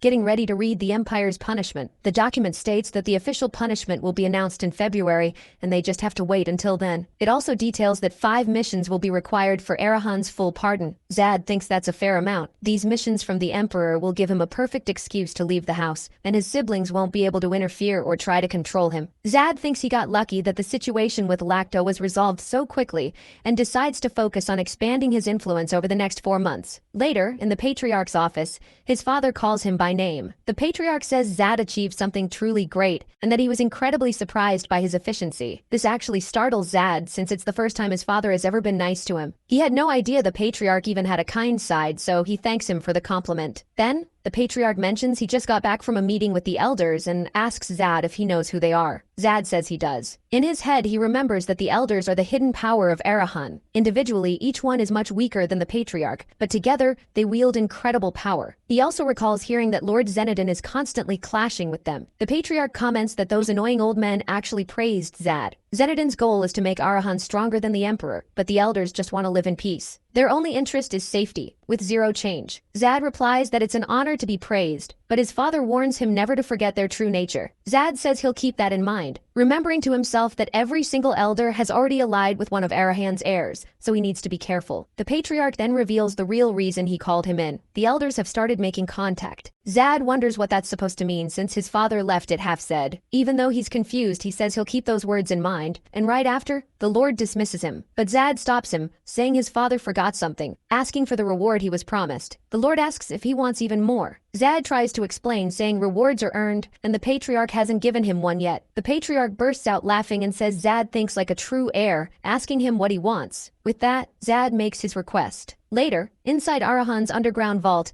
Zad is completely speechless. He never imagined seeing so much wealth in one place. The captain of the Black Court tells him he can choose exactly one item. Zad asks if there's a time limit, since the patriarch didn't set one. A few hours later, Zad has already identified several relics, but hasn't picked any of them. He has a weird gut feeling, because the quality of these treasures is way too low for a family vault. The captain tells him to hurry up and make a choice already, since 5 hours have passed. Zad asks who organizes this vault, because everything in here is just trash. Callis mocks him, saying he talks like he actually knows a lot about magic tools. Zad decides he's had enough and demands the captain tell him the truth. The man tries to play dumb, but Zad insists he stop beating around the bush. Realizing he can't fool Zad anymore, the captain asks how he figured it out. Zad replies that the family vault could never be this low tier. That's when Callis decides to reveal the truth. He walks over to a nearby wall and opens a hidden passage, revealing the real vault. Zad is completely blown away by what he sees. The captain tries to warn him to only pick an item he can actually use, but Zad completely ignores him. He walks straight toward a magnificent item that immediately catches his eye, making him forget about everything else in the room. It was the Lich's bracelet, which grants the user an extra 5 points of mana. Even with all the high-level relics in that room, none of them could compare to the Lich's bracelet. Later on, Eddie asks Zad why he looks so happy. Zad was lost in thought, thinking about all the missed opportunities, so Eddie calls out to him again and asks why he's smiling like an idiot. Lacto chimes in, saying it's because of the bracelet, and Zad replies that he knew Lacto would notice. Lacto then hands Zad the gear he had requested and tells him to check it out. Zad holds the Cherville emblem, thinking about how happy he felt while crafting it. The old man urges him to try it on quickly, saying he can make adjustments if it doesn't fit. When Zad picks up the necklace, he notices it's as light and soft as a feather. Lacto explains that comfort is crucial for anyone fighting on the front lines. As Zad puts on the belt, he's shocked to see that it can store up to 100 mana. The old man asks if he wants any adjustments, but Zad shakes his head, saying the belt is perfect and feels great. The old man then tells him to test the necklace. Zad realizes the item gives a 50% experience bonus to his magic power stat. He thinks to himself that his master is truly a master among masters, reflecting that even in the game, the best items only gave a 20% boost. No one on the forums would ever believe this. The master mentions that he doesn't get many requests for mana circulation items, which is why it took so much effort. Zad figures the old man wouldn't understand the term experience, so he just accepts the explanation about it helping with mana circulation and thanks him. Shortly after, though, Zad completely changes his mind and decides the old man is pure evil. The old man yells that Zad's stamina is pathetic, warning him that if he stops, he'll be running until morning. He then barks, asking what Zad was just muttering. Internally, though, the master thinks Zad is a genius. He's already breaking 4th grade mana stones and seems to get stronger with every breath. He imagines Zad could go down in imperial history alongside someone like Tamud. Suddenly, a lightning bolt strikes right in front of them. The master orders Zad to deplete his mana to the very last drop, explaining that casting a ton of different spells doesn't make him strong. What matters is perfecting the ones he already has until casting them is as natural as breathing. Another lightning bolt hits the ground, even stronger this time. After training, the bald old man tells Zad that now that his mana is completely drained, he has to climb the mountain again. Shaking, Zad gets up and starts running without a single complaint. By completely draining his mana and pushing his body to its absolute physical limit, casting magic in this extreme state will accelerate his magic circulation. The old man yells that he also needs to master casting precision, learning to freely control his target and power level. He then creates multiple clones of himself. Zad is shocked as they surround him. The master orders him to get past the clones to reach the summit, making Zad think the man is completely insane. A lightning bolt strikes one of the clones while Zad dodges some rocks, keeping up his pace. When he finally finally reaches the top of the mountain, he asks if that was it, but even more clones start to appear. Seeing this, Zad screams out, cursing his master. Surrounded by the clones, Zad realizes that if he pushes himself too hard, he won't be able to feel his mana anymore, just like during the fight with the water dragon. He wonders what the old man expects from him, until he notices something strange. He had been firing lightning bolts at full power, but he wonders what would happen if he used just a tiny amount of mana to deal with the clones instead. Since his master yelled that he needs to be able to control magic freely, Zad realizes he doesn't need to use full power against the clones. If he can manage the exact amount of mana for each spell, turning his destructive power up or down will be way easier. That's how he's going to get back at the damn old man. So, Zad charges forward, deciding to give this idea a shot. First, he needs to buy some time for his mana to regenerate. Zad leaps right into the middle of the clones, dodging them as he runs to the top of the mountain. Out of breath, he looks back and sees his master's clones advancing mercilessly. He climbs onto the last boulder and turns around. Zad realizes his mana has only recovered enough to cast a single lightning bolt. Now he's going to try splitting that mana to finish this training session. Sweating bullets, he concentrates the spell in his hand. The lightning starts to take shape, but it keeps flickering out. Zad focuses even harder, and to his surprise, manages to split the magic into two, just a little more. Next, the 2 bolts turn into 4 and then split into 8 smaller spells. Zad gets ready to strike, thinking he didn't divide them enough given how long it took. Still, pulling this off on his very first try is incredible and is bound to shock his master. Failing at the start is normal, but he refuses to give up. He points the spell upward and unleashes a chain of lightning, quickly zapping every single clone. His master is completely shocked and yells out in disbelief. He mutters that Zad couldn't even manage a double summon yet, and now he's already casting multiple spells. To the old man, his student is a monster who started running before he even learned to walk. Later, Zad heads down the mountain and stands before his master. He tells him they're wrapping up training for the day because he can't even stand anymore, and instantly passes out. The old man doesn't even bother catching him. He just uses magic to float Zad's body while repeating that he's a monster. Then the master notices something and smiles, saying his student seems to know just how amazing he is. Right then, Zad gains more magic power in the system, reaching a total of 16. Meanwhile, in a dark room, a strange man asks if everyone heard the latest report. The news about Tunda and Zad Arahan becoming heirs seems to have caused quite a stir. Another man chimes in, saying he thought Zad was in the detention center and doesn't get why the head of the family would care about someone like him. However, they've heard rumors that Zenodin is backing the 7th heir, which is going to make things complicated. The first man stands up, declaring they need to act before Zad gets too cocky. The next day, Zad tells Eddie he did a great job and asks him to keep gathering intel on his siblings. Just then, Rio bursts into the room in a panic, calling out for him. Zad stands up, clearly worried. Rio tells him an old woman showed up at the estate claiming to be his grandmother, which completely confuses him. She explains that the woman left but is coming back for lunch. Since she's one of the elders, this could be their first move to get in touch with Zad. This catches him off guard. He didn't expect the elders to move this fast, and realizes it's because he's been drawing too much attention lately. Rio warns him that he needs to be at the mansion tomorrow by lunchtime. She keeps talking, but Zad gets lost in his own thoughts. The elders can't use the Arahan name because they aren't purebloods, but they still drain the family's wealth more than anyone else and hold massive influence. Even Zenodin only became the patriarch because of them, so they definitely aren't people you can just ignore. Zad snaps out of it and asks Rio to prepare some good meat and potato soup. She thanks him and runs off. Then, Eddie teases Zad about finally meeting his grandmother. Zad fires back, saying Eddie seems more excited about it than he is. Eddie starts going off on a long explanation, but Zad cuts him off and demands the files on the elders. After making a quick dramatic scene, Eddie hands over the info. As soon as he gets the files, Zad thanks him and gives him a compliment. Eddie gets totally flustered hearing praise from him. Zad then thinks to himself that he'll have plenty of time to deal with Eddie later, because from here on out he's going to be busy handling both the elders and his siblings. Later on, Zad is waiting for his grandmother. Since she's late, Rio tells Lisa to reheat the food again. Zad realizes she's doing this on purpose to make him wait, and right on cue, the woman finally shows up. The moment he sees her, he already knows her game plan. Matissa wants to completely crush her grandson's spirit right from the start. Matissa remarks that Zad has grown a lot since she last saw him. He just ignores the small talk and tells her to get inside. Once they're indoors, she keeps making sarcastic comments about his manners, telling him he can go ahead and eat first. She says she isn't hungry and that since he's still growing, he should eat up. Zad replies that his servants worked really hard to prepare the meal and asks her to at least try some. Matissa says the only thing she cares about is her grandson, and according to her guards, the food is great. Zad is disappointed, thinking she doesn't even have the decency of an old lady. He wonders if she's refusing because the food is cold,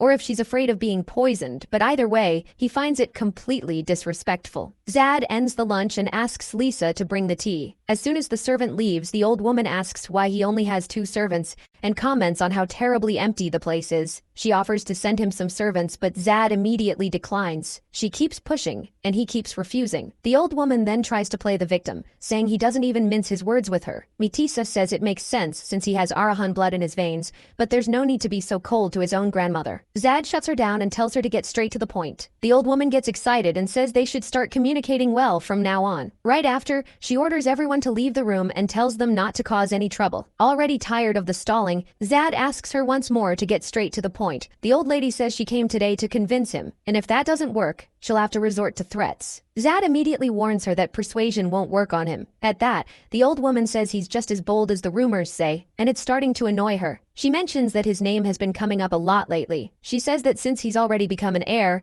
he must know how the rules work, especially since he probably wants to be the next patriarch. Zad replies that one should dream big, but she cuts him off. She says there's no such thing, and if he wants a good future in the Arahan lineage, he needs to listen to her and give up on his dream of becoming patriarch right now. Zad asks what happens if he refuses. The old woman answers that he will die a miserable death. He thinks to himself that this isn't persuasion, it's a direct threat. Zad then asks if she supports the first son. She replies that, historically, the first heir has the best chance of taking the throne. So he says he doesn't know what his brother promised her, but he promises to give her double. Hearing this, the old woman bursts out laughing. She mocks the idea of the 7th son wanting to be the patriarch, finding the whole thing so hilarious she can't stop laughing. However, Zad reminds her that the current patriarch wasn't the oldest son either. The old woman asks if he's saying he can surpass Rondo Arahan. Zad replies that yes, he can surpass him. She mocks him again, claiming the current patriarch is only who he is because of her. Since he wasn't the strongest in the lineage, he only managed to rise to power with her help. Zad asks why she backed the current patriarch instead of the oldest son. She answers that Zenodin stood out the most among all the children, so she simply supported the one who was the best at everything. Zad tells her not to worry, because he's going to become so strong that everyone will naturally take his side anyway. But the old woman reminds him that out of all 7 grandchildren, none of them are as strong as Rondo. She tells him to give up on this dream right now, because it's definitely going to get him killed. Zad asks her to just give him some time, arguing that the only difference between him and his older brother is exactly that, time. The old woman asks why she should bother waiting for him. Zad replies that it's because she was late for lunch. She's completely confused by this, so Zad uses an analogy. He says pulling a flower before it even gets a chance to bloom is unfair, and as long as she doesn't push him, he won't push her either. Later, Zad remembers how the old woman looked at him with pity, which he found strangely annoying. Just then, old Krung shows up and says he ordered him not to go to the training ground alone. Zad explains he just wanted to get some fresh air. The old man asks why, and Zad says things have been frustrating. Krung mentions that Lacto told him about his grandmother's visit. That's when Zad realizes the old blacksmith and his master are actually best friends. The old man then mentions he's noticed the elders making moves. Zad says if he had just lied and said he didn't want to become the patriarch, he might have bought himself some more time. Krung advises him not to overthink things, and to just act on his instincts. He says that's the only way to make the elders move, since they never go against the flow. Zad asks the old mercenary how he knows so much about his family. Krung replies that he was an old friend of Dennis, and watched him win the war to become patriarch. Zad asks who Dennis is, and the old man reminds him that's the former patriarch, aka Zad's grandfather. Zad asks how he met him, and the old man says mercenaries tend to have wide networks, adding that Dennis was actually a good kind kid back then. Zad asks what happened to him after that. Krung replies that taking the lives of all your siblings to show off as patriarch is just normal for them, and Dennis would do absolutely anything to reach his goals. The old man points out that even after traveling the entire empire, he's never seen a bloodline as messed up as the Arahans. Privately, Krung thinks to himself that the family's obsession with strength is completely abnormal, and there must be some deeper meaning behind why they crave power so much. Right after, he repeats to Zad that the elders never go against the flow, but Zad mocks the old man, saying Matisa told him the exact same thing. Later, inside the hall of Zad's mansion, there is a mysterious scroll. Back at the training ground, Krang is sulking because Zad made fun of him and didn't believe his story. Seeing that the old man is refusing to continue, Zad offers him 100 gold coins for the rest of the tale. Instantly, Krang turns around and demands 200 instead, which Zad immediately agrees to. Zad brings up how he's going against the current, thinking this means he has no shot at the throne. Krang gets frustrated with how clueless Zad is, Sensing his frustration, Zad offers another 300 gold coins to get the old man to explain. Right away, Krang changes his tune and calmly explains what he meant. He says that showing his instincts means proving what kind of person he is to the elders through his actions. When they talk about a superior bloodline, they don't just mean raw strength. They mean leadership, perception, and cold rationality. It's the whole package of what it takes to be a patriarch. Seeing that Zad is finally getting it, Krang gets excited and tells him he needs to make the elders see what he's capable of. If he can show an overwhelming growth rate compared to Rondo, Zad can turn the tables in an instant. The old man warns him not to let himself be manipulated and tells him to pack his things to move in with him. But Zad points out that he has the priest's mark and the Imperial Army on his side, so his enemies shouldn't be making any reckless moves. Hearing this, Krang calls him a fool, warning him that there are plenty of ways to take someone's life without leaving a trace. Before wrapping up, the old man reminds Zad to bring the gold coins the next day. Later that night at Zad's mansion, the clock strikes and something begins to stir under the table. A massive wave of magic spreads out from the scroll that was left there. Suddenly, Zad finds himself back on Earth, right at the very beginning of everything. He wonders if he's dreaming since he hasn't had this dream in a long time and doesn't get why it's happening now. Even so, he quickly gets excited to be back, realizing how much he missed those days, and starts planning how he's going to win today's fight. He charges forward, but realizes someone has sabotaged his match. Furious, he looks around for the culprit and spots Matisa in the crowd. The next second, Zad snaps awake and realizes he's been poisoned by black snakes. There are tons of them slithering all around him. He instantly activates his lightning transformation and notices the entire room is crawling with them. While he wonders who could be behind this, the snakes all lung at him. To defend himself, Zad uses one of his new skills, electrical discharge. Meanwhile, somewhere else, Matisa is shown cutting flowers. Matisa is completely focused on her work when her butler approaches. She immediately demands an update on the mission, threatening to end his life if he doesn't speak up. The old butler explains that the 7th heir and his staff were seen leaving the territory that morning. Matisa wonders how on earth he managed to survive that attack. She then orders the butler to go to the location and finish off the old summoner and everyone else involved in the incident. The butler agrees, but before he leaves, Matisa asks about a certain box. He explains that the item was left right in front of her estate. She tells him to bring it over. When she opens the case, she wonders what the symbol on it means. Inside, she finds a blank piece of paper with a message telling her to hold onto the towel to be forgiven. A split second later, a massive explosion goes off. Later, at the training ground, Eddie calls out to Zad and lets him know the explosion was a total success. Zad gets excited, noting that the council should be making a move soon. He remembers how Matisa had set a trap at his house before they even met, and decides that whatever they do to him, he'll return the favor tenfold. Just then, Rio walks up and asks if Zad is okay, pointing out all the bite marks on his body. Zad assures her he's fine, and that the plan succeeded thanks to his area of effect attack. Rio seems a bit upset that the mansion was destroyed in Zad's attack. She suggests they stay away from the place, using a renovation as an excuse. The old blacksmith chips in, saying he's fine with that, and Krang agrees it's a great idea. Zad figures it's not an issue for them anyway since they're best friends. Afterward, Zad goes over to his guards,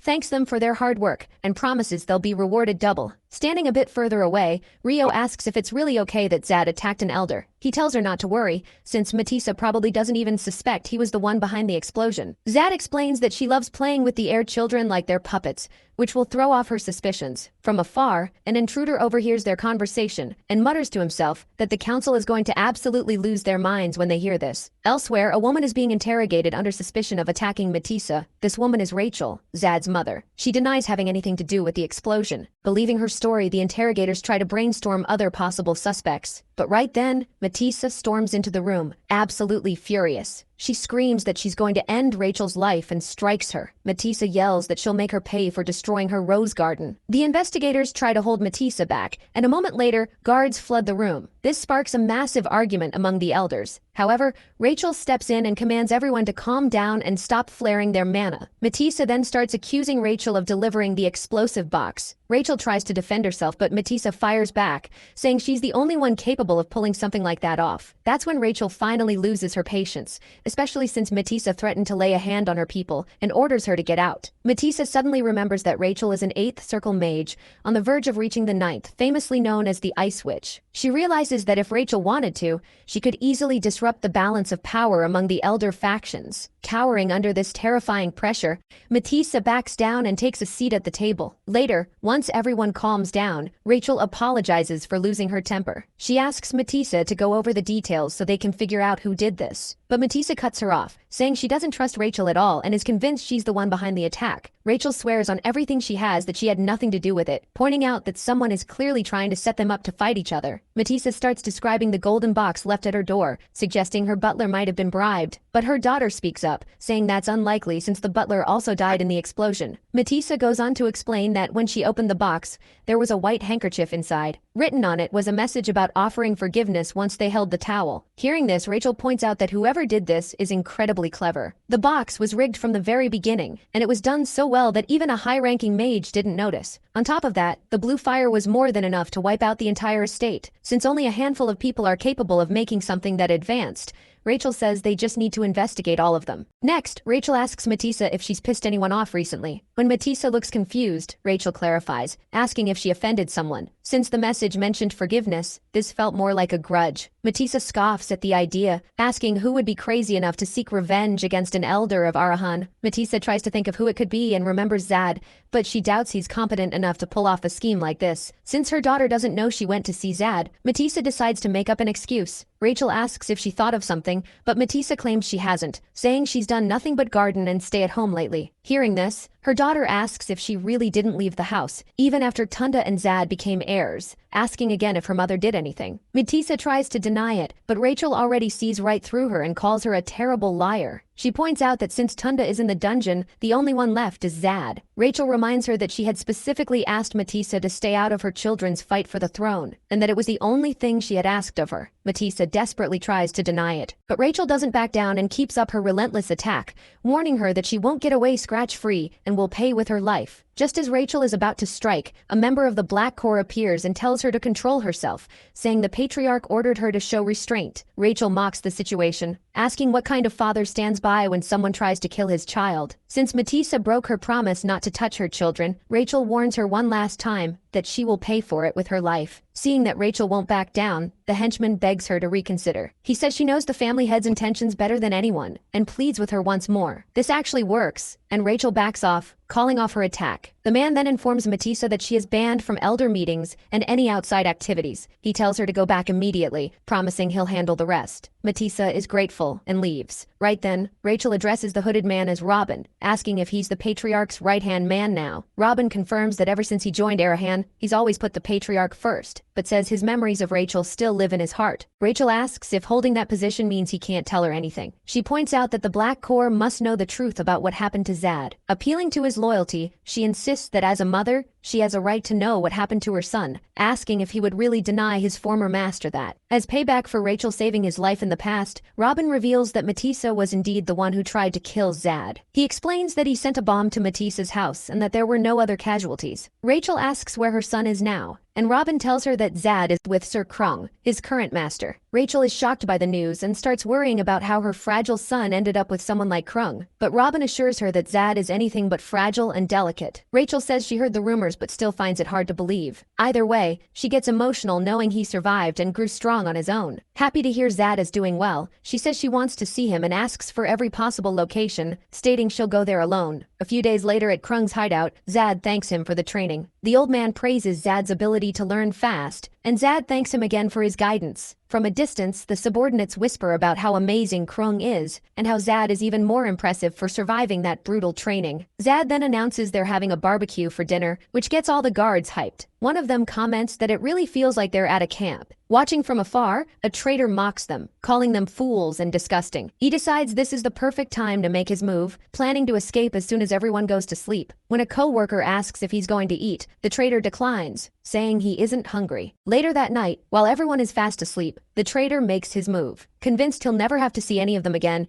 he runs as fast as his legs can carry him, but suddenly he freezes, completely unable to take another step. Zad and Krung step out of the shadows, announcing they've finally caught the rat in their ranks, while the others watch from a distance. Zad reminds him that during his very first visit to the mansion, he warned everyone that treachery wouldn't be tolerated, and this guy is no exception. He tells Krung to hand down the punishment. The curse causes the traitor's body to inflate like a balloon whenever he tries to speak. The only way to break it is to find someone stronger than Krung. Sometime later, Zad thanks his master. However, Krung warns him that someone has breached the barrier around their hideout, which is impossible since no one is supposed to know about this place. Seeing a figure approach, Krung initially thinks the barrier failed, but he quickly realizes that's not the case. This person is just as strong as he is. The old man demands to know the intruder's identity, sensing that this presence doesn't belong to Black Mirror or some high-ranking lackey. Just then, the stranger suppresses her aura, catching Krung off guard, and reveals herself as Zad's mother. Krung is shocked to see her. Rachel points out it's been 20 years since they last saw each other, calling him master, and asking how he's been. But the old man tells her to stop calling him that. He makes it clear that whatever connection they had ended the moment she became an Arahan lady, and asks why she's here. Rachel notes that despite how much Krung hates the Arahan family, he still ended up mentoring their youngest. She asks where Zad is, explaining she came all this way just to see him. She then asks if he's training the boy the same way he used to train her, begging him to go easy on Zad since he's the youngest. Krung replies that his methods have never changed, and if anything, he's tougher now than ever before. Rachel is surprised to hear her son is actually handling the training well. Krung goes on, saying he couldn't just throw the boy in front of any Arahan elder, proving he actually cares about the kid. Hearing this, she asks when she'll finally get to see Zad, arguing that a mother shouldn't have to ask for permission to see her own son. At that, Krung scoffs. He points out that she abandoned Zad when he was just a child, and only now suddenly remembers she has a son and decides to show up. Rachel tries to explain herself, claiming it was a necessary decision ordered by the head of the family, but the old man just keeps mocking her. Rachel then points out that his hatred for the Arahans clearly hasn't faded, questioning why he's even training one of their heirs. Krung fires back instantly, saying Zad is nothing like any Arahan he's ever met, and that he has absolutely no intention of hurting him. She replies that she just wants to see her son, especially since everyone is talking about how much he's changed. Krung insists that Zad is the one who can change history, so he can't have any distractions or get even a single scratch. Rachel asks how she could possibly be an obstacle to her own son, and begs to see him for just 1 minute. But the old man refuses, saying there's no way to know if she'll try to cast some kind of spell on him. Desperate, Rachel asks Krung to just block her mana circuits. This catches him off guard. Realizing she isn't bluffing, Krung asks if she seriously doubted his ability to actually do it. But right then, Zad shows up, and Rachel immediately calls out to her son. As soon as Zad sees her, he recognizes her. He tells Krung to step aside because he wants to meet her, since she is an Arahan elder. His master tries to stop him, but Zad ignores him, so Krung backs off and leaves the two of them alone. Rachel hugs him and starts apologizing over and over for everything that happened, saying he must have gone through so much during this time. Zad notices that his body still remembers what it feels like to be hugged by this woman. He calls her mother and asks for the real reason behind her visit, specifically bringing up what happened with the other elder. Right away, Rachel's tone changes, and she admits that's exactly why she's here. She tells Zad he needs to apologize to the council immediately,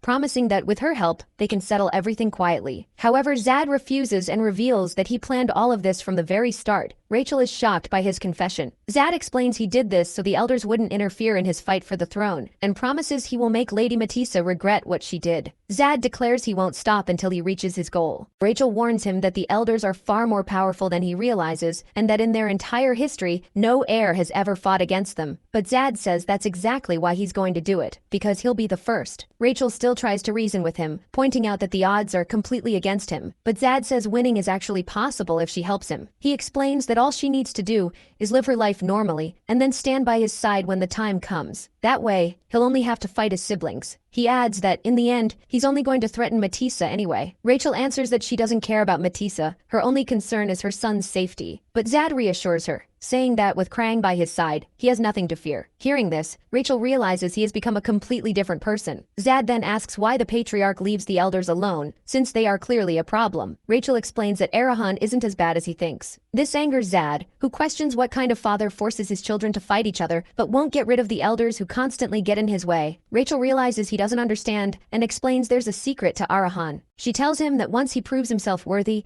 he will learn the truth, and until then, he shouldn't hold a grudge against the patriarch. She finishes by saying she will be rooting for him from afar and tells him to be careful. Rachel then says goodbye to her son, apologizing to him one last time. The next day, the elders hold a conference. Matissa asks why everyone is looking so down. One man asks how her conversation with Rachel went, noting that by now, They should have narrowed down their list of suspects. This infuriates Matisa. She snaps back, saying they are all in the same boat and she is the captain, so they just need to do what she says. She demands solutions to the case, but everyone remains silent, making her even more stressed. That's when the second-in-command speaks up, explaining that since all the evidence was destroyed, the investigation is going to take some time. He promises to use all his resources to find the culprit quickly. When Matisa asks how much time he needs, he asks for 3 days. She agrees to leave everything in his hands and ends the meeting. As soon as Matisa leaves the room, one of his colleagues asks if he can really solve the issue in 3 days. He replies that within those 3 days, everyone needs to make a decision. The colleague asks what he means by that,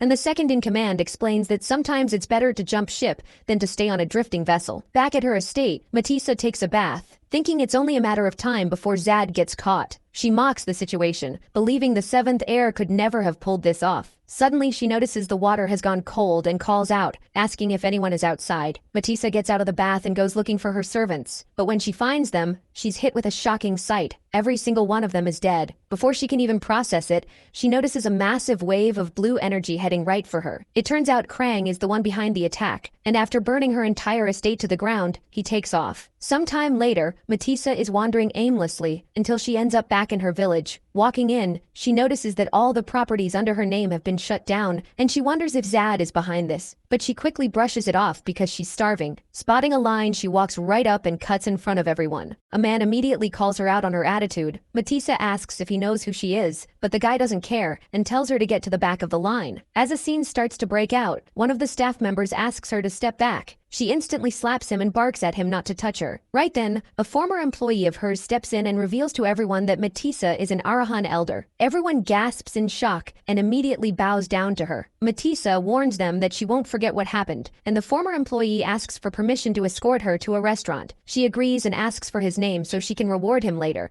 but the man says that won't be necessary and lets her know they've arrived. Looking at the restaurant from the outside, Matisa is clearly disappointed. The man apologizes for bringing her to a place like this, explaining it's the best he can do right now. She tells him she understands his intentions and tells him to keep his head up. Once they're inside, the man mentions he asked the chef to whip up something special for an honored guest. Matisa thanks him, realizes the food is actually pretty good, and eats her fill. Later that night, as the restaurant is closing up, Matisa wakes up and realizes she fell asleep. When she gets up, she notices the man is already gone and thinks he was incredibly polite to let her rest undisturbed. A little while later, she's walking through the forest, heading toward another one of her properties. But when she finally gets to the house, her heart sinks. This place has also been burned to the ground, almost as if someone knew she was coming. Just then, she spots another box. When she walks over and opens it, she finds the Chervil crest inside. Seeing this, she loses her mind, now absolutely sure that Zad is the one behind everything. Matisa screams Zad's name in pure rage, cursing him over and over. She feels completely helpless, with no idea what to do now that she's lost everything. Realizing she has no other choice, she decides to seek out the other elders for help. But right then, she notices her mana is completely gone. Panicking, Matisa runs towards Samad's mansion to look for help. A little later, the mansion guard, who was about to doze off, notices someone approaching. It's Matisa, completely desperate, demanding to see Samed. The guard blocks her, saying the lord is asleep and can't be disturbed. Hearing this, she loses her temper and demands that Samed come out right this second. That's when Zad shows up and asks how she plans on making that happen, especially since she can't even use mana anymore. Seeing Zad, Matisa totally loses it and screams that she's going to end him right there. Zad warns her that she should watch her step. He reveals that he had one of his subordinates slip her a poison that blocks her mana for 2 days. He also explains that he deliberately dragged her to that smelly place earlier, so she wouldn't notice the scent of the toxin. Realizing she was played by Zad from the very beginning,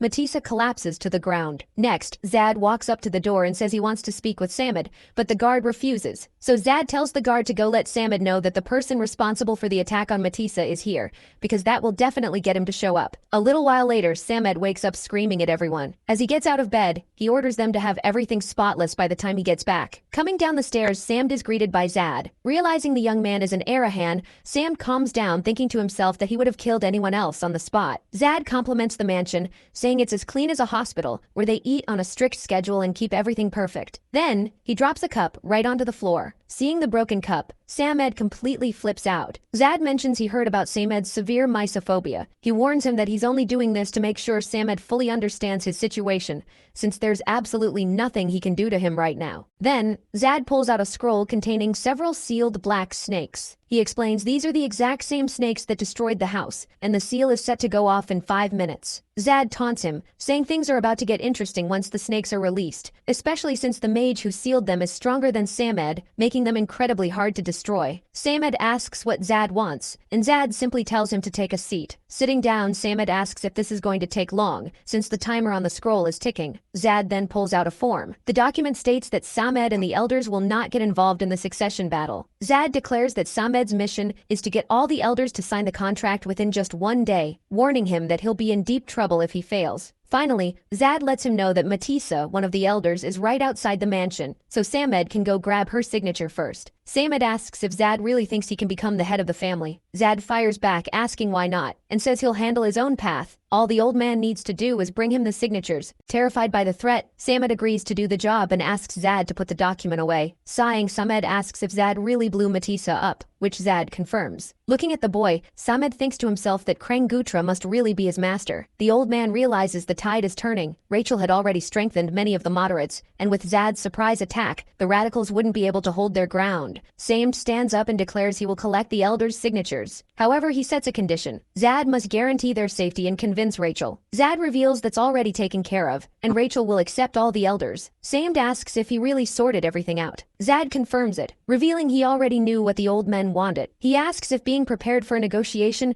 isn't just basic common sense, leaving Samed speechless. The old man thinks about how much Zad has changed in such a short time, remembering how he played Matisa, convinced Rachel, and found a way to neutralize the council. Samed concludes that this takes serious brains and courage, exactly what you'd expect from an Arahan. Samed remarks that it's impressive, but Zad warns him this is only the beginning. Zad sends him off to get the signatures and says that if the man keeps his word and stays out of the succession fight, he can keep living just like before. Hearing this makes Samed a bit nervous. A little later, shouting erupts outside. Matisa screams that she warned them to return before sunrise. She calls Zad a little brat, saying he should go to hell for even coming near the place, but now she couldn't do anything about it, which made no sense to her. Just then, Samed approaches. Seeing the old man, Matisa breaks free from the guards and begs for help. Keeping silent, Samed simply shows her the document and tells her to sign. She asks what it is and gets furious when she reads the paper. Samed tells her the tide has turned, and he witnessed it firsthand. He explains that the elders don't usually go against the tide, and now was the time to flow with it. Trembling, Matisa asks if he's betraying her. She throws the document to the ground, grabs Samed, and asks how he dares to do this. Trying to calm her down, Samed explains she's no match for Zad and needs to face reality. He points out that her losses happened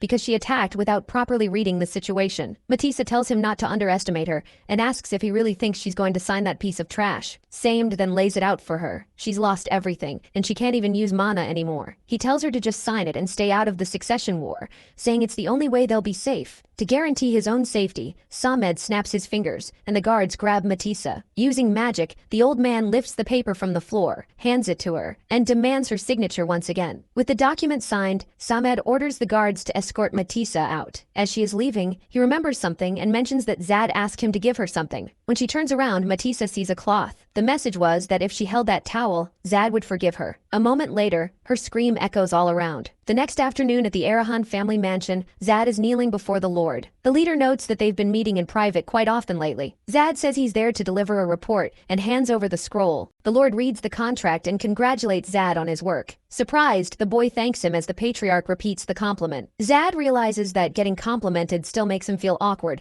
finding it strange that a cold and ruthless man like the Lord is praising him. Smiling, the Lord mentions that watching Zad's recent actions has been highly entertaining. Zad is shocked to see the man actually smile. The patriarch continues, saying he heard Zad asked Rachel about the Arahan family secret. Zad confirms this, wondering why he's bringing it up now. The Lord warns that Zad isn't ready to hear the whole truth yet, but says the time to tell him has come. As Zad listens in confusion, the Lord explains that the Arahan family is obsessed with strength. To be precise, he says they are a family that has to appear obsessed with strength. Zad doesn't understand and wonders who they need to put on this act for. While walking, Zad looks at his summoning ring. He thinks it was a shame what happened last time, but since everything worked out, he barely has to worry this time. He then Everyone wonders what the Lord meant earlier about having to shape the Arahan family that way. The Lord had said he could only explain that much for now, as Zad still needed to get stronger. Remembering that the man found his movements entertaining, Zad finds the situation unexpected, but it makes him feel a bit better. Sometime later, Krang comments that Zad really loves hunting for useless things. The old man asks how many times he has to say a mage shouldn't rely on stuff like that, but Zad asks what exactly is useless about them. Just then, Eddie arrives and tells Krang to calm down, pointing out these aren't just ordinary magic items. The old man asks if the things Eddie makes aren't better. Eddie explains that items left behind by the lords are fundamentally different and high level, making them impossible for humans to create. Krang turns to Zad and asks if that's true. Changing the subject, Zad asks if Krang can also summon demonic beasts. The old man reminds him that he just told him not to rely on those things and asks where this is coming from. Zad explains he would only use the summon as a backup, emphasizing that his training is still his main priority. Zad figures that even a mid-level demonic beast would probably be stronger than him. Since the major mission is coming up, he needs to use every advantage he has, but his master warns him that he can only use low-rank beasts, making it impossible to summon anything higher than that. Zad says that's disappointing, as he never thought there was anything Krang couldn't do. This pisses the old man off. He snaps back that if someone like him were also good at summoning magic, things would be completely unbalanced, especially since demonic beasts require a high level of resonance. Zad then remembers that the game's community used to talk a lot about this resonance, since it triggered every time a new character was created. Having a beast was essential now, as his ring would be useless without a creature to summon. To make it work, he needed a mage with a high level of resonance. He immediately thinks of his father but quickly snaps back to reality and tries to find another option. Krang mentions he knows a mage who's perfect for the job, but he'll only share the name if he gets paid for the info. Zad offers him a whole month's worth of income from his buildings, but the old man turns it down. Desperate, Zad looks over at Eddie, who instantly warns him he doesn't have that information. Zad is left wondering who could possibly have that kind of power. Right after, Eddie starts crying, complaining that Zad spent way too much money at the magic item shop, money that could have been invested elsewhere. Zad fires back, calling it a long-term investment, and threatens Eddie with major trouble if he keeps nagging him. With no other choice, Zad offers Krang 300 gold coins. The old man questions if he even has that much cash on him right now and mocks him. As he sees Zad storming off, Krang casually mentions that Rachel's summoning magic is incredible. Zad freezes on the spot. He asks Krang what he just said, but the old man just plays dumb. The next day, everyone at Rachel's mansion is working non-stop because Zad is coming to visit soon. The servants are thrilled to welcome him. Rachel, who is supervising everything, asks for the time, and the butler tells her there are still 40 minutes left. She keeps asking question after question, clearly looking nervous. Seeing how anxious she is, the butler reassures her with a compliment. Shortly after, they get word that Zad is about to arrive. Rachel wonders why she's so nervous. She reflects on how she never wanted fame or wealth. She just wanted a warm, peaceful life with her children. As soon as he gets off his horse, Zad greets her, calling her lady. Rachel sighs to herself, sad that he doesn't call her mother anymore. Zad then hands her a gift, a brooch. He says he thought it would look good on her, so he brought it along. Rachel is shocked by the gesture. Zad quickly explains that he picked it out in a rush and promises to get her something better next time, but she tells him not to worry about that, because nothing could be more precious than this gift. Over in the dining room, Rachel stands by the table. Zad chats happily with her while he eats, making the maids smile at the heartwarming scene. Once he finishes, he says he really loved the dinner. Rachel mentions she prepared the Burton steak the moment she heard he was visiting, and Zad replies he was so excited that he devoured the whole thing in seconds. She says she's relieved and mentions she made a strawberry cake for dessert, since it's always been his favorite. Zad is surprised and points out how huge the cake is. Rachel explains she put a lot of care into making it just for him. Zad repeats the word favorite in his head. He notices she doesn't eat protein like meat and only stuffs herself with sweets, so it's no wonder her body is so fragile. Since she made it especially for him, Zad thanks her and digs into a huge slice. Once they finish eating, Rachel asks the servants to leave for a moment, saying she's had enough company. Zad starts by thanking her for dealing with the elders' faction. She replies it was nothing, as she just wanted to avoid a bloodbath in the family. Rachel thinks about how long she had to endure just to get through all of this, but notes that it was all thanks to Zad. Zad says the elders won't interfere in the succession war anymore. Rachel agrees that's true as long as she's around, but asks if he also wants to become the patriarch. He quickly confirms he does. Rachel clutches her dress and asks why, wondering if he just wants more power. Zad interrupts her, saying that's not the only reason. He has a task he needs to complete, something only he can do. Rachel tilts her head confused, but then realizes something. She remembers it was Zad who asked the patriarch to spare Tunda,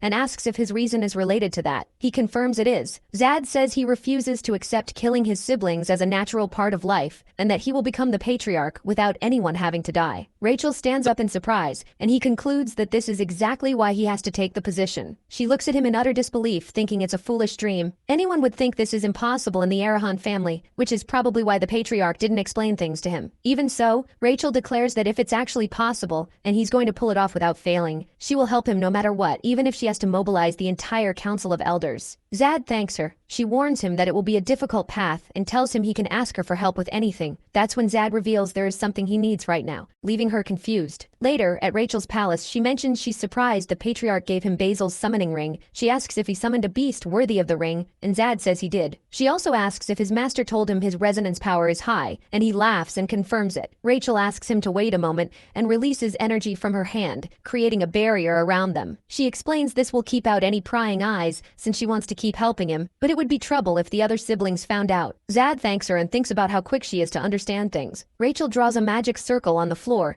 and explains that summoned beasts are categorized by speed, size, and raw strength. The highest rank doesn't always mean it's the best. It's ideal to have a specific beast depending on the role needed. Zad thinks about how the summoning ring can only hold one beast and hesitates to ask for the highest ranked one after her explanation. When she asks what he wants, Zad asks if she can show him all three. Rachel says she figured he'd say that. Levitating something from her magic circle, a giant wolf appears and stands right in front of them. Zad thinks it's incredible and asks if that's really a demonic beast. She explains that it's the fastest one she can summon, making it excellent for counterattacks and mobility. Next, she summons the second one, and a massive bear appears, roaring as loud as it can. Zad says he thought she could only summon one at a time. Rachel explains that the number depends on one's resonance power, and she is capable of summoning up to 3. Suddenly, energy floods the room as a massive orc appears. Zad is shocked to see the ogre, which glares at him with pure rage, tightens its grip on its club, and charges right at him. Rachel quickly yells at Zad to back off. Rachel thought she had everything under control and can't understand why the ogre is acting like this. She's never seen one this hostile before, so she tries to undo the spell, but what happens next is even more shocking. The ogre actually bows to Zad. Zad remarks that it's great the monster is docile, but thinks to himself that even when it's kneeling, the creature is still so huge he has to look up at it. Zad tells the orc that this won't work, and that he's disqualified, which visibly saddens the creature. Rachel admits that the monster's sudden shift really freaked her out. Zad realizes that only the giant wolf and the bear are left. It's an incredibly tough choice because he desperately needs both of them. Then,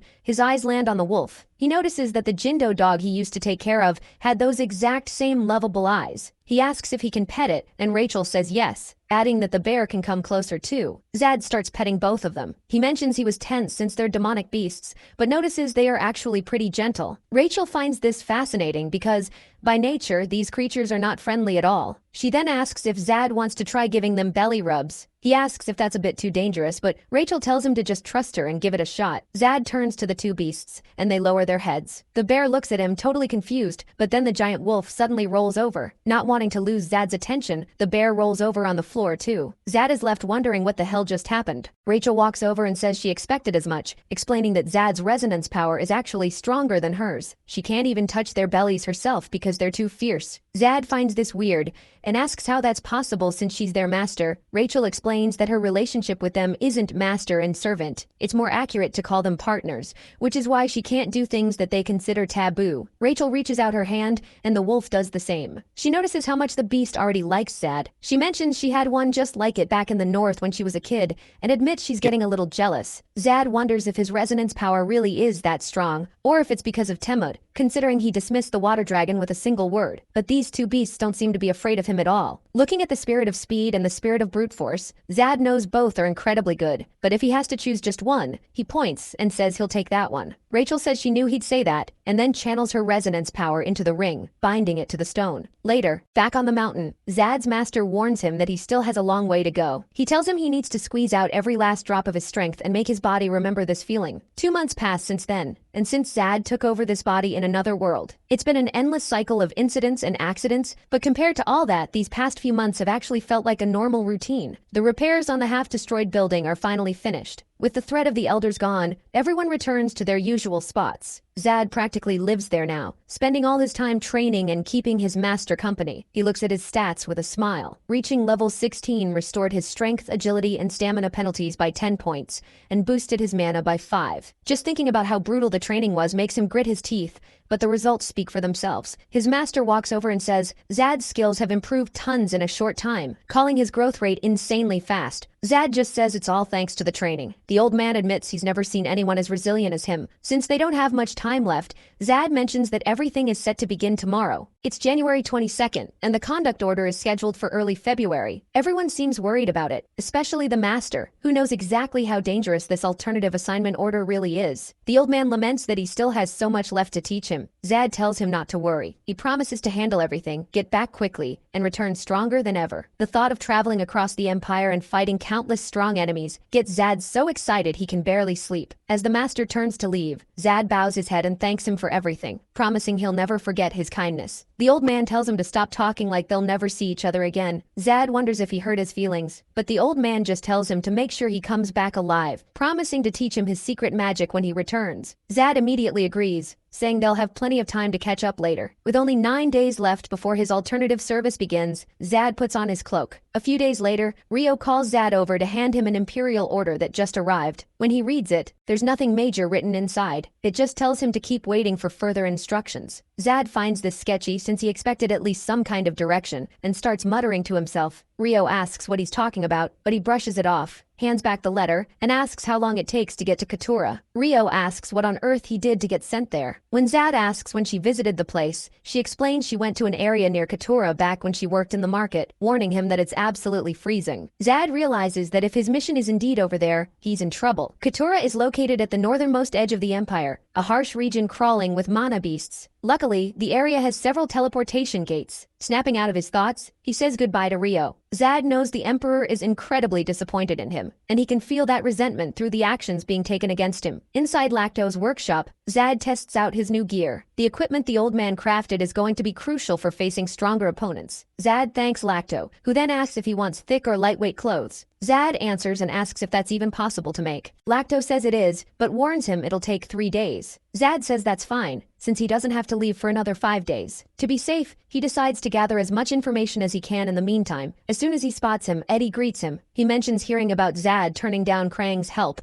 and asks if he's really going to be okay. Zad says yes, arguing that since he was the one who committed the crimes, it's only fair he handles the consequences himself. He then asks for the information he requested. Eddie explains he hasn't found anything yet because the region is just too far, and digging up intel on the Empire's far north is too much to ask of someone who only operates in the underworld. Zad is disappointed. However, the mercenary recalls a detail and reveals that a tribe called the Toma lives up there. Zad asks about them, and Eddie explains they are a massive barbarian tribe. Zad wonders if his mission could be linked to them, but Eddie doesn't know. Zad then asks what they're like. Eddie says the Toma respect borders and territories, get along well with the locals, and are excellent hunters who eat demonic beasts. When Zad asks how Eddie knows all this and if he speaks their language, Eddie says he knows a few words and asks if Zad plans on bringing him along. Zad admits he thought about it but decides against it, since he'll have enough trouble just looking after himself. The mercenary then mentions a merchant named York, who handles communication between the tribe and the city and might be useful later on. However, Eddie warns him that York is untrustworthy and that Zad needs to watch his back. 4 days later, Rio barely recognizes Zad in his new battle gear made by Lacto. Outside the mansion, a crowd gathers to wish him luck. Someone in the crowd hands him a glove as a gift. When Zad tries to thank him, the man says he should be the one thanking Zad, as everyone there is incredibly grateful to him. As Zad sets off, the crowd cheers and wishes him a safe journey. Along the way, Zad realizes he's carrying a ton of luggage. Just then, he notices someone standing ahead of him. It's Robin from the Black Mirror Corps. Zad asks why he's here, and Robin explains that because of the crowd back at the mansion, he came out here instead to deliver a gift from the Patriarch. He warns Zad to only open it if he's in extreme danger. Zad nods, realizing this could be the very thing that saves his life. Before taking off, Robin points out that he's everywhere and nowhere at the same time, reminding Zad that the Black Mirror Corps only takes orders from the Patriarch. Zad respects his loyalty but warns them not to get in his way. Robin gets the message and wishes him a safe trip. Later Later, on the road, Zad starts thinking about the game's alternate ending route. It's actually going to kick off pretty soon. Right now, the Emperor is acting like a fair and noble ruler, but he'll show his true colors soon enough. Still, Zad knows he can't worry about that yet. He needs to stay focused on his current mission, since the Emperor's big reveal is still a long way off.